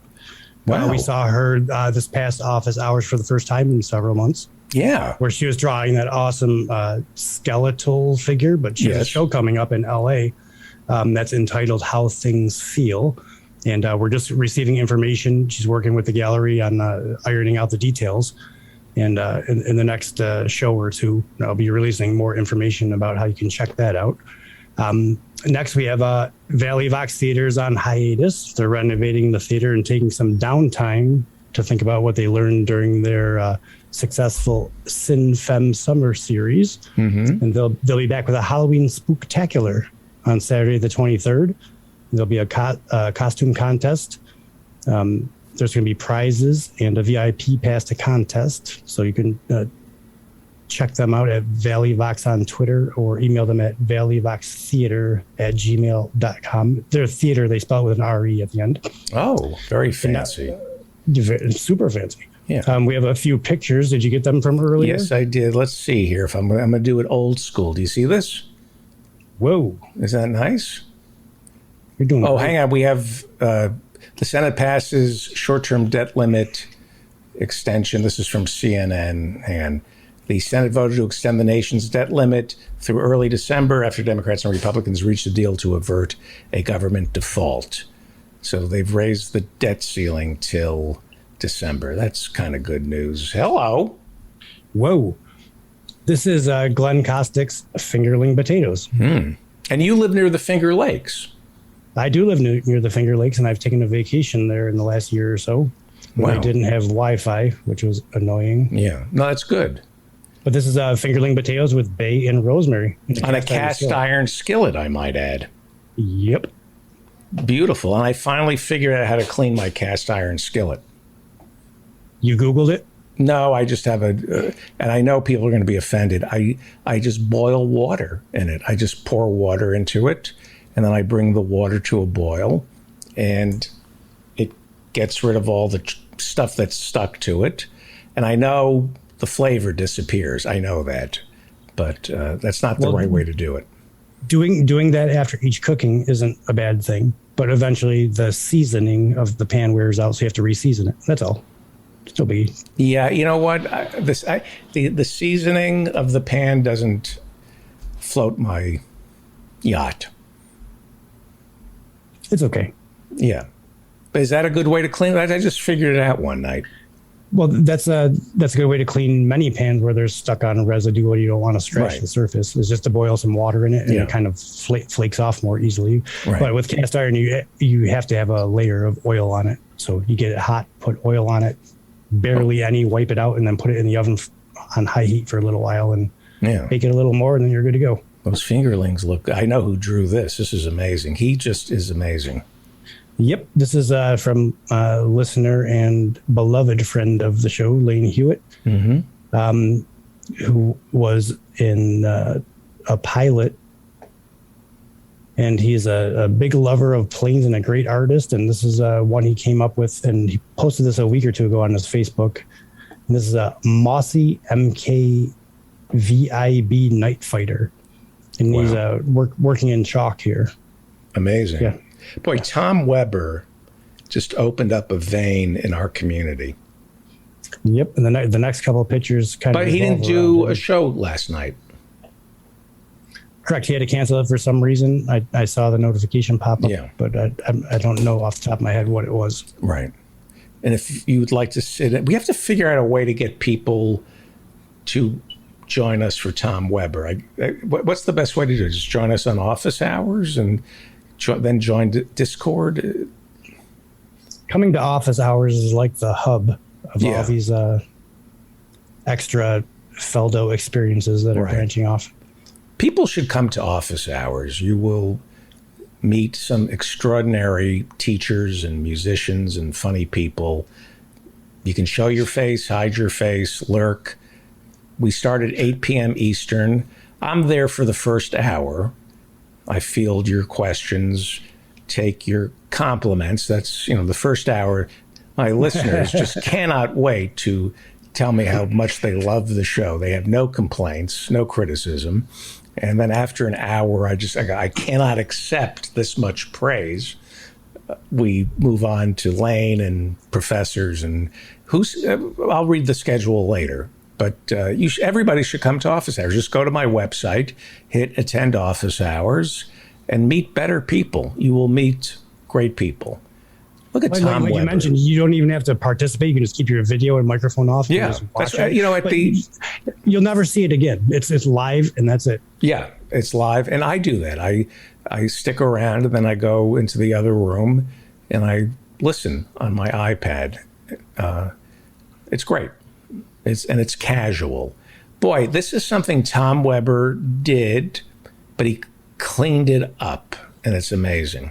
I've seen this before, right? He had a post on Facebook with a couple versions of this. It was a mirror image in some different colors, and his post was actually asking what people preferred, and this was the winner. It's a violinist, and it's just awesomely drawn and shaded, and so elegant. It's just really cool. How do you buy an original Weber? Well, you go to tomweberart.com, and he's got a whole website with his art posted on there, and they're divided up into categories. Mm-hmm. So it's easy to check around if you have certain specific interests. So yeah, check out tomweberart.com. And he teaches peace and religion and art on our show, and we're blessed to have him here. And he's opened up a lot of creativity. Professor Marianne Cummings, I think she's discovered painting through him. Yeah, and she's going to be coming up next. And I'm glad to see that she's already arrived in the waiting room, because I heard that yesterday she was standing in the center of Texas assembling a bookcase for 3 hours. Oh, okay. We have to have Mike Rowe back on. That reminds me. I don't know who drew this. Who drew this? This is from John Hayes, and he specifically sent this to me because this was the product of one of Tom Weber's art lessons during office hours. That's amazing. That is great. And we need to talk about IATSE. They've authorized the strike, and we've covered it a little on Thursday's show. We'll update everybody on that. I've seen in the chat tonight that the leaders of the organization are back in negotiations this week, so there's no finality as far as I know. I see. And go ahead. Whoa. Look at these two handsome fellas. That's Ralph Nader and me. And who's on the show this week? Ralph Nader Radio. I haven't looked it up, but I just know that we wanted to keep promoting the Congress Club. Congress Club. Go to the Ralph Nader Radio Hour website, and on the far right corner, there's something called Congress Club. Join it. We had talked about doing something like this on office hours with Chloe, because Chloe is so great at writing postcards and letters. And she has done that in our Discord. Chloe's on top of things. And I always say, if somebody would send me a letter to send to my congressperson or my senator, I could rewrite it. And I asked Chloe to do that. And she has done that on our Discord channel. There is also the Ralph Nader Radio Hour Congress Club that I would like everybody to join right now. Go to the Ralph Nader Radio Hour website and sign up for Congress Club. You type in your name, you type in your zip code so they know your state and your congressional district, and then you will start receiving letters that you can then rework to send to your senator or congressperson.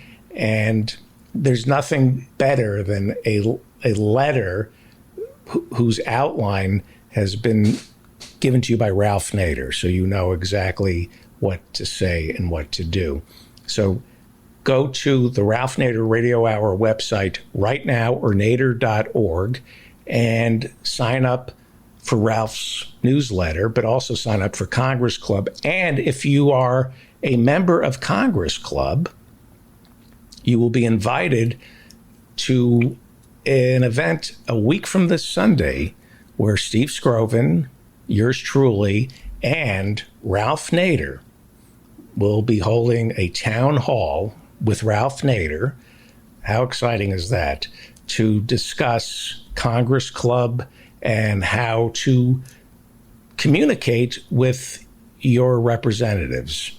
It's the most important thing that you can do at this moment with a $3.5 trillion Build Back Better bill sitting, waiting to be voted upon. How do you act? How do we do better than the insurrectionists? We're better than the insurrectionists of January 6th. We can write letters. We can make phone calls.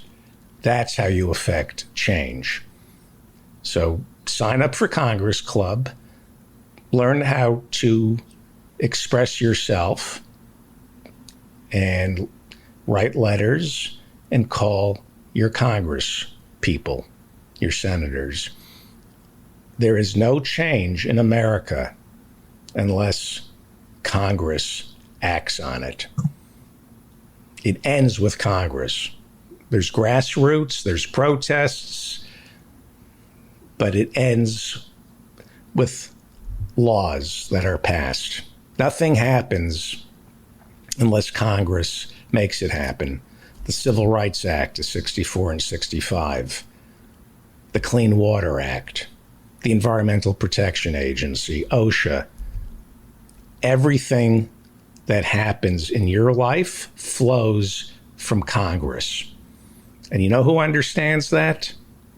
The Freedom Caucus, the Tea Party people, They work their Congress, people. The NRA understands it. The left, they understand it as well. Look at what's going on with the Progressive Caucus right now. Gottheimer is the radical, not Pramila Jayapal or Bernie. Think about this, folks. 10 years after Occupy, you have a president of the United States. You have Chuck Schumer, the majority leader, and Nancy Pelosi in the House trying to pass a $3.5 trillion Build Back Better bill right now, 10 years after Occupy. This is monumental. Josh Gottheimer, the problem solver, is the fool. He's the eccentric radical right now. Manchin and Sinema, they're the fools. 10 years ago, they were the adults in the room. Things are changing, and they will change more if you right now call Schumer, Pelosi, Sinema, Manchin, Josh Gottheimer, join Congress Club. Go to RalphNaderRadioHour.com. Sign up for Congress Club. This, we've only just begun to fight. And believe it or not, we can win this thing. You have to channel your anger and your rage peacefully through phone calls and letters.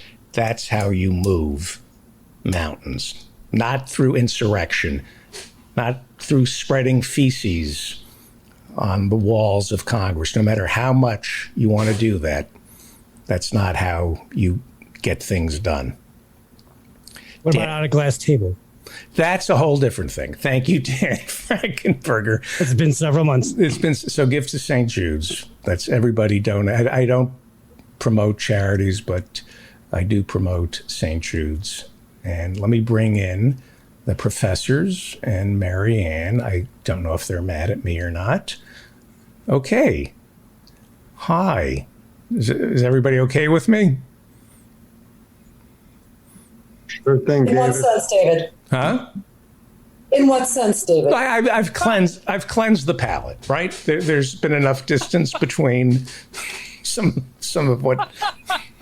They're actors too. Oh my! Send anything you need for the community billboard to denfeldman@gmail.com. Goodbye. Thank you, Dan. I'll talk to you tomorrow, please. Okay. It's time for the professors and Mary Ann. Professor Mary Ann Cummings is a physicist and a parks commissioner in Aurora, Illinois. Professor Jonathan Bick is a political scientist. And I had Professor Ann Lee's introduction, and I will do it next week. I apologize. I have a proper introduction for you, Professor Ann Lee. I apologize. And I'm sorry? What does that mean? I had your introduction, and my computer is being silly. We had written something. And Professor Adnan Hussein is the host of the Majlis podcast, as well as Guerrilla History, and he's chairman of the religion department at Queen's University, Kingston, Ontario. Everything that happened before has nothing to do with these four esteemed intellectuals. Anything that came before, it's a clean palette here. Nothing happened earlier. Oh, so it's not true that Adnan writes all of Jackie's material? No, I don't. Okay. Just want to get clarification. I'm sure people really would believe that. Well, yeah, we'll move on. And so why don't we start with Professor Ann Lee? What is on your mind tonight? I saw what was on your mind in the chat room, but we won't talk about it. Well, anyway, no, I've been recently sort of got interested in the idea of what productive labor is. That's all. What's unproductive labor and what's productive labor. And It's just an interesting question. Yeah, what does that mean? We're talking about, particularly since the Pandora Papers have shown how much people can hide incredible amounts of money. I mean, the money equivalent to several U.S. economies or several global economies, and it just shows there's a real problem that needs to be fixed and quickly. And I appreciate what you said earlier on about how America is becoming a tax haven. Although my suspicion from the the Pandora Papers, now that I've actually taken a look a little bit more closely at it, is that it's another operation. It's another sort of hybrid information operation, because certain people are left off that list as well. And for example, when somebody asked Putin about it, he said his spokesperson used exactly the same reasoning about how America had become a tax haven, and South Dakota was where all the money was going, which draws attention away from what Putin is doing with his money. And it draws attention away from all the other offshore tax havens and what's interesting is where Putin may have his money, which we don't know anything about. So I saw that Professor Hussein was tweeting about the Pandora Papers, but Professor Ann Lee, a lot of people don't really know what the Pandora Papers are. Why don't we, and how does that relate to the term productive labor? What does that mean? Well, unproductive labor would be labor not being directly used in a specific way in terms of making things, interacting in sort of the real world, whereas there's a lot of unproductive labor, or what Marx would call an unproductive labor, that is that creates value, even though it is a kind of, as some scholars would say, a fictitious value, and doesn't appear real. But on the other hand, we become, it does serve certain commodity purposes, like the trillions of dollars that are held in tax havens here and there. They aren't real in the sense that they aren't really moving anywhere, doing anything, but they are ways in which, and especially when they become revealed, they become productive. So you could say that Putin is getting something out of it because it's reducing the value of his financial competitors. But that still doesn't make it productive. It just makes it sort of insurgent in that way. So what we understand, Professor Hussein, is that there may be as much as $35 trillion just from these 14 financial institutions, that they have hidden $35 trillion from the governments that are home to these billionaires and politicians like Tony Blair. $35 trillion hidden from the tax man. Well, yeah, this is, well, first, you mentioned, Tony Blair. So before I get into anything, I just have to say how much I despise that man. And he's one of the people I consider most despicable, really, in our recent global history, because of how much he has been celebrated for being some kind of reasonable leader or voice of basically this kind of neoliberal consensus, and has faced no consequences for the way in which he made George Bush's crazy and insane neoconservative project palatable to many mainstream figures, because they believed that, as many liberals, many Democrats used the cover of Tony Blair to support the Iraq war, because they said he went in front of the UN, he made all of these, statements in support of it. And even though we hate George Bush, who stole the recent election, and wouldn't believe George Bush if he told us this story, Tony Blair wouldn't be lying to us, right? So I just had to say how much I really despise him. And I'm not surprised to find out that there's ways in which he has enriched himself in corrupt fashion. And don't forget the Carlyle Group and David Rubenstein, who runs the Kennedy Center, and the whole David Rubenstein Carlyle Group. That is the bribe. You voted for the war authorization, and the Carlyle Group paid you exorbitant amounts of money. That's David Rubenstein, who has his own show on the PBS, and he's president of the Kennedy Center. Bad guy. David Rubenstein, bad guy. Bad guy. Look him up. There you go. So we could spend, of course, many, probably one or two shows, given how long the David Feldman show is. We talking about individual cases and retailing all the horrible people who are involved. But at least at the outset, it's important to maybe look at it as Anne was, broadly. What's the systemic kind of conclusion we should be drawing from this? And what I tweeted was that this isn't, just, corruption in the system to be decried, but that it is a corrupt system. This is systemic corruption.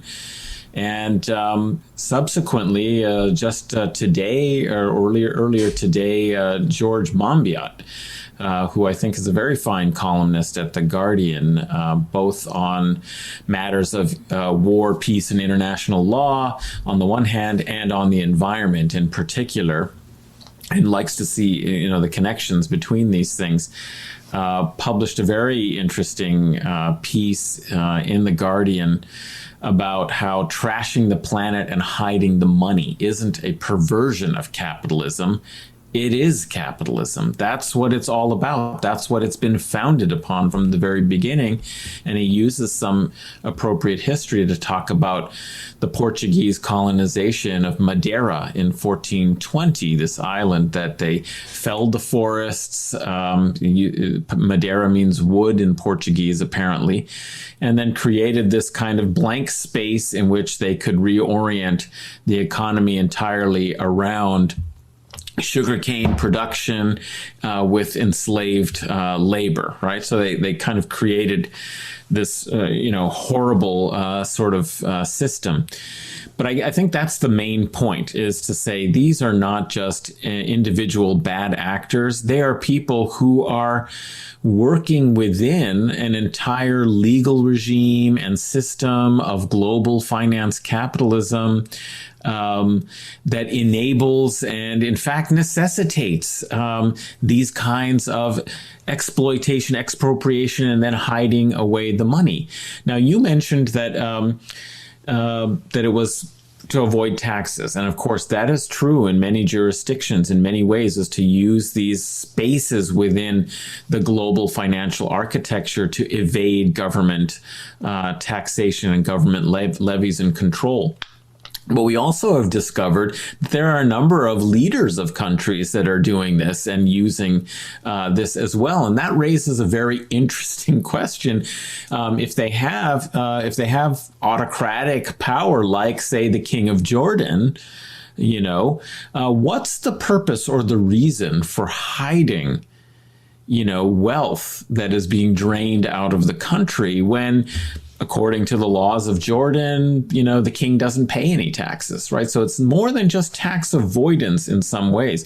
And it's interesting to see that the hundred millions of dollars in luxury homes that he purchased in Malibu, in London, and so on had to be hidden. Why? Why did they have to be hidden?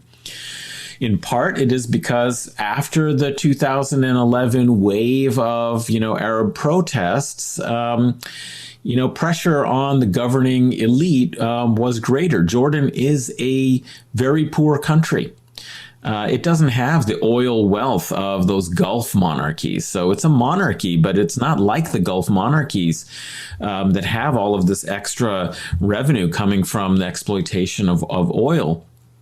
And also it is donor dependent because it has received all of these, different, refugees from Iraq, from Syria, and so on. There are millions of refugees in Jordan, and they receive all kinds of donor money and aid. And of course, because they were among the first after Egypt to conclude a peace with Israel as part of the Oslo Accords, they receive all kinds of U.S. military aid and support as well.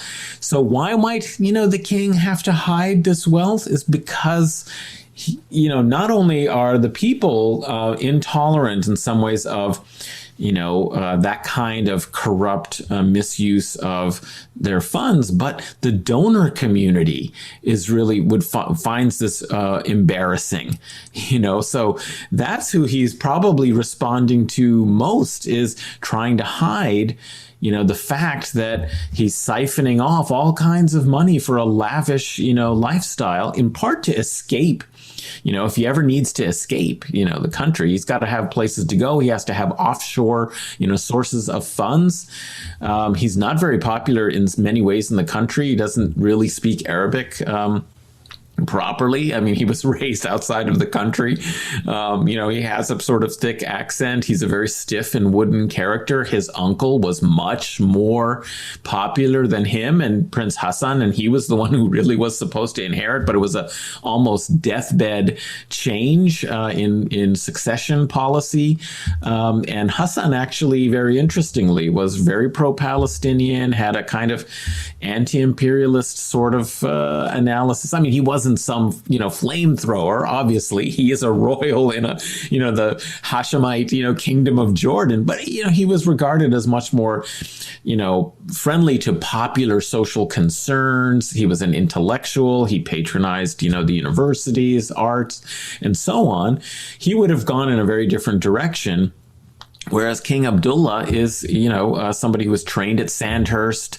He's a kind of tool and creation, you might say, of the offshore military-industrial complex of the West, And here he is hiding his wealth, partly in order to shelter from, the donor community. So this is a real embarrassment. So I think there are, interestingly, a variety of reasons and ways in which this elite are using the global architecture of finance capitalism to hide wealth.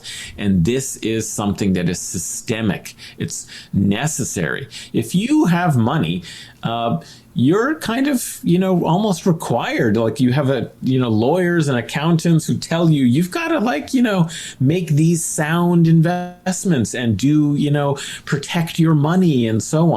And there's, this is all enabled by a whole industry. So I think that's the important point, is to see the systemic and not just, there are a lot of corrupt people taking advantage of the situation. You're right. We could do hours and hours on the Pandora Papers. It's 3 terabytes. The news is trickling out as it's being processed by these news organizations, including The Guardian. South Dakota is perhaps a bigger tax haven. Timothy Noah over at the New Republic, Professor Bick and Professor Marianne Cummings, had a piece saying we should get rid of South Dakota. He is saying that South Dakota is as big or bigger a tax haven than Switzerland and the Isle of Jersey. What has happened in the past 5 years is Switzerland and the EU signed on to transparency and agreed to do a better job of not hiding money. America did not sign on to this. But we asked the EU and we asked Switzerland for more transparency, almost as if somebody in our government said, why should Switzerland be an offshore haven? Why aren't we the offshore haven within 5 years? Well, and what better advertisement, than to expose all of your competitor offshore, companies. First there was Panama, then there was the Paradise Papers, now there's Pandora. It's all these other companies in the British Virgin Islands, Switzerland. These are the network that has been kind of leaked. Their documents have leaked. What better, advertisement for why you should go to South Dakota rather than BVI than what has been happening. And some people have noticed that there have not been U.S. billionaires and people who, of course, we know are using all kinds of ways of sheltering their money offshore, exposed in this leak. So some have been theorizing that this may be, a CIA sort of op, an advertisement for South Dakota. Yeah, well, to do two things. One, to embarrass and destabilize your rivals and enemies globally in geopolitical terms. And two, advertise better for you if you don't want all this stuff to be, your dirty money to be, aired, your dirty laundered money to be aired. Better that you come and shelter it in the United States, where we won't expose it. So it seems like two things are potentially happening. Now, none of this undermines the, validity, the importance, and the significance of the information that has been leaked. I mean, these are facts. These need to be understood. But we can also see why is it that the U.S. government has not sort of threatened to find the leaker and expose the leaker, which is what they do routinely when embarrassing kinds of information comes out. Right. Mum's the word. Nobody has called into question, whether these are true or what's the source. Nobody's asking what's the source. ICIJ is not telling us where they got it, and that's the international. They shouldn't. Yeah, explain what. The International Consortium of Investigative Journalists, which is the kind of consortium, the body that received the leaks and then has worked with various other investigative journalists and media outlets to vet the information, to study it, find other kinds of documentation to verify and establish it before they made these big releases of the leaks. They didn't just release the raw documentation. They first went through a process of examining all of this. And so nobody has been subjecting that to the same kind of scrutiny that the WikiLeaks, leaks went under, and so on. So that's the kind of, that's the sort of telltale sign that perhaps this is to the benefit of U.S. policy. We can't, Professor Bick, we can't get our hands on Donald Trump's tax returns. Yet, everybody else, what does that tell you? It tells me that the elites will look after one another. Or the CIA or some. In other words, what Professor Hussein is saying is, why are these documents getting leaked, but somehow we can't seem to find Donald Trump's tax returns? Well, we do have them. We know where they are. It's just that they haven't been fully released to the public. Yeah, but it would be impossible. Aren't his tax returns that are given to the IRS and have been sitting there year after year? I would assume those are hidden in some evil lair 100 miles off the coast of the United. I mean, there's no way anybody could. But somehow we get anyway. What is? I'd like to get your take on this, and Professor Marianne Cummings. I mean, I'm interested in how do we stop this, and I think it is important to communicate this and just how outrageous it is that there's so many suffering people in so many different countries, and the elites are, secretly sending money out of their countries, money that realistically they'll never use. right? I mean, how often is King Abdullah going to be going to Malibu or wherever the hell he's got these, luxury properties? He just has it as a possible escape route if there's an uprising in his country.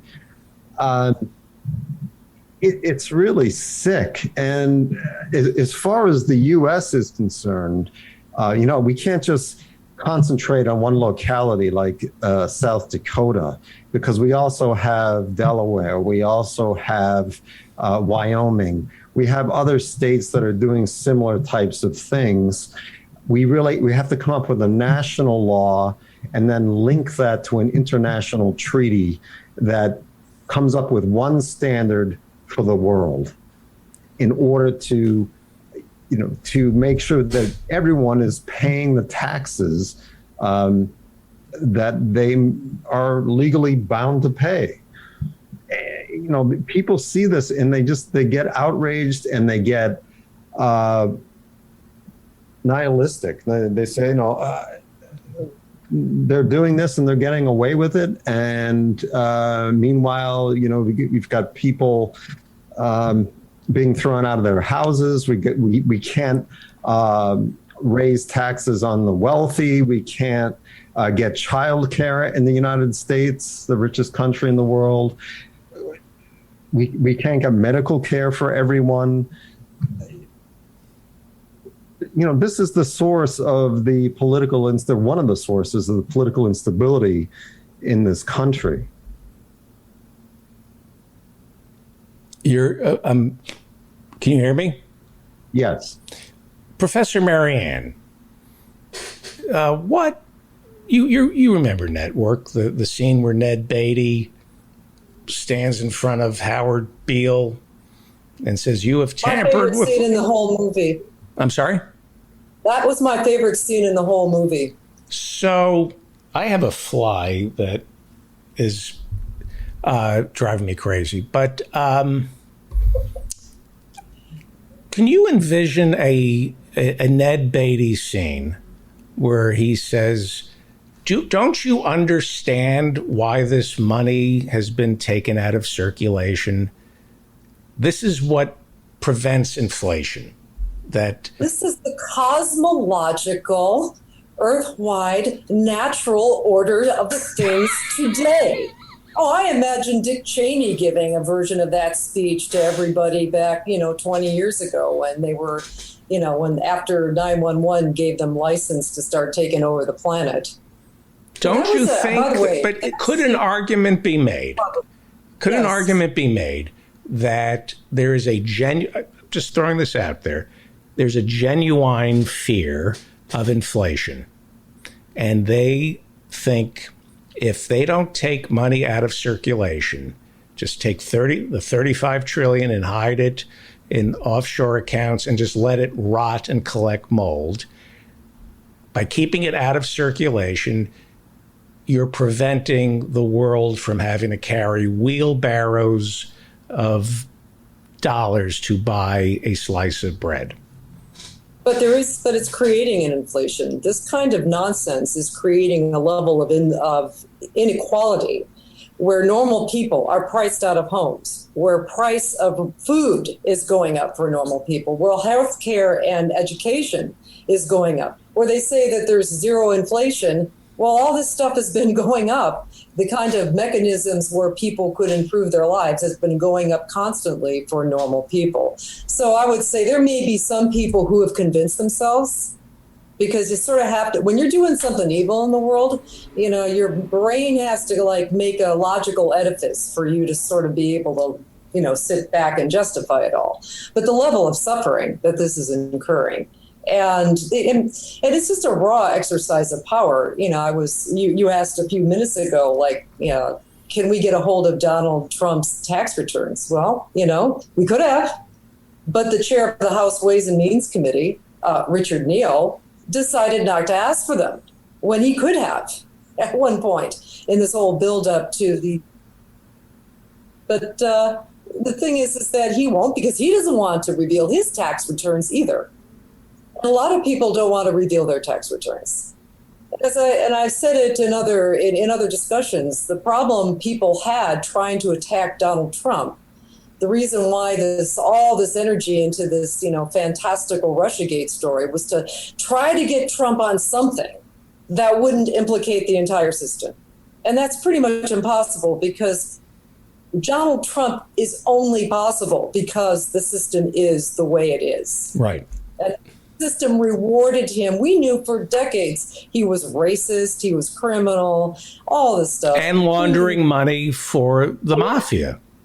Yet, even as recently as like 5 years ago, he's on The View giggling with, Joy Behar and Whoopi Goldberg. They're all friends. They all know this about him. But, as Elizabeth Taylor once said, money is the best deodorant.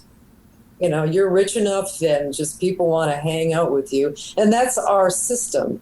And furthermore, it's not our system, just our system. It's our internalized morality for a lot of people. I had one topic I wanted to talk about, if we can sure. Whatever you want. So, there was a much ballyhooed announcement by Merck.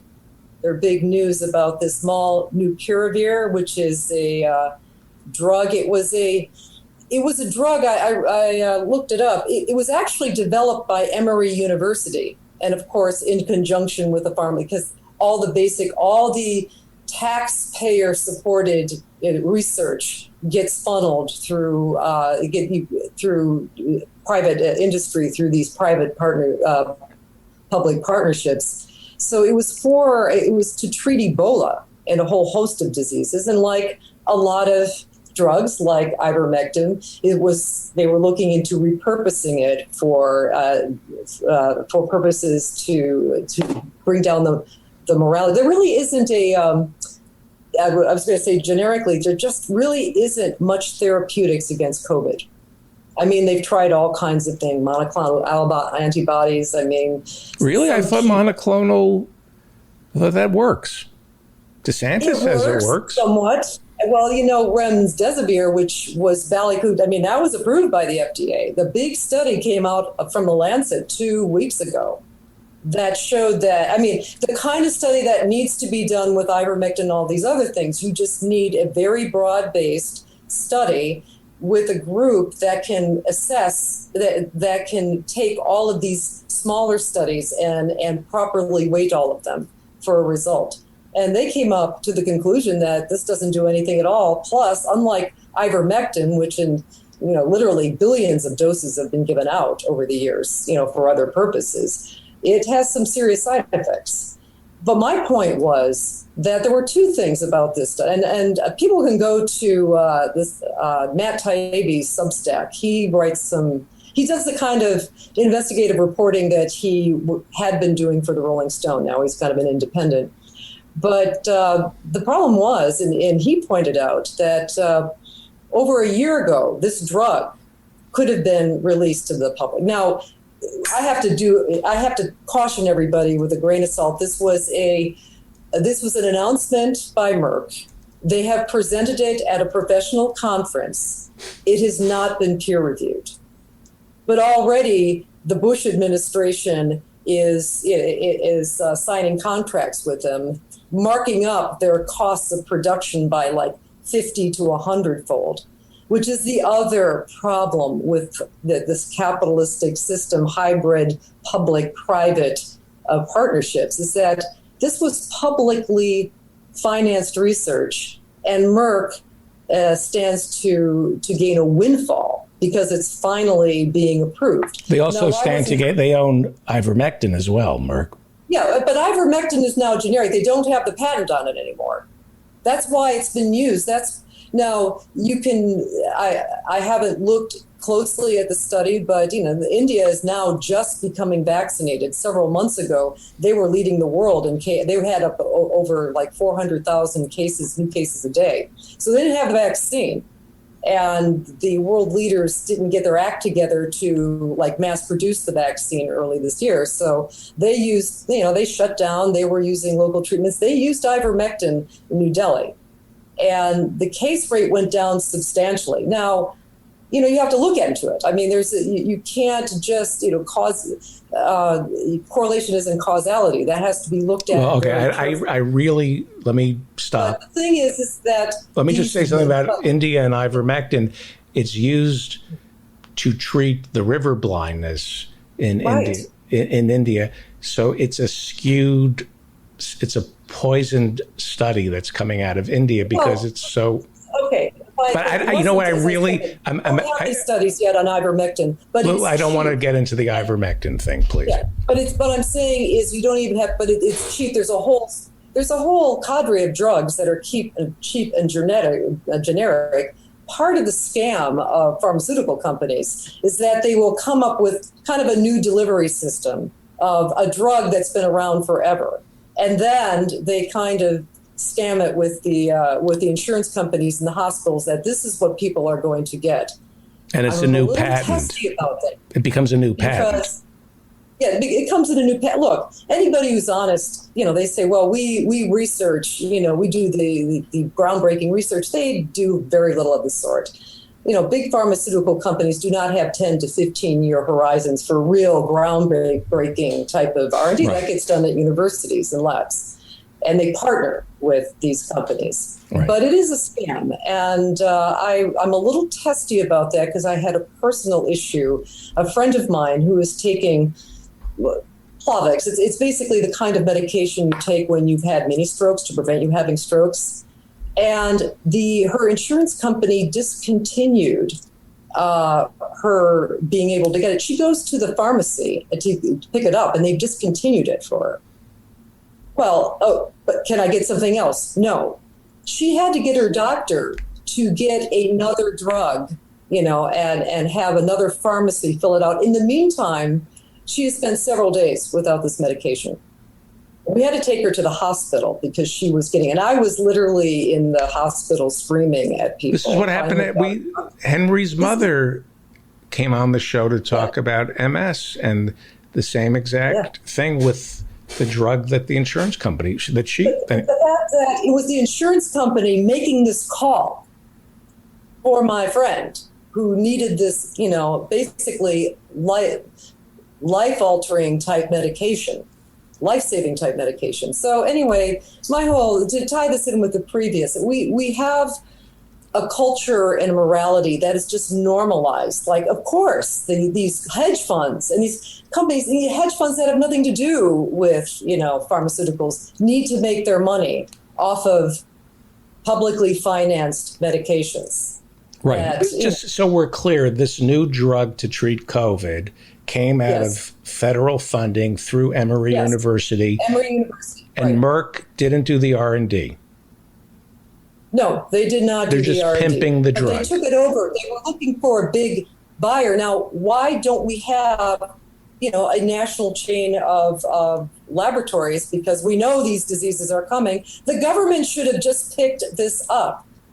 But no, they wanted to have the big backer and people with finance, and it's such a perversion. And so instead of getting the drug relatively cheaply per dose, if you were just working directly with the university or the company that helped the university package it, no, we've got to go through this BMF and jack up the price 50 to 100-fold, which the Biden administration now is willing to pay for that. And of course, their stock went up this week. And it's such a system of inverse incentives that it just drives me crazy. And the idea that the other thing that Matt Taibbi was talking about was part of the problem with its being held up, and this was during the Trump administration, was that there were warring factions in the CDC that, well, this might help, but we don't want people to believe that there's a drug that can help them because, we eventually want people to get vaccinated. Well, this is the kind of thing that makes people not trust anything at all that the government comes up with. Because, the government is treating us like children that can't make adult decisions. Like, Fauci comes out and says masks not only don't do anything, they're harmful. Well, for a normal person who doesn't have the time to dig into all this stuff and research it, this is a public official saying this. And now they're saying the opposite. And this is the kind of thing that just erodes confidence. And, you know, the fact that our agencies, the FDA, and are so embedded in this culture of we've got to pay off these enormous behemoth companies and their hedge funds. I mean, the company that came out with Moderna, I mean, like 6 billionaires got like $12 billion because of the money that we spent on those. That was a hedge. These were hedge funds that had invested in this company that, hadn't had a product to market in all the years of their existence. And this was their big opportunity. Let me show you more about the lie here. Okay. Yeah. I understand a little bit about the stock market, a little. This is Merck. Okay. Now they're killing us. Merck, I'll show you Pfizer in a second. Uh-huh. Merck has a stranglehold over Congress. We can't negotiate with Merck when it comes to drug prices. And the argument at the most craven level is, well, it's because the people who own stock in Merck are making a fortune. But look at this. In 1990 something, Merck sold at what, 85? And then you go 21 years later, it's selling at 77. It really has not, if you had bought stock, if you wanted to capitalize on greed and murder and bought Merck, you would have collected a dividend of 3.5% a year, which is better than putting your money in a bank. But if you had bought Merck 20 years ago, it would have been a push, not a great investment. What does that tell you? So lady normal, buyer of stock, that might have been true. But what have their executives been making over the years? Exactly. I mean, that's the question you have to ask. Let me show you Pfizer. I mean, this is another lie that nobody talks about in Washington, that, we're told that, buy stock in Pfizer and then you can get in on the murder of Americans. Look at Pfizer. Let me print this out. This is unbelievable. If you bought stock in Pfizer, are you making stock picks for us here, David? Yes, I'm violating. Well, you brought up mutual funds. Somebody brought up ivermectin. This is Pfizer. July 18th, 1997. It was selling at 18. It peaked at 40 in 96, 97. You could get it for $40. It's the same price in 22 years, paying a dividend of 3.5. So you're getting a little dividend. Do you have to understand, David? They're not reflecting if the stock split. No. This is not with the splits, Professor. It's not. Nope. So but what I'm saying, but David, this is just the rigged market price of all these things. Where are they getting their money? Through the billions of dollars that our country subsidizes all of these companies, with their public-private partnerships. And, they must be paying, Professor Marianne. Yes. This is not accounting for splits. Pfizer in... Okay. This is in 1999. It's on January 8th. It sold for $38.60. 20 years, 1 year. It's selling for $39. It just didn't move. All you did was collect, if you were lucky, a 3% dividend off Pfizer. If you were a normal person just trading stocks, or in your, us little folk with our tiny little amounts in our mutual funds, that may or may not be there when we retire. It's yeah. But if you're going to kill people, excuse me. Reflect? Here's the thing, Pfizer and Merck. If you're going to kill Americans and not allow Medicare to negotiate with you. At the least you could do is be a successful company. You share your profits. Yeah. They're not a successful company. All this evil that they promote, and there's not in any normal sense. I mean, look, Moderna was a company that sold nothing for over 12 years. Yet, their stock prices were they were substantial. They had they had financing through the market. They had, capital formation through the markets, but, it's an inside game and they know their players. And that's basically what, you're seeing. So nobody benefits other than the top 1% of the stockholders. In other words, the CEOs and the board of directors get all the money, and then Congress gets the rest of it, and the people who own stock in these companies are left holding the bag, and they deserve it because they were investing in death and evil. Yeah, and evil. Well, it's not even a good investment. People have been kind of harshing on Manchin and Sinema, who I believe are only doing what the Dem leadership wants them to do, but that's another story. I mean, the person responsible, who's the biggest holdup for being able to negotiate Medicare prices, is Bob Menendez. I mean, he's chair of the subcommittee that is, controls this part of the reconciliation bill in the Senate, and he doesn't want anything to do with the government being able to negotiate drug prices. Of course, he will mouth these talking points like, well, that'll kill innovation. Except that all the innovation to first order is going on in universities, and in some cases, national labs. It's a tight little system. It's a completely sealed, tight little system.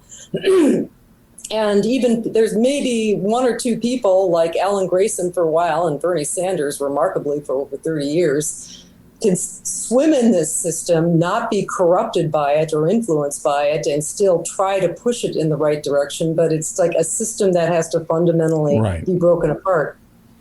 One thing I'll say about Exxon, I just looked it up. 6% annual dividend. That would be nice. Yeah. So at least you get something. Well, they've got a real product that really gets consumed every single day. That's a good return on destroying the planet. Yeah. So. And why would anybody want to mess up a nice situation? Yeah, 6% a year. Wow. Well, I would warn you. You got to look at the total return. So the change in the value of the stock and the dividend together, because if the price of the stock's going down and you're getting paid a nice dividend, you could still be losing money or have a not so great return. Yeah. Almost as if the stock market price of the share didn't have much to do with the actual underlying value. Hey, you know what would be fun to do? We have physicists here and mathematicians to create the Feldman Index, and it's a basket of stocks that are the worst of the worst, the most 30 evil. What are the 30 worst stocks that you could purchase? And then morally evil or the worst performing? No, morally evil. Oh, okay. Because if it was the worst performing, I bet I could be very good at picking. Expert. I've got a long track record of doing that. Yeah. What if there's a mathematician? I wonder if Paul LeBeau could do this, because it's to create an index. You have to weight them in a certain way. But we pick 30 of the most evil companies in America, and actually create an index that we can measure each day. So when I give the weather, and the Feldman Index is up 2% today. And it's just would be the tobacco, oil, insurance. It would basically be the Dow Jones Industrial. It's basically the Dow Jones Industrial Average is what it is. It's just, I don't think there's one company that, what is on your mind, Professor Bick? Oh, well, I just wanted to comment on something that you asked Professor Cummings earlier. which was about the wealthy. And there's some people arguing, well, we have to give this money to the wealthy so they can sequester it and hoard it so we don't get inflation. Right. But in reality, the way that you prevent inflation is to tax that money, right? That's taking it out of the economy.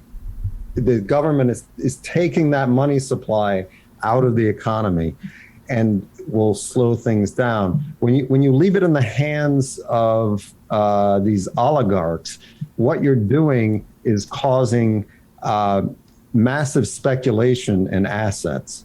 So real estate, stocks, bonds, derivatives, all this stuff. And you are destabilizing the economy because it's not being invested in productive ways. It's just being thrown at these assets and trying to drive them up. And, if you're interested in driving up the price of fine art, expensive wines, then you're doing a great job by giving this to the wealthy and not taxing them. And you mentioned something, Professor Dick, is that when you have so many people just left out of this economy through this massive inequality, you really plummet real productivity. You've got millions and millions of people who are just unemployed or underemployed who could be, set to work in our healthcare system, revamping our energy system and transport. I mean, it's like all this untapped potential. And, but it's sitting there dormant. So you just have all this money chasing after smaller and smaller, amounts of stuff. Right. We have to have Paul LeBeau on with the Alliance for Just Money, and we should do it this Thursday. There's so much financial illiteracy that I have. There's financial literacy, and then there's illiteracy about the Fed and money, and Paul has done such a great job in the past. It's very dry. We should probably have him on at the end of the show, and I'll see. Today is Thursday, so it would be Monday's show, or a week from now. According to Paul, the only person who ever was able to explain it to me was Jamie Raskin's wife on the Ralph Nader radio show. Like, I had this moment of clarity when it came to the Fed, where she just explained it all, and it went through. Paul claims I understood it for one brief shining moment. So yes, now is the time, because he just contradicted the idea that taxation takes money out of circulation. Right. So I wanted to address that if I could. Right. So first of all, raise your voice, and I will not allow people not to attack people personally here. You have to attack Paul, please. Let me tell you something. There you go. Thank you. All right. So the government could take it out of circulation by paying off debt. Right. So if the economy is running too hot, there's too much money in circulation, the velocity of money is high, the government could tax and pay down debt. That would take money out of the economy. The government could also invest the money that it taxes into infrastructure, into job programs, into services, and that would inject money into the economy. So it depends what the government does with it. Yeah, I remember when Clinton was leaving office, we had a budget surplus. They couldn't print treasuries, and the surplus terrified the Republicans. And George W. Bush, when he was debating Al Gore, said, when there's a surplus, that's just an opportunity for mischief. You cannot trust the government with a surplus budget. They'll just spend it the wrong way. Yeah, they might start a war or something with all that money. We only do that on credit, Ed. Oh, right. Okay. Right. You lower tax. Anyway, it would take, anyway, I would do an entire show on money. I'm so ignorant when it comes, there are things I think I know, and that's the way they want it. Professor Marianne Cummings, what's on your mind? Well, I sort of mentioned that little bit about Merck's new wonder drug, but there was something else that, when it goes back to something you said very early on, is that, the power comes through Congress. And the power does come through Congress to really change things. Only through Congress. Some progressives were kind of upset that the people that we brought to Congress did not take advantage of this unique opportunity with Democrats in charge, but with razor-thin majorities where their collective votes could be leveraged to set policy. And Ilhan Omar, as I said on the show before, said as much. 5 brave progressives can set policy in this country. And when they demurred and they wanted to play the game, and they were, they're surrounded by all these people, it's very hard to resist. It is induced a level of frustration with people. Now, I read an article where the Justice Dems collectively have paid $13 million into these DNC consulting firms since 2019, just in the last couple of years. Now, remember, Nomiki Konst had a great moment when she was on the Unity Committee. Remember that? When she called it out, she discovered that over $800 million of the money that the DNC had collected in that last election cycle with Hillary Clinton went to 5 consultants. So, and who are these consultants? These are guys or gals, that are just normalizing the whole political discussion. And it's just a hive of them around DC that are making fabulous amounts of money. And that's just basically the power structure of that's why, they would have rather risked losing to Trump twice, which they did twice, than see Bernie Sanders as the nominee, because Bernie Sanders would have truly, rattled that whole system of influence. And let's demonize them. Are these the Lincoln Project guys? Who are these consultants? Axe? Who are they? Let's see. Center for Responsive Politics during the midterm elections, the super PACs and hybrid PACs gave $550 million to the 10 highest paid consultants.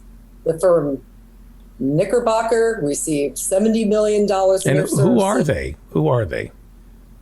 Do I know them personally? No, but these are fixtures in Washington, D.C., usually, according to this article, which is on Don Telly's Substack, they are people that have been legislative aides, people who have, there's always a cloud around every single senator or congressperson, people who are their aides, people who talk, people who talk to the institutional people.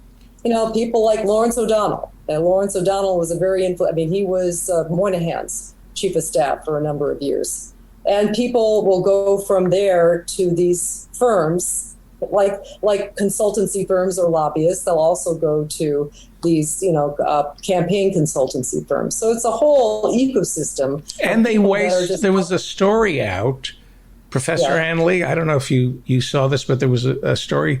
They did a postmortem on the 2020 election and how the Democratic Party wasted like 80%. I don't have the figure right, but something like 80% of the television advertising, which is such a big chunk, they wasted all of it. They were advertising in the wrong markets. They weren't advertising on social media.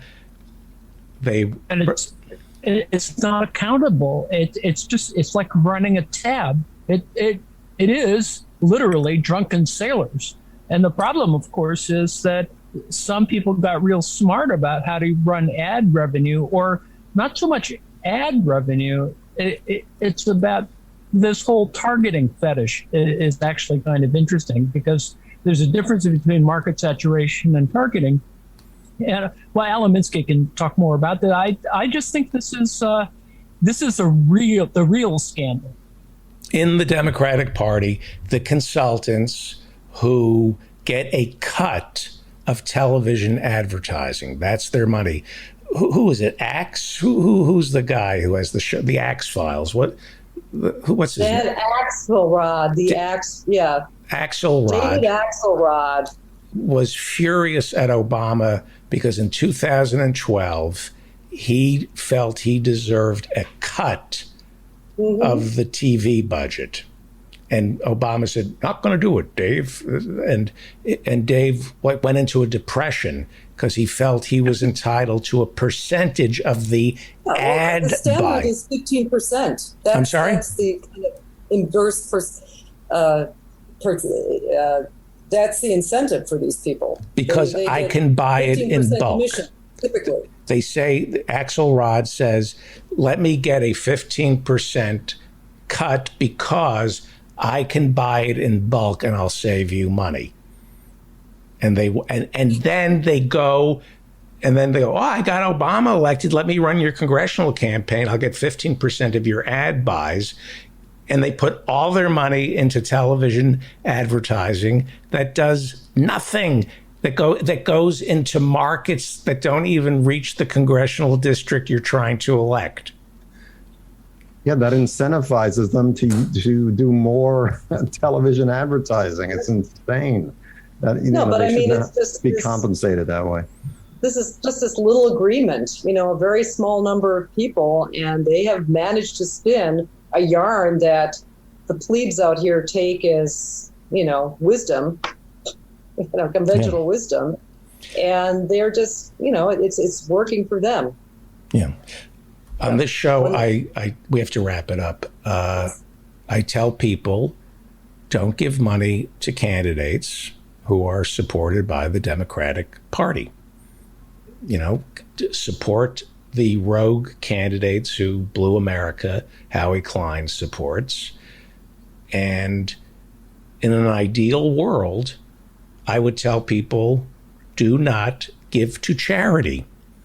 Don't donate to your alma mater. Don't donate to your high school. Don't donate to candidates. Pay your taxes.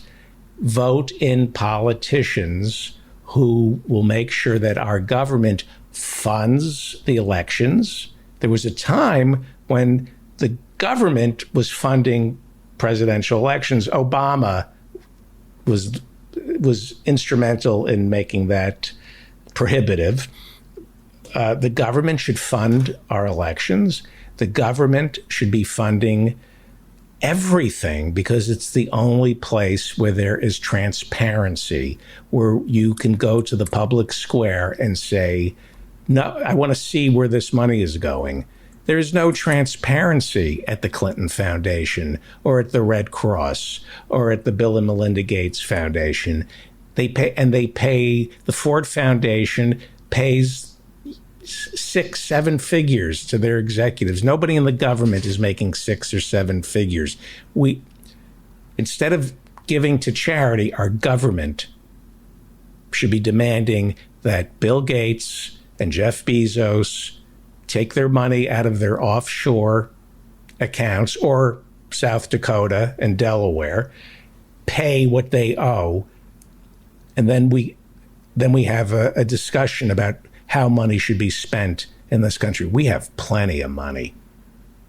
We don't need to raise taxes. We need to enforce the laws that are already on the books. We need to raise taxes for other reasons, but not to raise money. Yeah, to deny people the power. You raise taxes on the rich to shut them up so that their kids, as Ann Richards once say, are born on third base and think they hit a triple.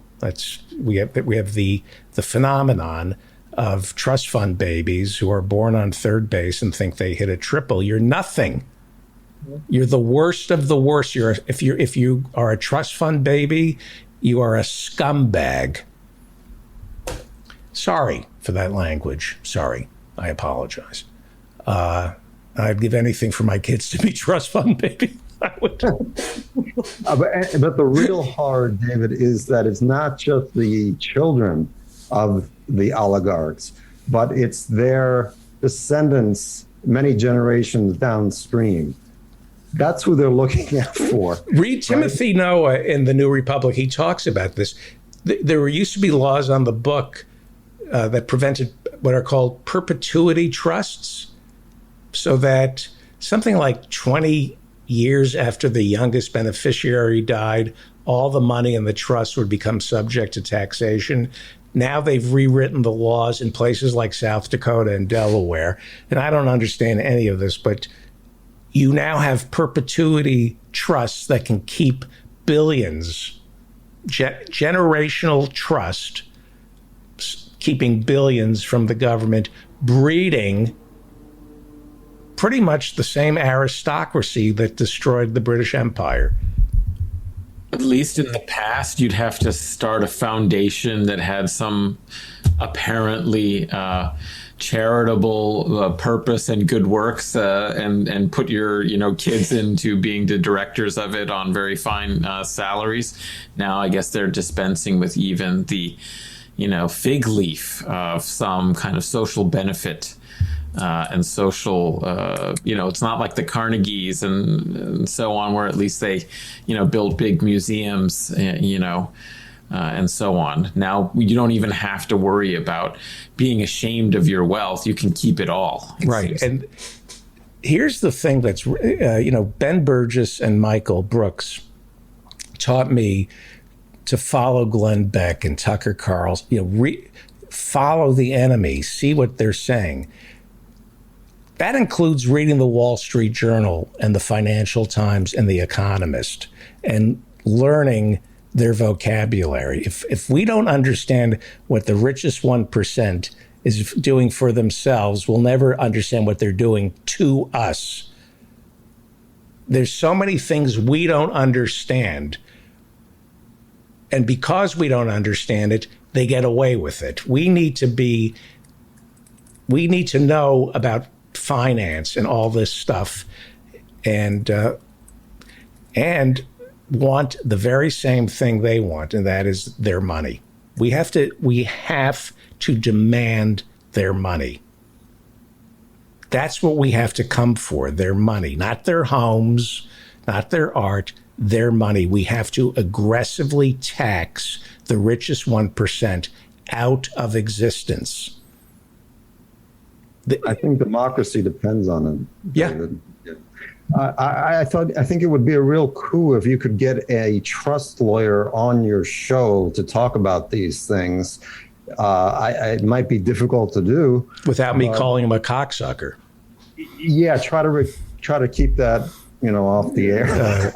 I can go maybe 30 seconds without calling him a murderer. Keep it, you're the reason 20% of children have food insecurity. Save that for the end of the interview. Yeah. We have to wrap it up. Thank you, professors. It's an honor. I cleansed the palate earlier, but you can stick Jackie Martling on the trust lawyer. That could be interesting. Here's the thing about Jackie. I will get people, that joke was bad, but you listened to the whole thing, didn't you? Like you were, some of those jokes were offensive, but you heard the whole thing. Thank you. Listen to the Mudgeless podcast, please. Guerrilla History, please. And Professor Ann Lee, it's great to have you here, and I promise you, Hannah and I worked on an intro that I couldn't access. Professor Jonathan Bick, thank you so much as always. Professor Marianne Cummings, you're incredible. You are a parks commissioner in Aurora, Illinois, and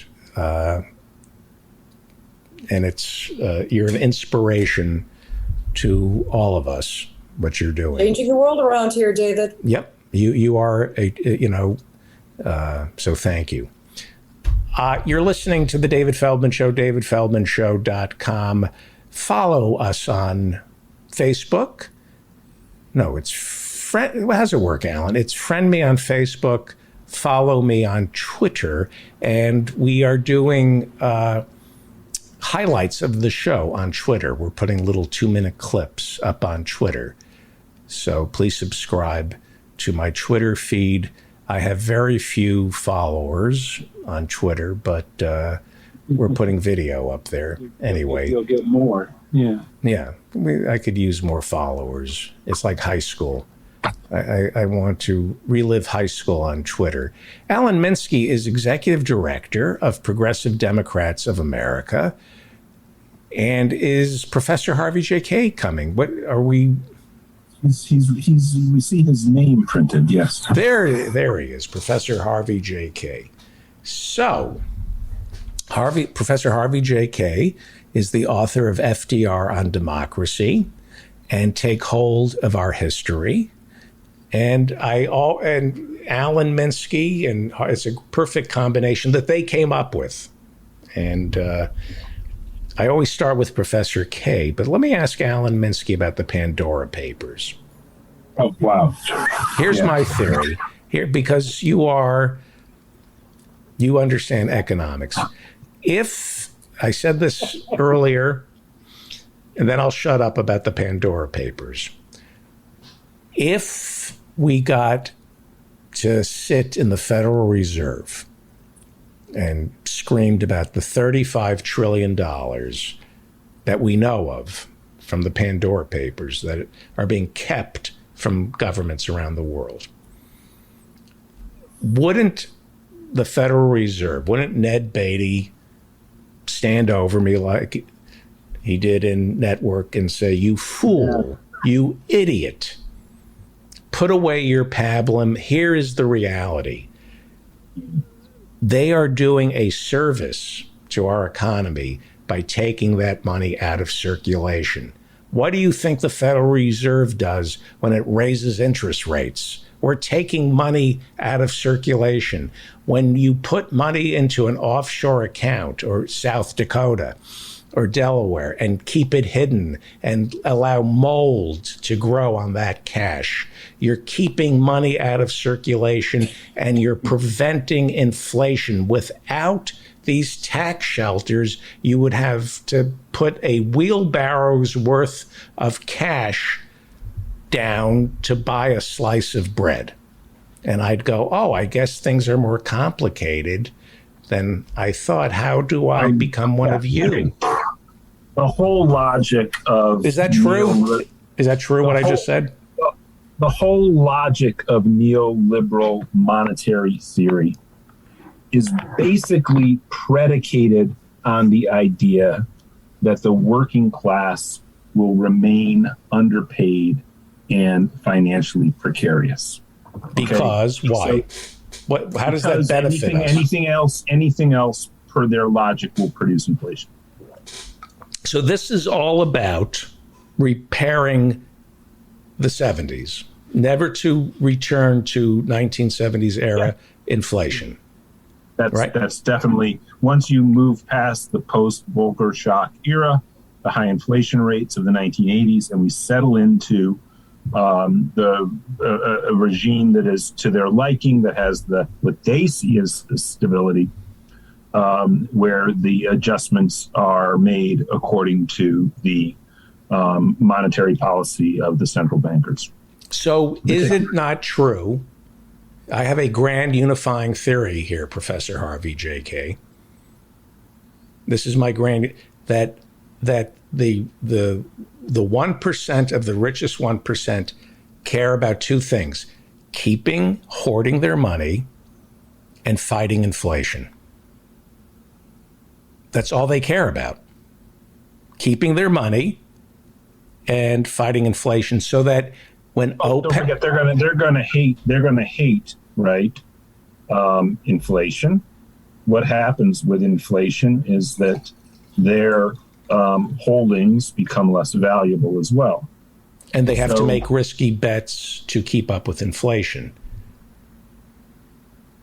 So they're for anything. So when OPEC raises, well, go ahead. Well, but also, where's the inflation risks that we've seen? I mean, right now we have supply chain related inflation, and we all see certain things are more expensive on the shelves of stores. Gasoline for the last 6 decades has been a big driver of U.S. inflation, oil prices, actually. So we can expect turbulence there. But there really hasn't been significant inflation outside of things that disproportionately impact, middle income, working class households, like the cost of healthcare, education, et cetera. Right? Those have had huge amounts of inflation. Oh, yeah, and housing, particularly in markets which have vibrant economies. So, yes, there is inflation. It's just not the inflation that impacts their holdings. And that's what they're particularly focused upon. So that logic has to be broken, and it's going to require some breaking of eggs and some degree of turbulence. I mean, one of the problems we all face on the left is, how do we want a pathway out of this? What is the best pathway out of this? What's on the table right now? And I think we're just in this period. People keep citing Nick Brana and the frustrations people have with the contemporary Democratic Party, which are very, very understandable. But nonetheless, right now, post Bernie Sanders, the squad, I think people's frustrations with the Democratic Party should be pronounced right now, because we've come closer to getting something halfway decent out of them for the first time in ages. Yeah, I'll get to that in a second. Nick Brana, is he the Bernie supporter who formed the People's Party? Movement for a People's Party. It's just an absolute waste of everybody's time and energy. Is he a grifter?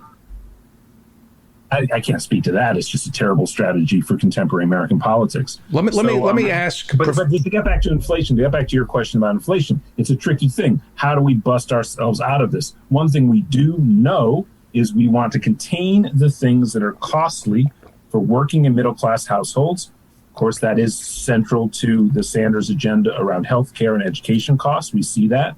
There's not really a very clear, direct strategy that's been presented to the public around containing housing costs. That's something that has to be there. But contain costs for working class households and lift the wages of working class households, and then see what happens. Right. That's the strategy right now. I'm looking for likely to produce too much inflation to make even Janet Yellen be comfortable at all of her soirees. Professor Harvey J.K.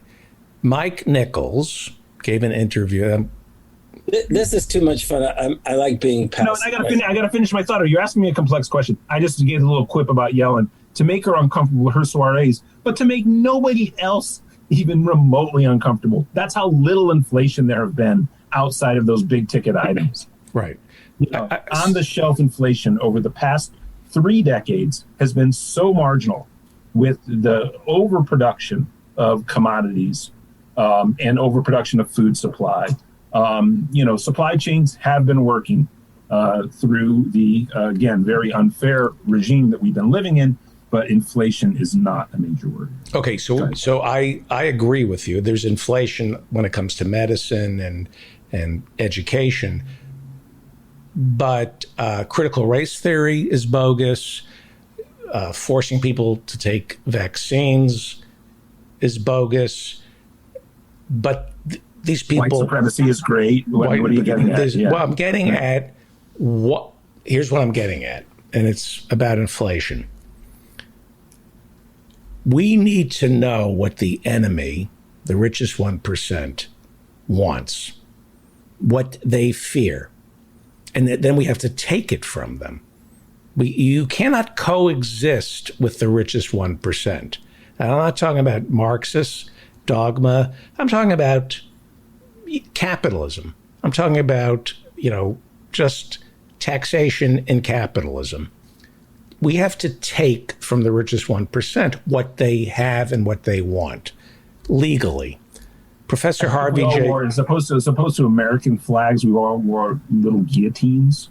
I'm not talking about that. I'm talking about rewriting the tax code. And what a great, hey, you know what? There's a moneymaker there if you want. Yeah, there we go. Yeah. Well, I want to be careful the here. Americana shops at like Dulles Airport and places like that. Can you imagine inside there?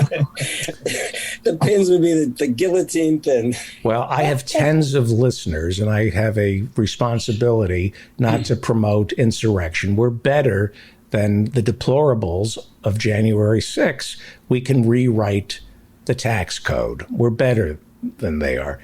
But I want to ask Professor Harvey J.K., what is it that the richest 1% want? What are they keeping from us? What is their Achilles heel? I think it's inflation. I think even though, as Alan just said, it's a bogus fear, kind of like critical race theory, I think the richest 1% really believe that inflation is out to get them. What do you think the richest 1% fear losing? Well, I would say that they would probably, ultimately they would fear just losing everything. Okay.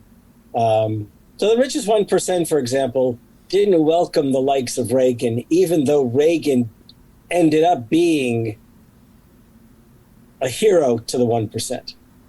They didn't like him. In other words, the richest 1%, forget the likes of Branson and Bezos, forget those guys who look like they're adventurers going off into space. Forget that. The billionaires out there, they just don't want instability. That's what they don't want. They fear instability, and in politics I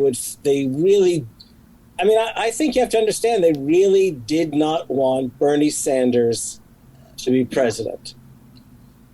Instability it came down to that. Instability because he would have, number one, because he represented all the evils of democracy, basically. Okay. The fact that the people might actually then heavily tax, the 1%, just as, by the way, for what it's worth, a goodly number of the founders wanted to make sure that we didn't get into this very kind of situation. Primogeniture. What's that? They got rid of primogeniture. Yeah, right. That's right. Exactly. So they fear that. They fear the possibility of labor resurrecting. Why? Because it's not simply a matter of they would have to pay their workers more, because they don't give a shit. I mean, they could afford $15 an hour. They can afford all that stuff. What they really do fear is the organization of labor, because they know that when labor is organized, social democracy will ensue. That's exactly what would happen. And unfortunately, right now, we seem to have things out of order. So right now we're pursuing by necessity, arguably, this dual track infrastructure social democracy plan, when probably, in spite of what everyone would think, the first thing we probably should have done is pass the PRO Act. And remind us what the PRO Act is, please. That's the act that would have re-empowered workers to organize, and it would have broken the South's right to work states and opened that to labor organizing. And the parts that are in the reconciliation package do not include the element that Harvey just cited. Yeah. Though it does allow there to be actually financial penalties given out by the National Labor Relations Board, which won't make some companies happy. Right. Yeah, and right now the National Labor Relations Board is more dynamic than I can recall in decades almost. But it's just really beginning. More importantly, at the same time, there really is a wave of labor activism across the country right now, which the mainstream media is just not addressing. You can find it at the American Prospect. Harold Meyerson has been writing about it. The payday Crystal report. Ball has been talking about it. I mean, a lot of us have noticed it a lot, but when it comes to folks with larger audiences, it's only now really resonating. The Amazon case was the only one that really got attention, and of course, we know where that ended up. People should David Feldman out in Los Angeles. David, you and I would be putting on our walking shoes, and we'd be walking the picket lines with our Yahtzee brothers and sisters and comrades. Kellogg's is going on strike. People should give money to Mike Elk. Go to Payday Report. Mike Elk is the best labor reporter out there. Payday Report keeps track of every strike that's going on. Mike Elk, I once asked him to do the show, and he's so tired covering. I mean, he subscribed to his newsletter. Do you know who Mike Elk is? I do. Yes, he's great. He tried to unionize Politico, which, by the way, just got sold for $1 billion, and he got some settlement from the NLRB, and he took that money to build payday report, which does a better job keeping track of the strikes in America than our Labor Department. Oh, sidebar I see Jon Stewart has a new show somewhere, something like that. Yes, it's called Let's Squash the Unions. Organized what? On that front, before this segment ends, I got a little thing I want to bring up with David, but let's keep the conversation rolling to your liking, David. You're the host. No, go ahead. Go ahead. Hey, look, Alan told me we're going to have this. We're going to have this thing called the COP26 event happening in Glasgow, and the United States is going to go there and it's going to posture like it's a leader on combating climate change. Well, we still subsidize domestic fossil fuel development, and right now in the Senate, in Wyden's committee, he's proposing the elimination of domestic fossil fuel subsidies. The House, through Ways and Means, did not. This was not Manchin or Sinema. That's Richie Neal. Yeah, it was Richie Neal, and no one's even really clear how it came that it didn't go through in the House. But this is absolute BS. And Feldman, I'll be hitting you up in the next few days to see what you can do to direct me towards, whether it's Mars producers or John Oliver's producers. We got to get these guys on this subject because This is an outrage going into COP26. The United States cannot posture as a climate leader when we are directly funding domestic fossil fuel subsidies. We're continuing to do it. The ones that are on the books, look them up in the tax code, folks. They're from 1916 and 1926, respectively. Now, explain what this means, subsidizing the oil companies. You want to go out, you want to do an oil well. This is literal. You want to dig into the earth. You're going to go buy the capital to do that. That's all going to be written off.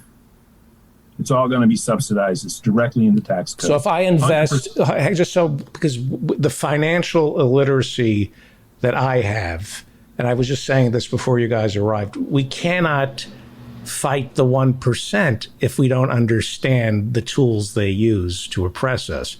So I spend $1 million to drill for oil, right?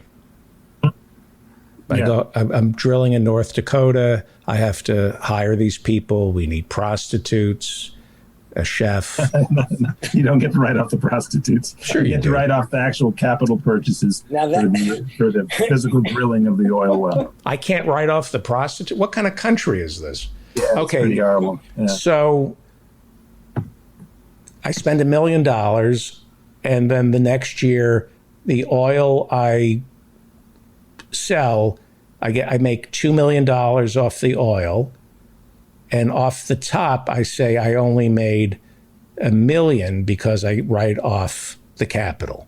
Is that how it works? David, I'm going to put the actual code, the actual reference to it, I think, there, right there. You're not going to make me read. Explain it as though you would explain it to I'll read it to you, 7-year-old, because that's basically who you're talking to. In 1916, allowing many fossil fuel producers to deduct 100% of many costs associated with extraction. That's Section 263C. And then the next one is a subsidy enacted in 1926 that allows many producers to deduct 15% of gross income annually, which often results in a deduction greater than the value of actual assets. Okay, so it's called a subsidy. We call it a subsidy, but it really is a tax deduction. Yes. But it occurs when you start producing oil. So it would be the equivalent of, because I don't understand all this stuff. So The point is if you cut these subsidies, and the 7 Texas Democrats who wrote that letter, at which point Neal's committee didn't put them in, they did eliminate some international subsidies, which actually have been giving out more money or giving away more money on account of them. But those were relatively. Well, hang on, you're confusing the issue here. Yeah. And this is why people don't understand this stuff. I can do it very simple. The federal government isn't giving Exxon money; they're taxing it less. Right? Correct. Okay, so we have a language problem here. Here's why we can't win. You're calling something a subsidy because you think that makes it worse than a deduction. But people don't understand this. You're basically allowing the oil companies to deduct everything from their tax, not pay taxes, is what you're saying. Well, again, if you build an oil well and you've done it in a place where there's oil in the ground and you get to write off everything that you had to do to build that oil well, you're going to make money from what's in the ground. If you take away that tax deduction, that oil well is not going to happen at the same rate that it's happening now. You're not going to make as much money if you take away the deduction. But people wouldn't even build oil wells at this point in a lot of those cases. So it's really driving the continued growth of the industry that we no longer can have if we're going to. So don't you survive. think, as executive director of the Progressive Democrats of America, we have a communication problem? I think it's always tricky to communicate this, and any way to say that it can be communicated better is always helpful. And this is why I'd love to get, John Oliver out there dressed up like J.D. Rockefeller in 1960. But why can't we explain things simpler? Look, the way that things resonate with the public is, okay, there are certain things like calling it a subsidy to me, unless I'm wrong, is twisting language and creating confusion. It's not a subsidy. Unfortunately, PDA is a player at the table of about 20 organizations that drive this stuff. We sit at that table with them. The Greenpeace 350.org, Food and Water Watch, Friends of the Earth, Sierra Club, even League of Conservation Voters on this one. And they are all using the term subsidies. It's linguistic gymnastics that allows the other side to do a jujitsu. No, just because all you want the simplest direct communication on this is like, we're paying for the production of fossil fuels. Professor Harvey J.K. That's incorrect. Professor Harvey J.K. When you simplify that and say we're paying for the production of fossil fuels, the fossil fuel industry succeeds in coming back and explaining that it isn't a subsidy, and it creates more confusion. Want the public to even know it exists, David. But by calling it, all right, let's move on. The minute they bite on that, we have a big victory. Well, I have a problem with the way we communicate on the left. I hear you. Yeah. Professor K, your like thoughts? to subsidize subsidence?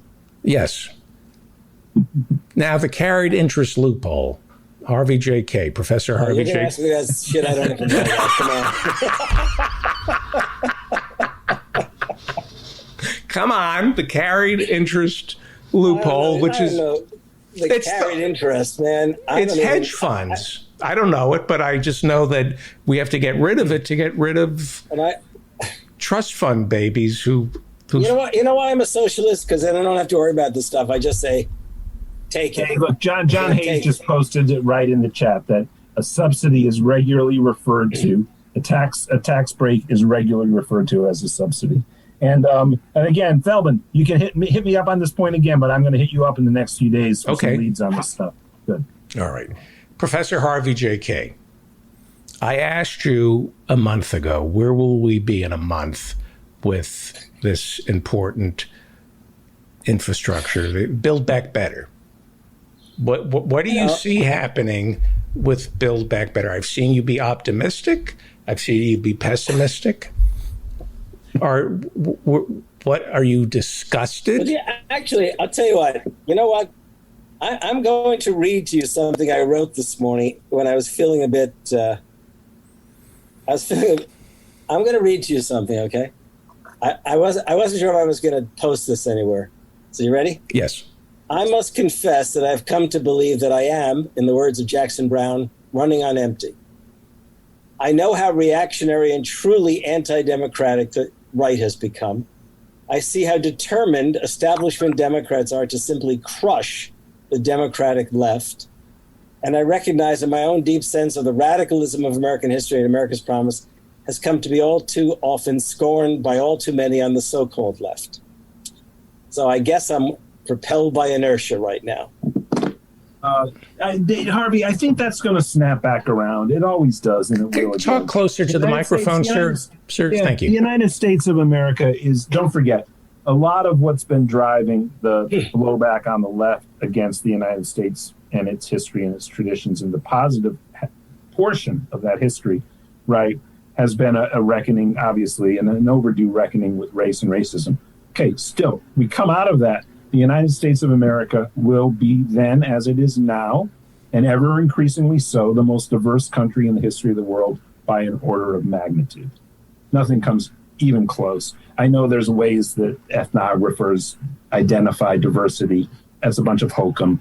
There's never been a country that has people from whose 2 generations ago their families lived in East Asia, Africa, Central Asia, all over the world, Latin America, of course, and now are living in the domestic United States of America. So the very critique that is driving a challenge on the traditions that you so celebrate, I think will actually fuel a rebirth of a consideration of the radical traditions in the United States, the democratic traditions in the United States, and the promises therein that you are such an excellent historian of. So I'm not so pessimistic. I do think it's a tricky phase to hold the lines that you hold around certain figures who may seem to be under attack.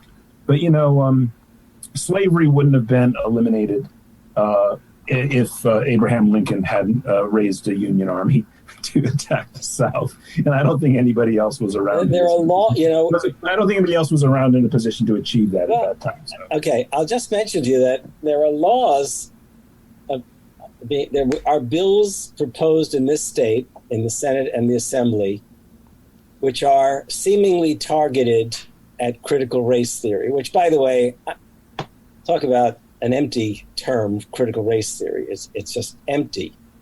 Nevertheless, so it's built around that, and they've framed it. You would not, the language is absolutely brilliant. They framed it in classic civil rights language, okay? And what they're taking hold of our history. Well, they're about to take hold of our history in this state. It may get vetoed by our Democratic governor, but that will just make Democrats look bad, period. So I interrupted you. So how are they phrasing it? Okay, so it's the idea that there should be nothing taught in schools. This is what I'm paraphrasing, but this is the point. Nothing taught in schools that implies the superiority of any race or people, blah, blah, blah, blah, blah. It sounds great, right?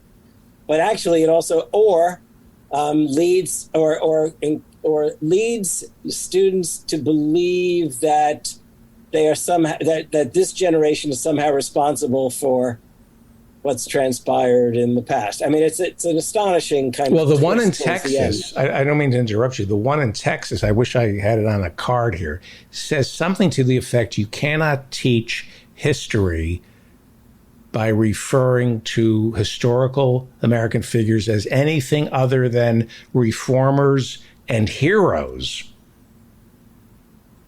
To which I say, who was Benedict Arnold? Who was Jefferson Davis? How do you teach Jefferson Davis? How are you going to teach? They're all heroes in American history? In some states, they don't have to teach it because they already have a holiday called Jefferson That's right, Davis. That's right. Yeah. All I knew was that. You always ask people what's been on their minds. Okay, right. So I'm going to tell you something. So that was in the morning. Then this afternoon, I took a walk. There was a break in the rain here today. And I was listening to a podcast, one that I usually enjoy, in part because it angers me. Who was my guest? Who was my guest? Who was it? Who was my guest? No, I was listening to a taped podcast. So you were listening to my show, yes. No, I was listening. This was earlier.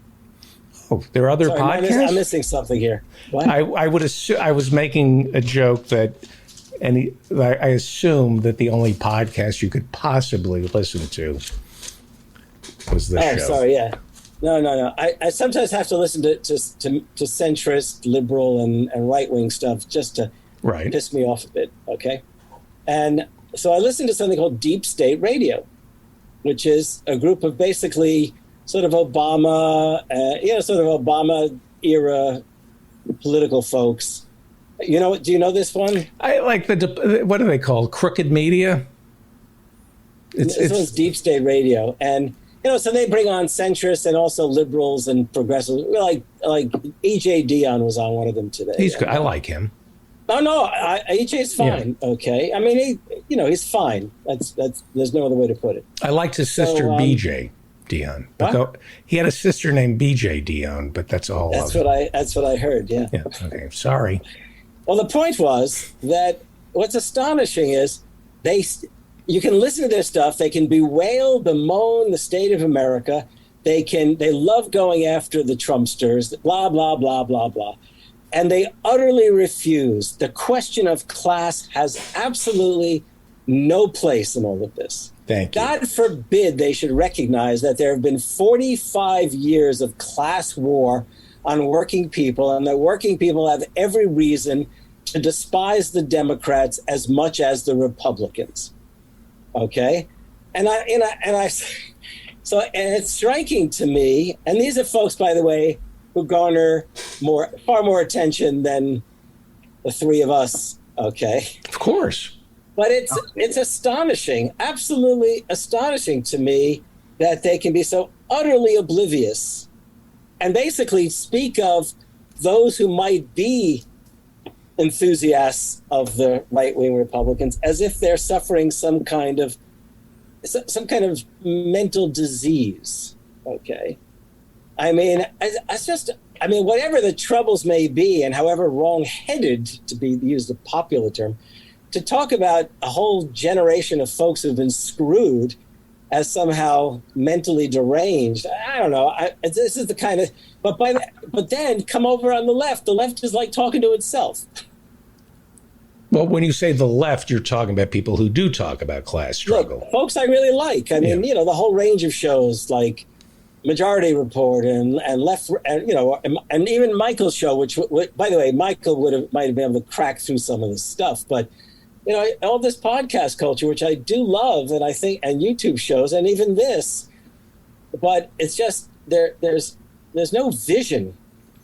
Well, Ben Burgess, to his credit, is out there. He just debated Charlie Kirk from Turning Points USA. He's taking great entertainment. What can I tell you? Okay, I love Ben's great entertainment stuff. Okay, but where's the vision? Where's the vision on the left? Ask any American. Well, what is the left, and how does the left envision America? Or how do the Democrats envision America? That's the thing that's lacking. There is no vision. A singular vision, a monomania on one thing. And I said this earlier in the show, Professor K. Well, I'm going to quote you because I keep quoting you. If you ain't talking about unions, you're talking shit. If you're not talking about a labor movement, everything else is noise. That's what you said 2 months ago. I believe that sincerely. And I agree with you. Everything else is, let me, show you how facile I am with some books I read. Let me show you how smart I am. And then after I'm done showing you how smart I am, I want to ask why they hate us. Well, because all you do is try to show us how smart you are. Roll up your sleeves and get your friggin' ass into West Virginia now. We should be in West Virginia and Arizona embarrassing Sinema and Manchin. Yeah, I was talking to someone who I think a labor unionist. This is a major labor union figure who also has really, I think, good contacts inside this series of presidential administrations. And this person said to me, there's only one thing that's going to move Manchin. And it's not going to be any of the rest of us. It's going to be the people of West Virginia. Okay? That's it. And it's striking that somehow Biden doesn't need to go to all the other states to promote the plan. He and everyone in this administration, every single Democrat needs to go to West Virginia and talk about what the plans will do for the people of West Virginia. and ask them if they know who the primary obstacle to their securing it is. President Sanders would have been to West Virginia 6 times. Did you see his press? I was just going to say that. Did you see his press conference yesterday? Yeah. His press conference was, oh my God, if he were president. He outlined, he very gently went after Sinema and Manchin. And go ahead, I'm sorry. No, I'm with you. Keep going. No, Alan was talking about Bernie. Oh, no, exactly. Yeah, no, Bernie would have been there, and he would have done, as president, I think more forcefully even, and I think he would have gone to those 2 states. He would have invited Senators Manchin and Sinema to join him. Bernie is the only one in the Senate. Wouldn't have pulled any punches. Yeah, he's the only one in the Senate who's not afraid to call Americans out to make things happen. Right. So what you're saying, Alan, and Professor K, this is really important. I'm Bernie Sanders. I want this. I'm the president. This is what Joe Biden should be doing. He's going to have a rally for Build Back Better in West Virginia. The media is going to have to cover Joe Biden's arrival in West Virginia. And he's going to use that to say, I'm offering you free education. We're going to get health care, dental, eyes, free community college, universal preschool. And he's going to put a call in from Air Force One to Joe Manchin and saying, hey, I'm on my way to this rally. Would you like to speak at my rally? And Joe Manchin is going to say, yes, sir, because the last thing he would want is the president of the United States having the eyes of the world on West Virginia, spelling out what's in Build Back Better, and Joe Manchin not being there. You're absolutely right. In 1938, before the midterm elections, during that year, FDR went to the state of Georgia, and he spoke to huge crowds, and it made it a point of inviting the Democratic, the white supremacist Democratic leadership of the state. It was the Talmadge years, I believe, and basically, with them on the stage, told everyone, if you believe in feudalism, and everyone knew he meant the South, then you believe in fascism. I'm not paraphrasing. Okay? Well, that was a tougher thing to do than it would be for Biden to go to West Virginia and ask Manchin to turn up in support of the very things he's trying to make happen. And if Manchin says no, because if he says no, everyone in that state is going to know, he's the obstructor. It's incredible. It's in fact, really. He could go further. He could invite the governor of West Virginia. Right? Justice. Yeah, invite him, the Republican. Say, come stand with me. You want this to happen. You're getting me. I could see. I'm looking. I know you. And let me add to this. Even if it doesn't pass, it doesn't matter. It matters that Biden go on record as being willing to go on record. That right. I want, that he's there to fight. Now, I know there are people who say, well, he doesn't really want to do that. It doesn't matter. He'll create a dynamic if he doesn't. And a reminder of how to use the bully pulpit. That's right. I'm getting angry. I'm going to be up till 1 a.m. now. You're getting me angry. Biden should be in West Virginia. Yeah. And Arizona. How important would that be, Alan Minsky? You just brought it up. It just makes perfect sense.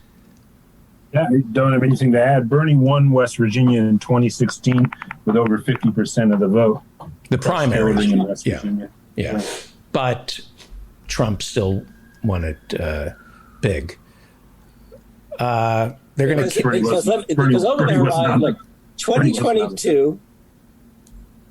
The folks who voted for Biden, turned out, they're not going to go vote for Republicans now necessarily.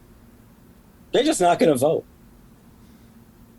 And as a consequence, the Democrats we'll lose the House and the Senate. How much time do we have before Pelosi and Schumer said, we're not going to vote on Build Back Better?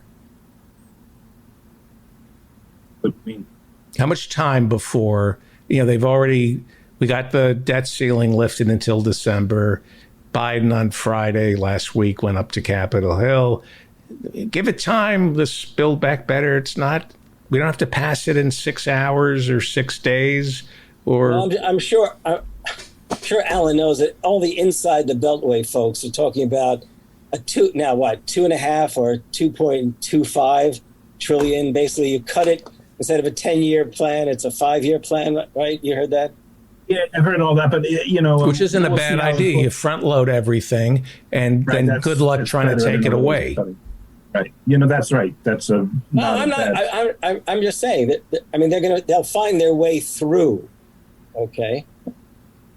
Right. I hope.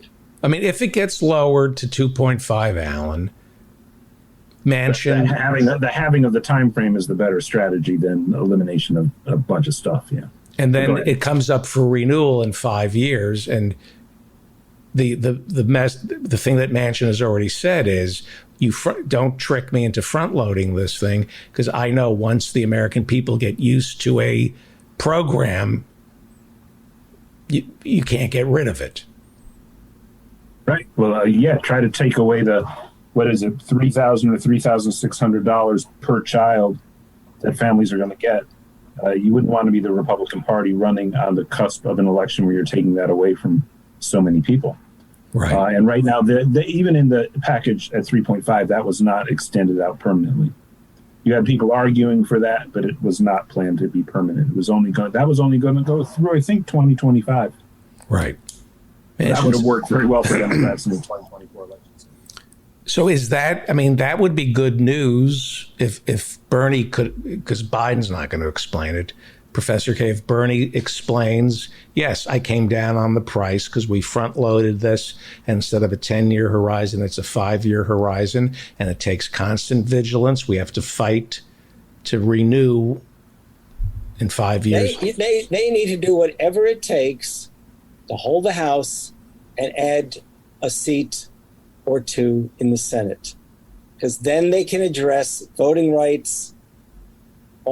Then they can address voting rights. I'm not sure they can ever get the PRO Act through, given the Democratic Party is just not what it once was regarding labor. But at least the voting rights stuff can happen. So the front loading only applies to certain things. It wouldn't apply, of course, to the Medicare drug price negotiations, for instance. That's not a front loaded issue. That's an issue of how many drugs are they willing to be allowed to be negotiated. There's a bunch of complexities to all of these issues. Yeah, by the way, right. this whole logic has been suggested that it would be challenged in the court, so they do have to write it in a sort of a Federalist Society proof way. But hopefully they'll get that right. Yeah, and the money people will tell Manchin, go with it, because that 1.5 trillion or whatever the number is on the infrastructure plan, we're going to be pocketing that money. Go get it for us. Right. But his daughter will kill him if Medicare has to negotiate the price of an EpiPen. Joe Manchin's daughter will stop speaking to him, because how is it possible? It's the X-Files. The information, what do they say on the X-Files? It's all out there. It's all there. It's just unaccountable. It's political power because it hasn't been held accountable. I feel the despair, and then I'll let you guys go. The despair that you were feeling, Professor Harvey K, that I feel, it's almost as though there's been a document dump on the American people. And you always dump the document. If there's a scandal, just dump as much documents and overpower the media and the American public. And I think we've gotten a document dump of hypocrisy and corruption. Right? Yeah. That we just go, I can't. Where do you start? Right. The corruption one really. What was the news this morning about the 18 NBA players who've. Yeah. I thought, there it is. That's today's dump. Insurance fraud, right? They were doing insurance fraud? Yeah, today's You're right. David was about to ask me about the Pandora Papers, and I haven't been able to process all that yet. Oh, God, who could possibly? By the way, I'll tell you what the Pandora Papers tell me. That my response to it was, oh, who cares? We knew this. We all know this. I mean, we didn't know that the likes of Tony Blair and his ilk and all these other folk. Come on, you know? Elton John? No, I knew that. Was Elton John? Yeah. Well, he was named in the Pandora, or maybe Pandora plays his music along with Spotify. Elton John doesn't pay his taxes? So he got implicated somehow. Yeah. Then today I heard there was a further development. Was it out in California on the college admissions scandal of a few years ago? Oh, there we go. Varsity Blues. I mean, that was, it's like one. It's like one. I can't help but say that was a great way of putting it. The most massive dump imaginable. Okay. Where you just say, it's just impossible. It's literally impossible to pay attention. Well, there's one solution that I get to, and that is the state has to take the children of the richest 1%. You can keep your money. We're taking your kids. This is child abuse. It really is. I thought you were going to say I swear to you, that didn't even cross my mind at that moment. I thought you were going to say it's time to nationalize Harvard, Yale, and Princeton. That's the other thing. If you want to change America, break up Harvard. And Yale, and spread the endowment to all 50 states. If there were a Harvard in West Virginia and a Kennedy School of Government in West Virginia, there should be 50 Kennedy Schools of Government. There's enough money that you could spread. There should be a Harvard and a Yale and a Princeton and a Stanford in every state of the union. And then you would have 50 blue states. Yeah, somebody should propose free public higher education. Not a bad idea. And somebody should propose burning Harvard's endowment to the ground, just taking it, and Yale. Well, let me just leave you with a depressing thought. No, this show we know this show isn't here. I'm sorry. What? When Bernie is not here. Yes. So when Bernie's not here, who carries the torch?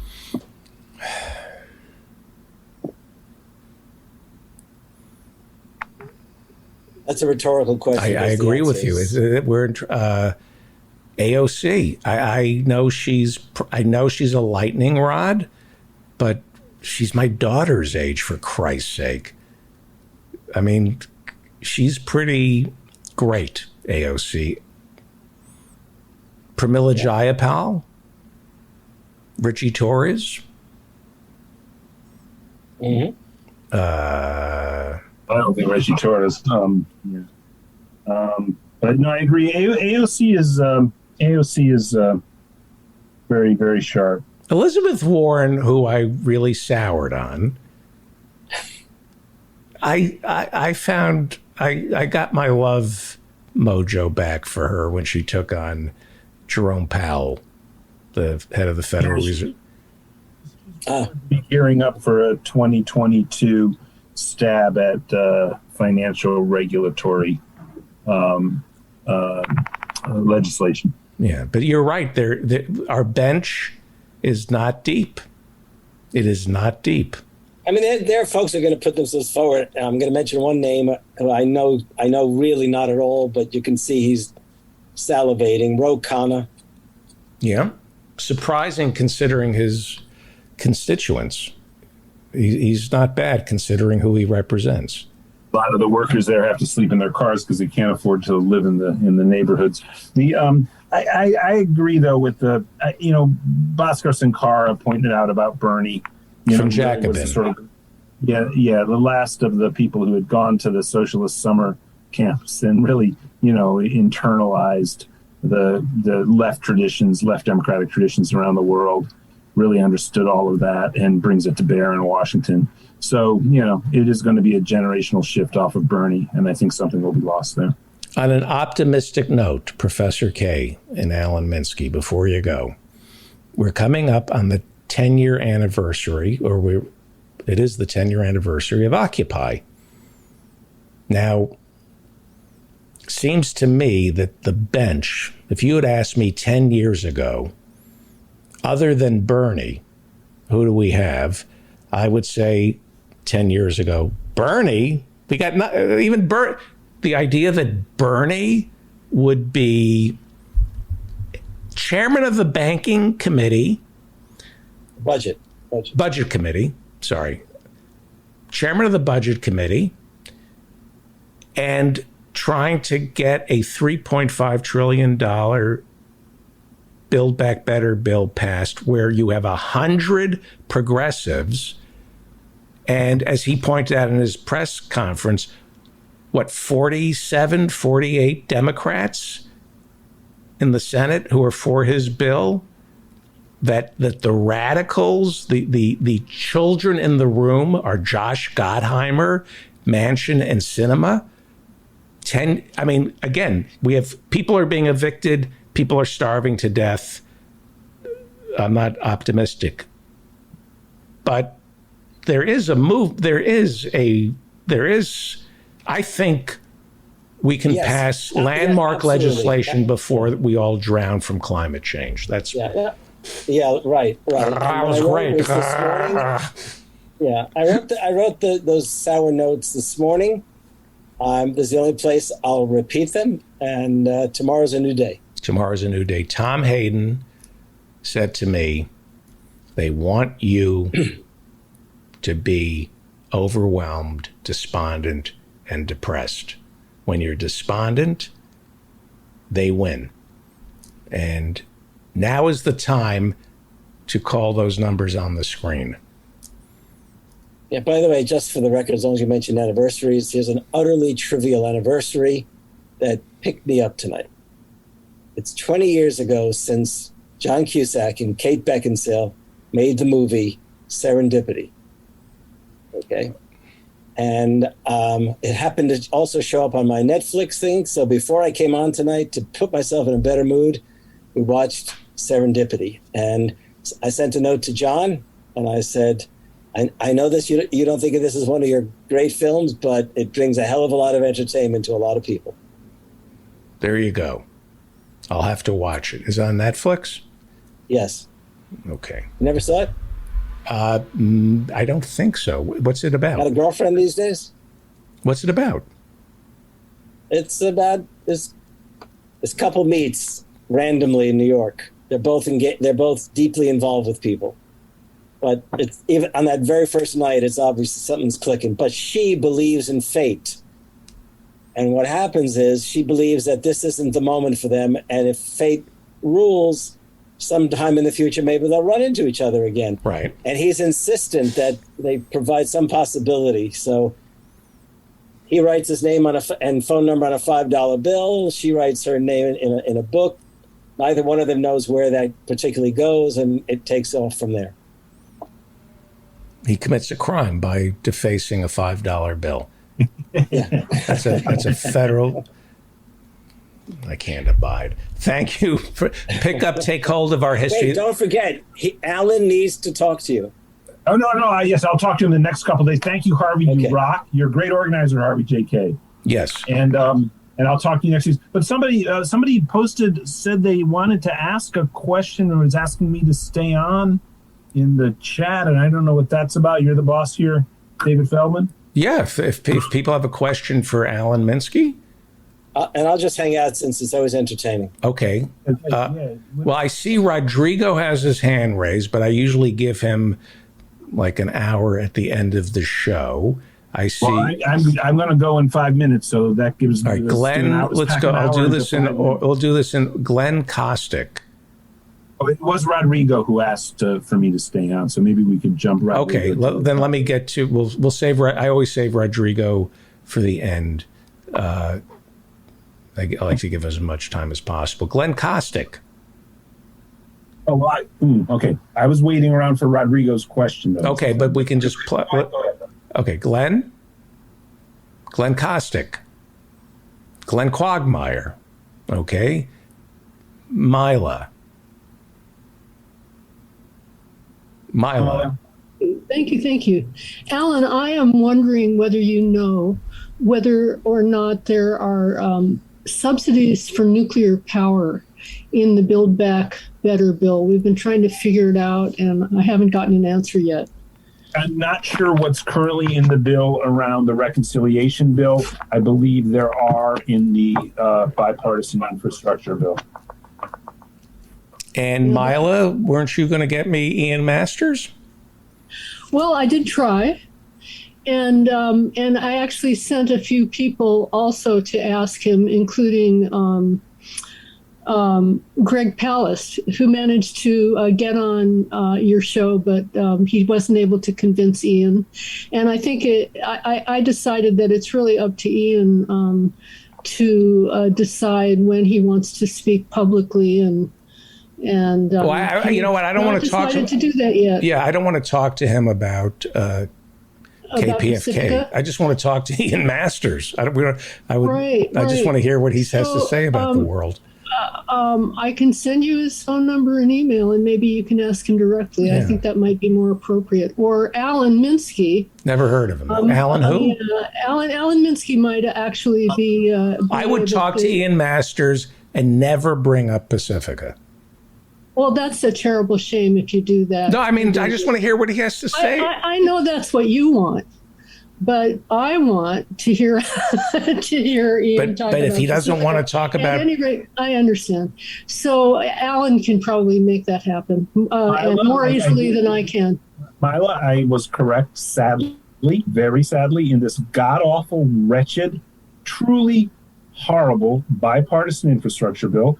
That basically all the progressives on Capitol Hill have been told that they have to swallow and accept. And Bernie Sanders gives it lip service, which, by the way, in this case, Bernie is off base. It includes $6 billion set aside to help keep financially struggling nuclear power plants in competitive. All nuclear power plants are financially struggling. You cannot build a nuclear power. But AOC, when she votes for it, will cry. And I'll cry too. I'll cry too if nuclear power gets shored up, because the longer they operate, the closer we are to another disaster. All right. And it's not a pretty picture. Okay. Let's keep moving. Thank you, Mila. Thank you. If you could speak to Ian Masters, and I know he doesn't want to talk about Pacifica, but I would just love to get his take. He has a podcast, doesn't he? Well, he does. Yeah, he does. So you can hear a show, Background Briefing, exactly, Alan. And as I said, Alan's far more likely to be able to convince Ian Masters to come on. I have tens of listeners.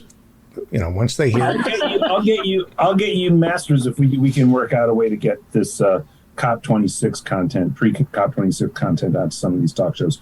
Okay, great. All right, Rodrigo. Rodrigo's got a question. Rodrigo in Mexico.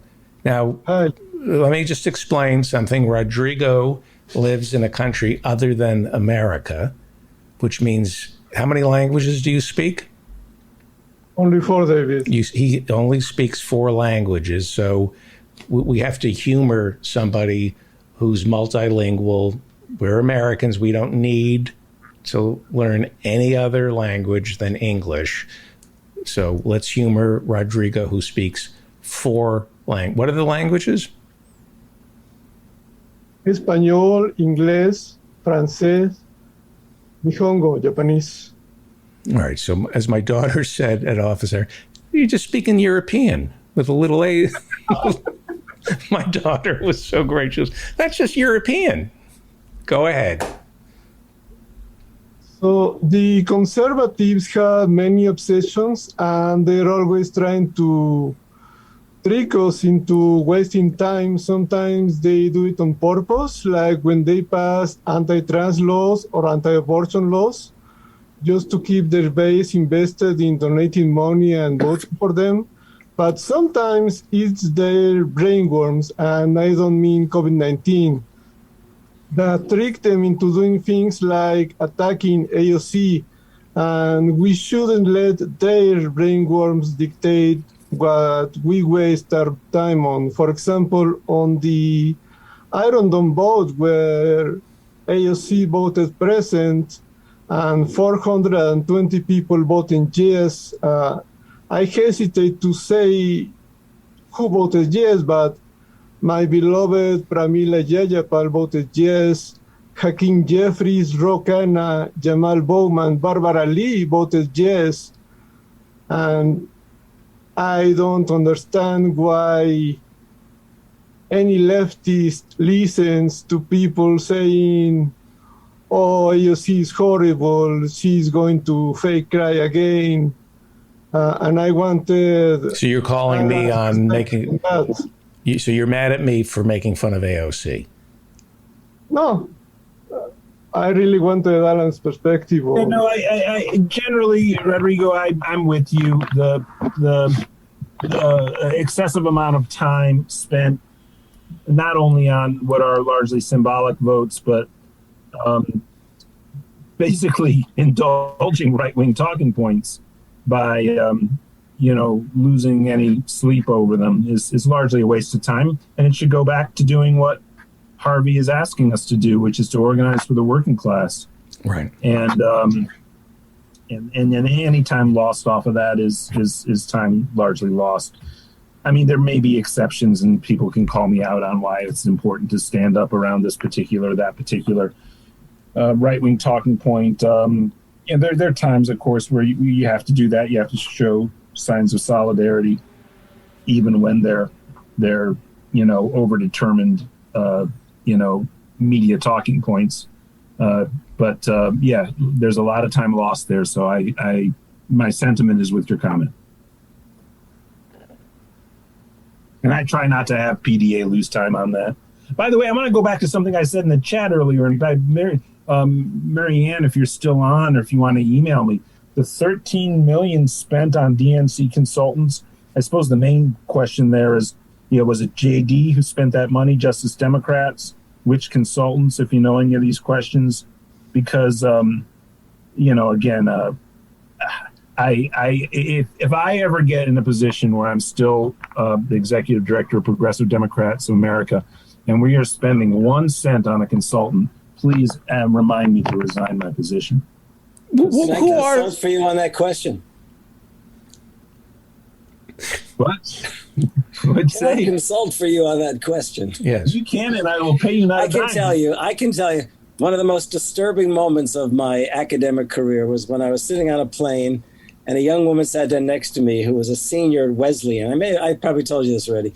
And I said, "What are you studying?" He said, "Economics." And I said, "What do you want to do when you graduate?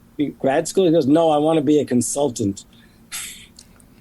I thought, she's 21 years old and she wants to be a consultant. I thought, what the fuck can these people consult about? And I'll consult with you about the Packers later. Absolutely. We got a big weekend coming up here. Do we have a list of consultants? These horrible consultants, can we start naming them? Outing consultants? Yeah. I mean, are there people who we can... Yeah, there must be lists. Of course there are lists. I have to go soon, guys. Yeah, let's wrap it up. Thank you. But as long as you brought up Mary Ann's remark about the DNC and the expenditures and stuff, I'll try to. I'm sure she wants to come out. I'll try to bring Naomi Key on one time. Yeah, sometime in the future. Okay. Yeah, it will go. I promise it will go better than Lindsey Boylan. That did not go well. By the way, Lauren Ashcraft, you were very nice to. Yes, bring her on. Let's get her back. Yeah. Thank you, everybody. I just got a note from her. Everybody, PDA, Progressive Democrats of America, and you'll come back. What are you laughing at, Alan? Yeah, Sharon thinks I have fleas and I need an antihistamine, but I'm nothing without my fleas, Sharon, or my antihistamine. But your heartworm cleared up, right? Yes, it did. Alan's heartworm is good. And your kennel cough. Everyone take note. This is California. Watch what he's doing. See? Do not move to California. This is what happens. Your kennel cough cleared up, so I'm glad about that, Alan. Thank you so much. And we'll talk next week. This was a fun night, David. Thank you. Everybody go buy FDR on Democracy and take hold of our history. They are taking hold of our history. They are. Josh Hawley, as Professor Kay said, they're taking our history, and the people who are passing legislation in Wisconsin to outlaw critical race theory are taking hold of our history. They're twisting it. Take hold of our history so you know how to keep it. Thank you. That's our show. David, do you mind 2 quick things? Yes. No, I don't mind. Okay. I don't know if you've seen this graphic on The Economist, the coronavirus excess deaths tracker. The coronavirus, it was a graphic from The Economist. Yes. And it's called what? What is it called? Excess deaths tracker. The excess dead tracker. In other words, more, not just the people who died from COVID, but the people that died compared to last year that we didn't expect to die. For example, in Mexico, the official coronavirus death toll is 244,400. Right. Up to last week or so. The excess deaths are 485,980, almost double that. So, now, do the excess deaths include COVID, or are you saying there are 200 and change thousand who died, and then there are 400,000 extra deaths on top of that? That seems kind of extra. What we know is that what you're saying? What we know is that the reported coronavirus deaths are not the same as the actual deaths that aren't due to car crashes or violence. So you may die on the way to the hospital, and then the government doesn't test you for COVID-19, or maybe you died of complications of COVID-19 and your death certificate may say pneumonia or stroke or heart disease. Right. Comorbidities. Comorbidities, yes. So, I mean, is it fair if somebody who is, has heart disease and is overweight and dies from a heart attack and then tests positive for COVID, is it fair to say he died of COVID? Well, some governments are playing footsie with numbers and saying, well, all of these thousands of people, they died of like 3, 4, 10 times more than they usually do of this disease, but I guess it's just a coincidence. People can make numbers. I remember I read somewhere that the coroner would say when there was a drug overdose and they found Dilaudid and Valium and alcohol and trace elements of crack, the coroner knew that the money was in crack, so they'd say he died from a crack overdose, when in fact, pick your poison. So these numbers can sing any way the people doing the counting want them to. If you look at the tracker, you can see that many European countries actually have less excess debts, and countries outside of Europe and Asia have more. For example, Rodrigo, Abraham Lincoln, right? Yes. Was suffering from Marfan syndrome, correct? I don't remember.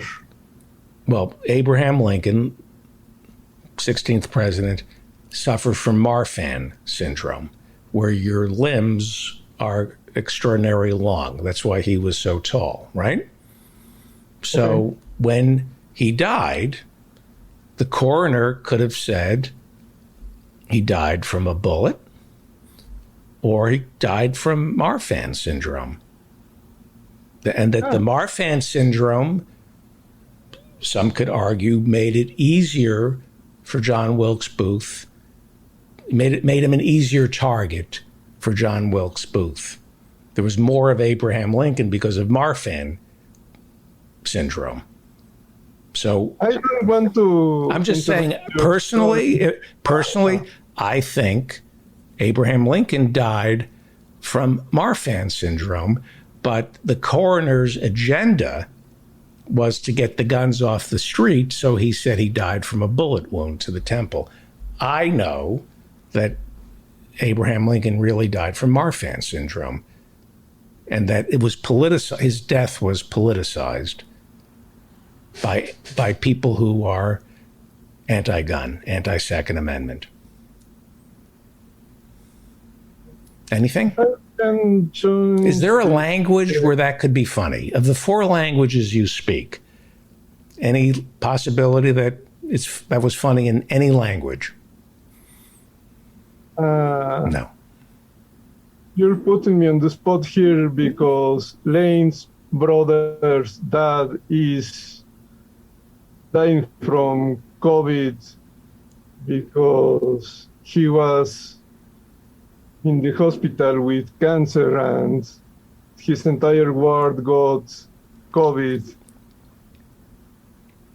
So I don't want to laugh. Sorry. I was doing an Abraham, and in 1965, it became okay to do Abraham Lincoln assassination jokes. In 1965, we were told, okay, the shackles are off, have at it. And you just, wow. You've really let me down. What? You going to come to office hours? Yes. I like the documentaries. I love the critical race theory stuff you showed. It was funny from the Daily Show. Good work. I like. Know the Public Citizen. I'm sorry? Do you know the Public Citizen? Public Citizen. A report that compares the U.S. revenue from the top 20 blockbuster drugs to global sales figures as reported by pharmaceutical companies in their annual SEC filings. And according to this, U.S. sales of the top 20 medications totaled $101.1 billion in 2020, and the sales of the same drugs totaled $57 billion in the rest of the world, including HIV medications and Eli Lilly's type 2 diabetes drug, Trulicity, which had 3 times more sales revenue than the rest of the world. And maybe you know someone who can talk about diabetes. Okay. I got your ulterior motive there loud and clear, Rodrigo. Okay. Maybe I'll call somebody from Public Citizen. Okay. All right. You never miss an opportunity to try to get me uncentered. All right. I'll talk to you I'll see you Friday night at 8 p.m. for office hours. Okay? Thank you. Okay, Rodrigo? Yes. Yes. Well, that is our show. I want to thank our guests. Let's see if I can. Pete Dominick did not show up tonight. I hope something happened to him. I would hate to think that he just blew me off. I hope something really bad happened. The thought of Pete just forgetting to do my show would break my heart. So I hope something really bad happened that necessitated his canceling an appearance on the David Feldman show without so much as a phone call. Fingers crossed he's not all right, because my ego could not handle it. I want to thank Pete Dominick. I love Pete Dominick. I'll call him in a second. Then I want to thank Professor Ben Burgess, Ethan Hirschenfeld, Dr. Philip Hirschenfeld. They were so amazing. And then I want to thank Henry Huckamaki, Emil Guillermo, Jackie the Joke Man Martling, Professor Marianne Cummings, Professor Ann Lee, Professor Jonathan Bick, Professor Adnan Hussein, Dan Frankenberger in the newsroom, Professor Harvey J. Kay, and Alan Minsky and Rodrigo. Let me give out the numbers. You have your pen. These are the numbers. Call and be polite. Call Congressman Josh Gottheimer at 973-814-4076.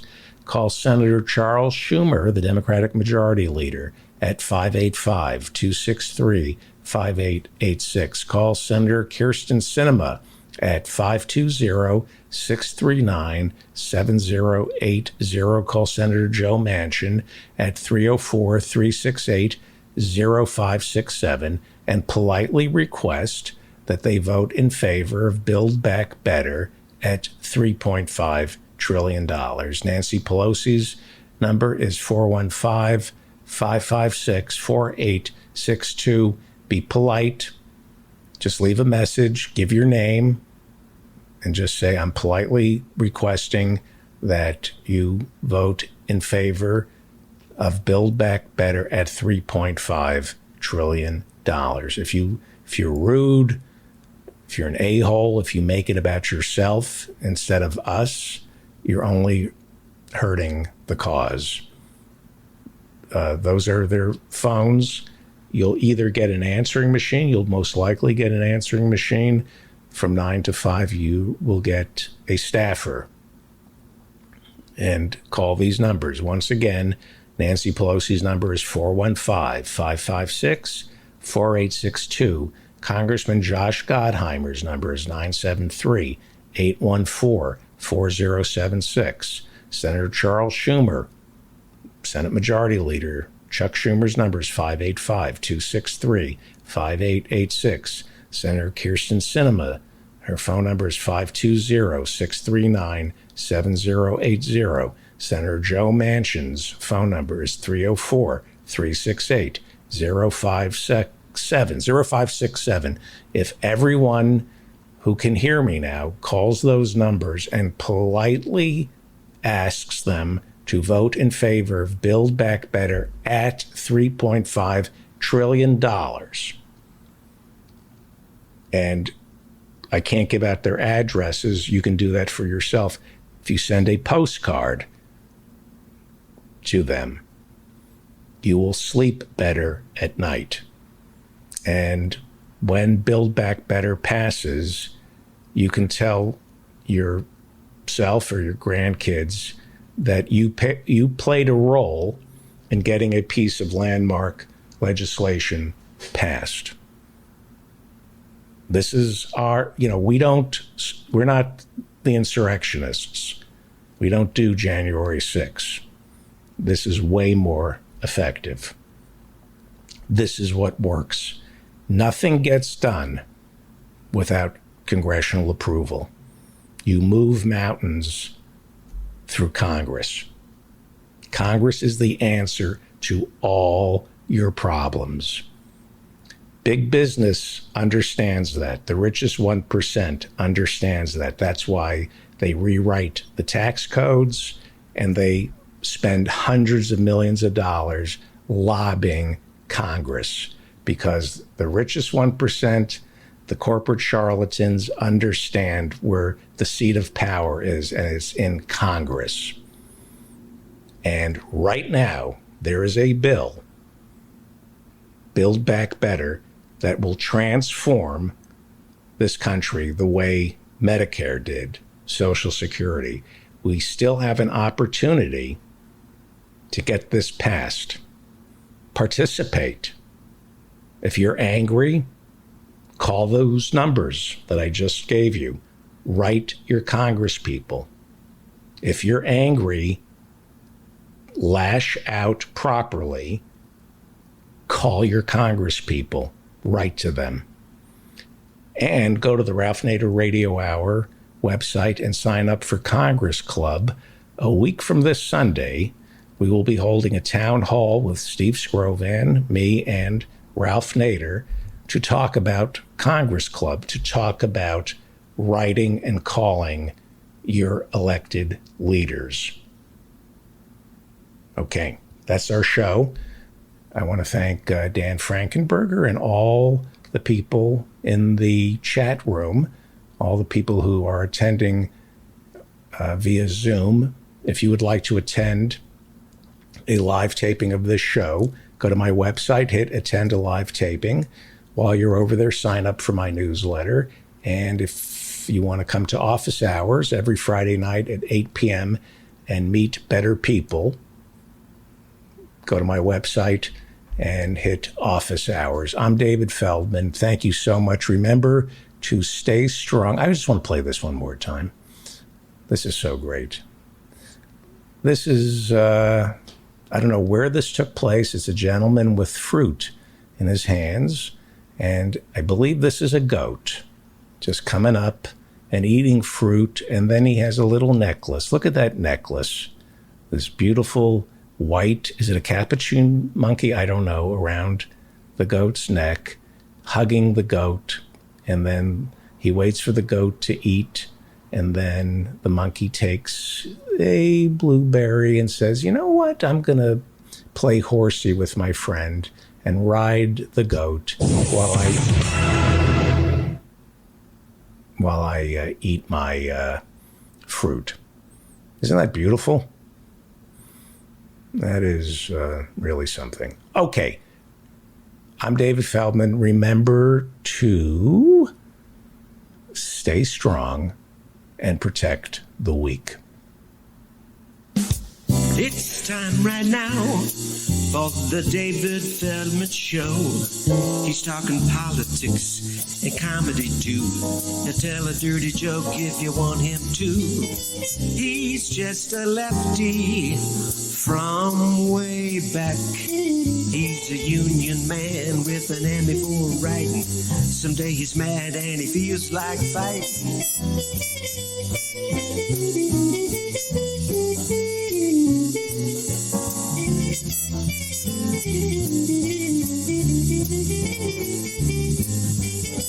It's time right now for the David Feldman Show. To get your ears on right, buckle in real tight. He's got a lot to say and he's coming your way.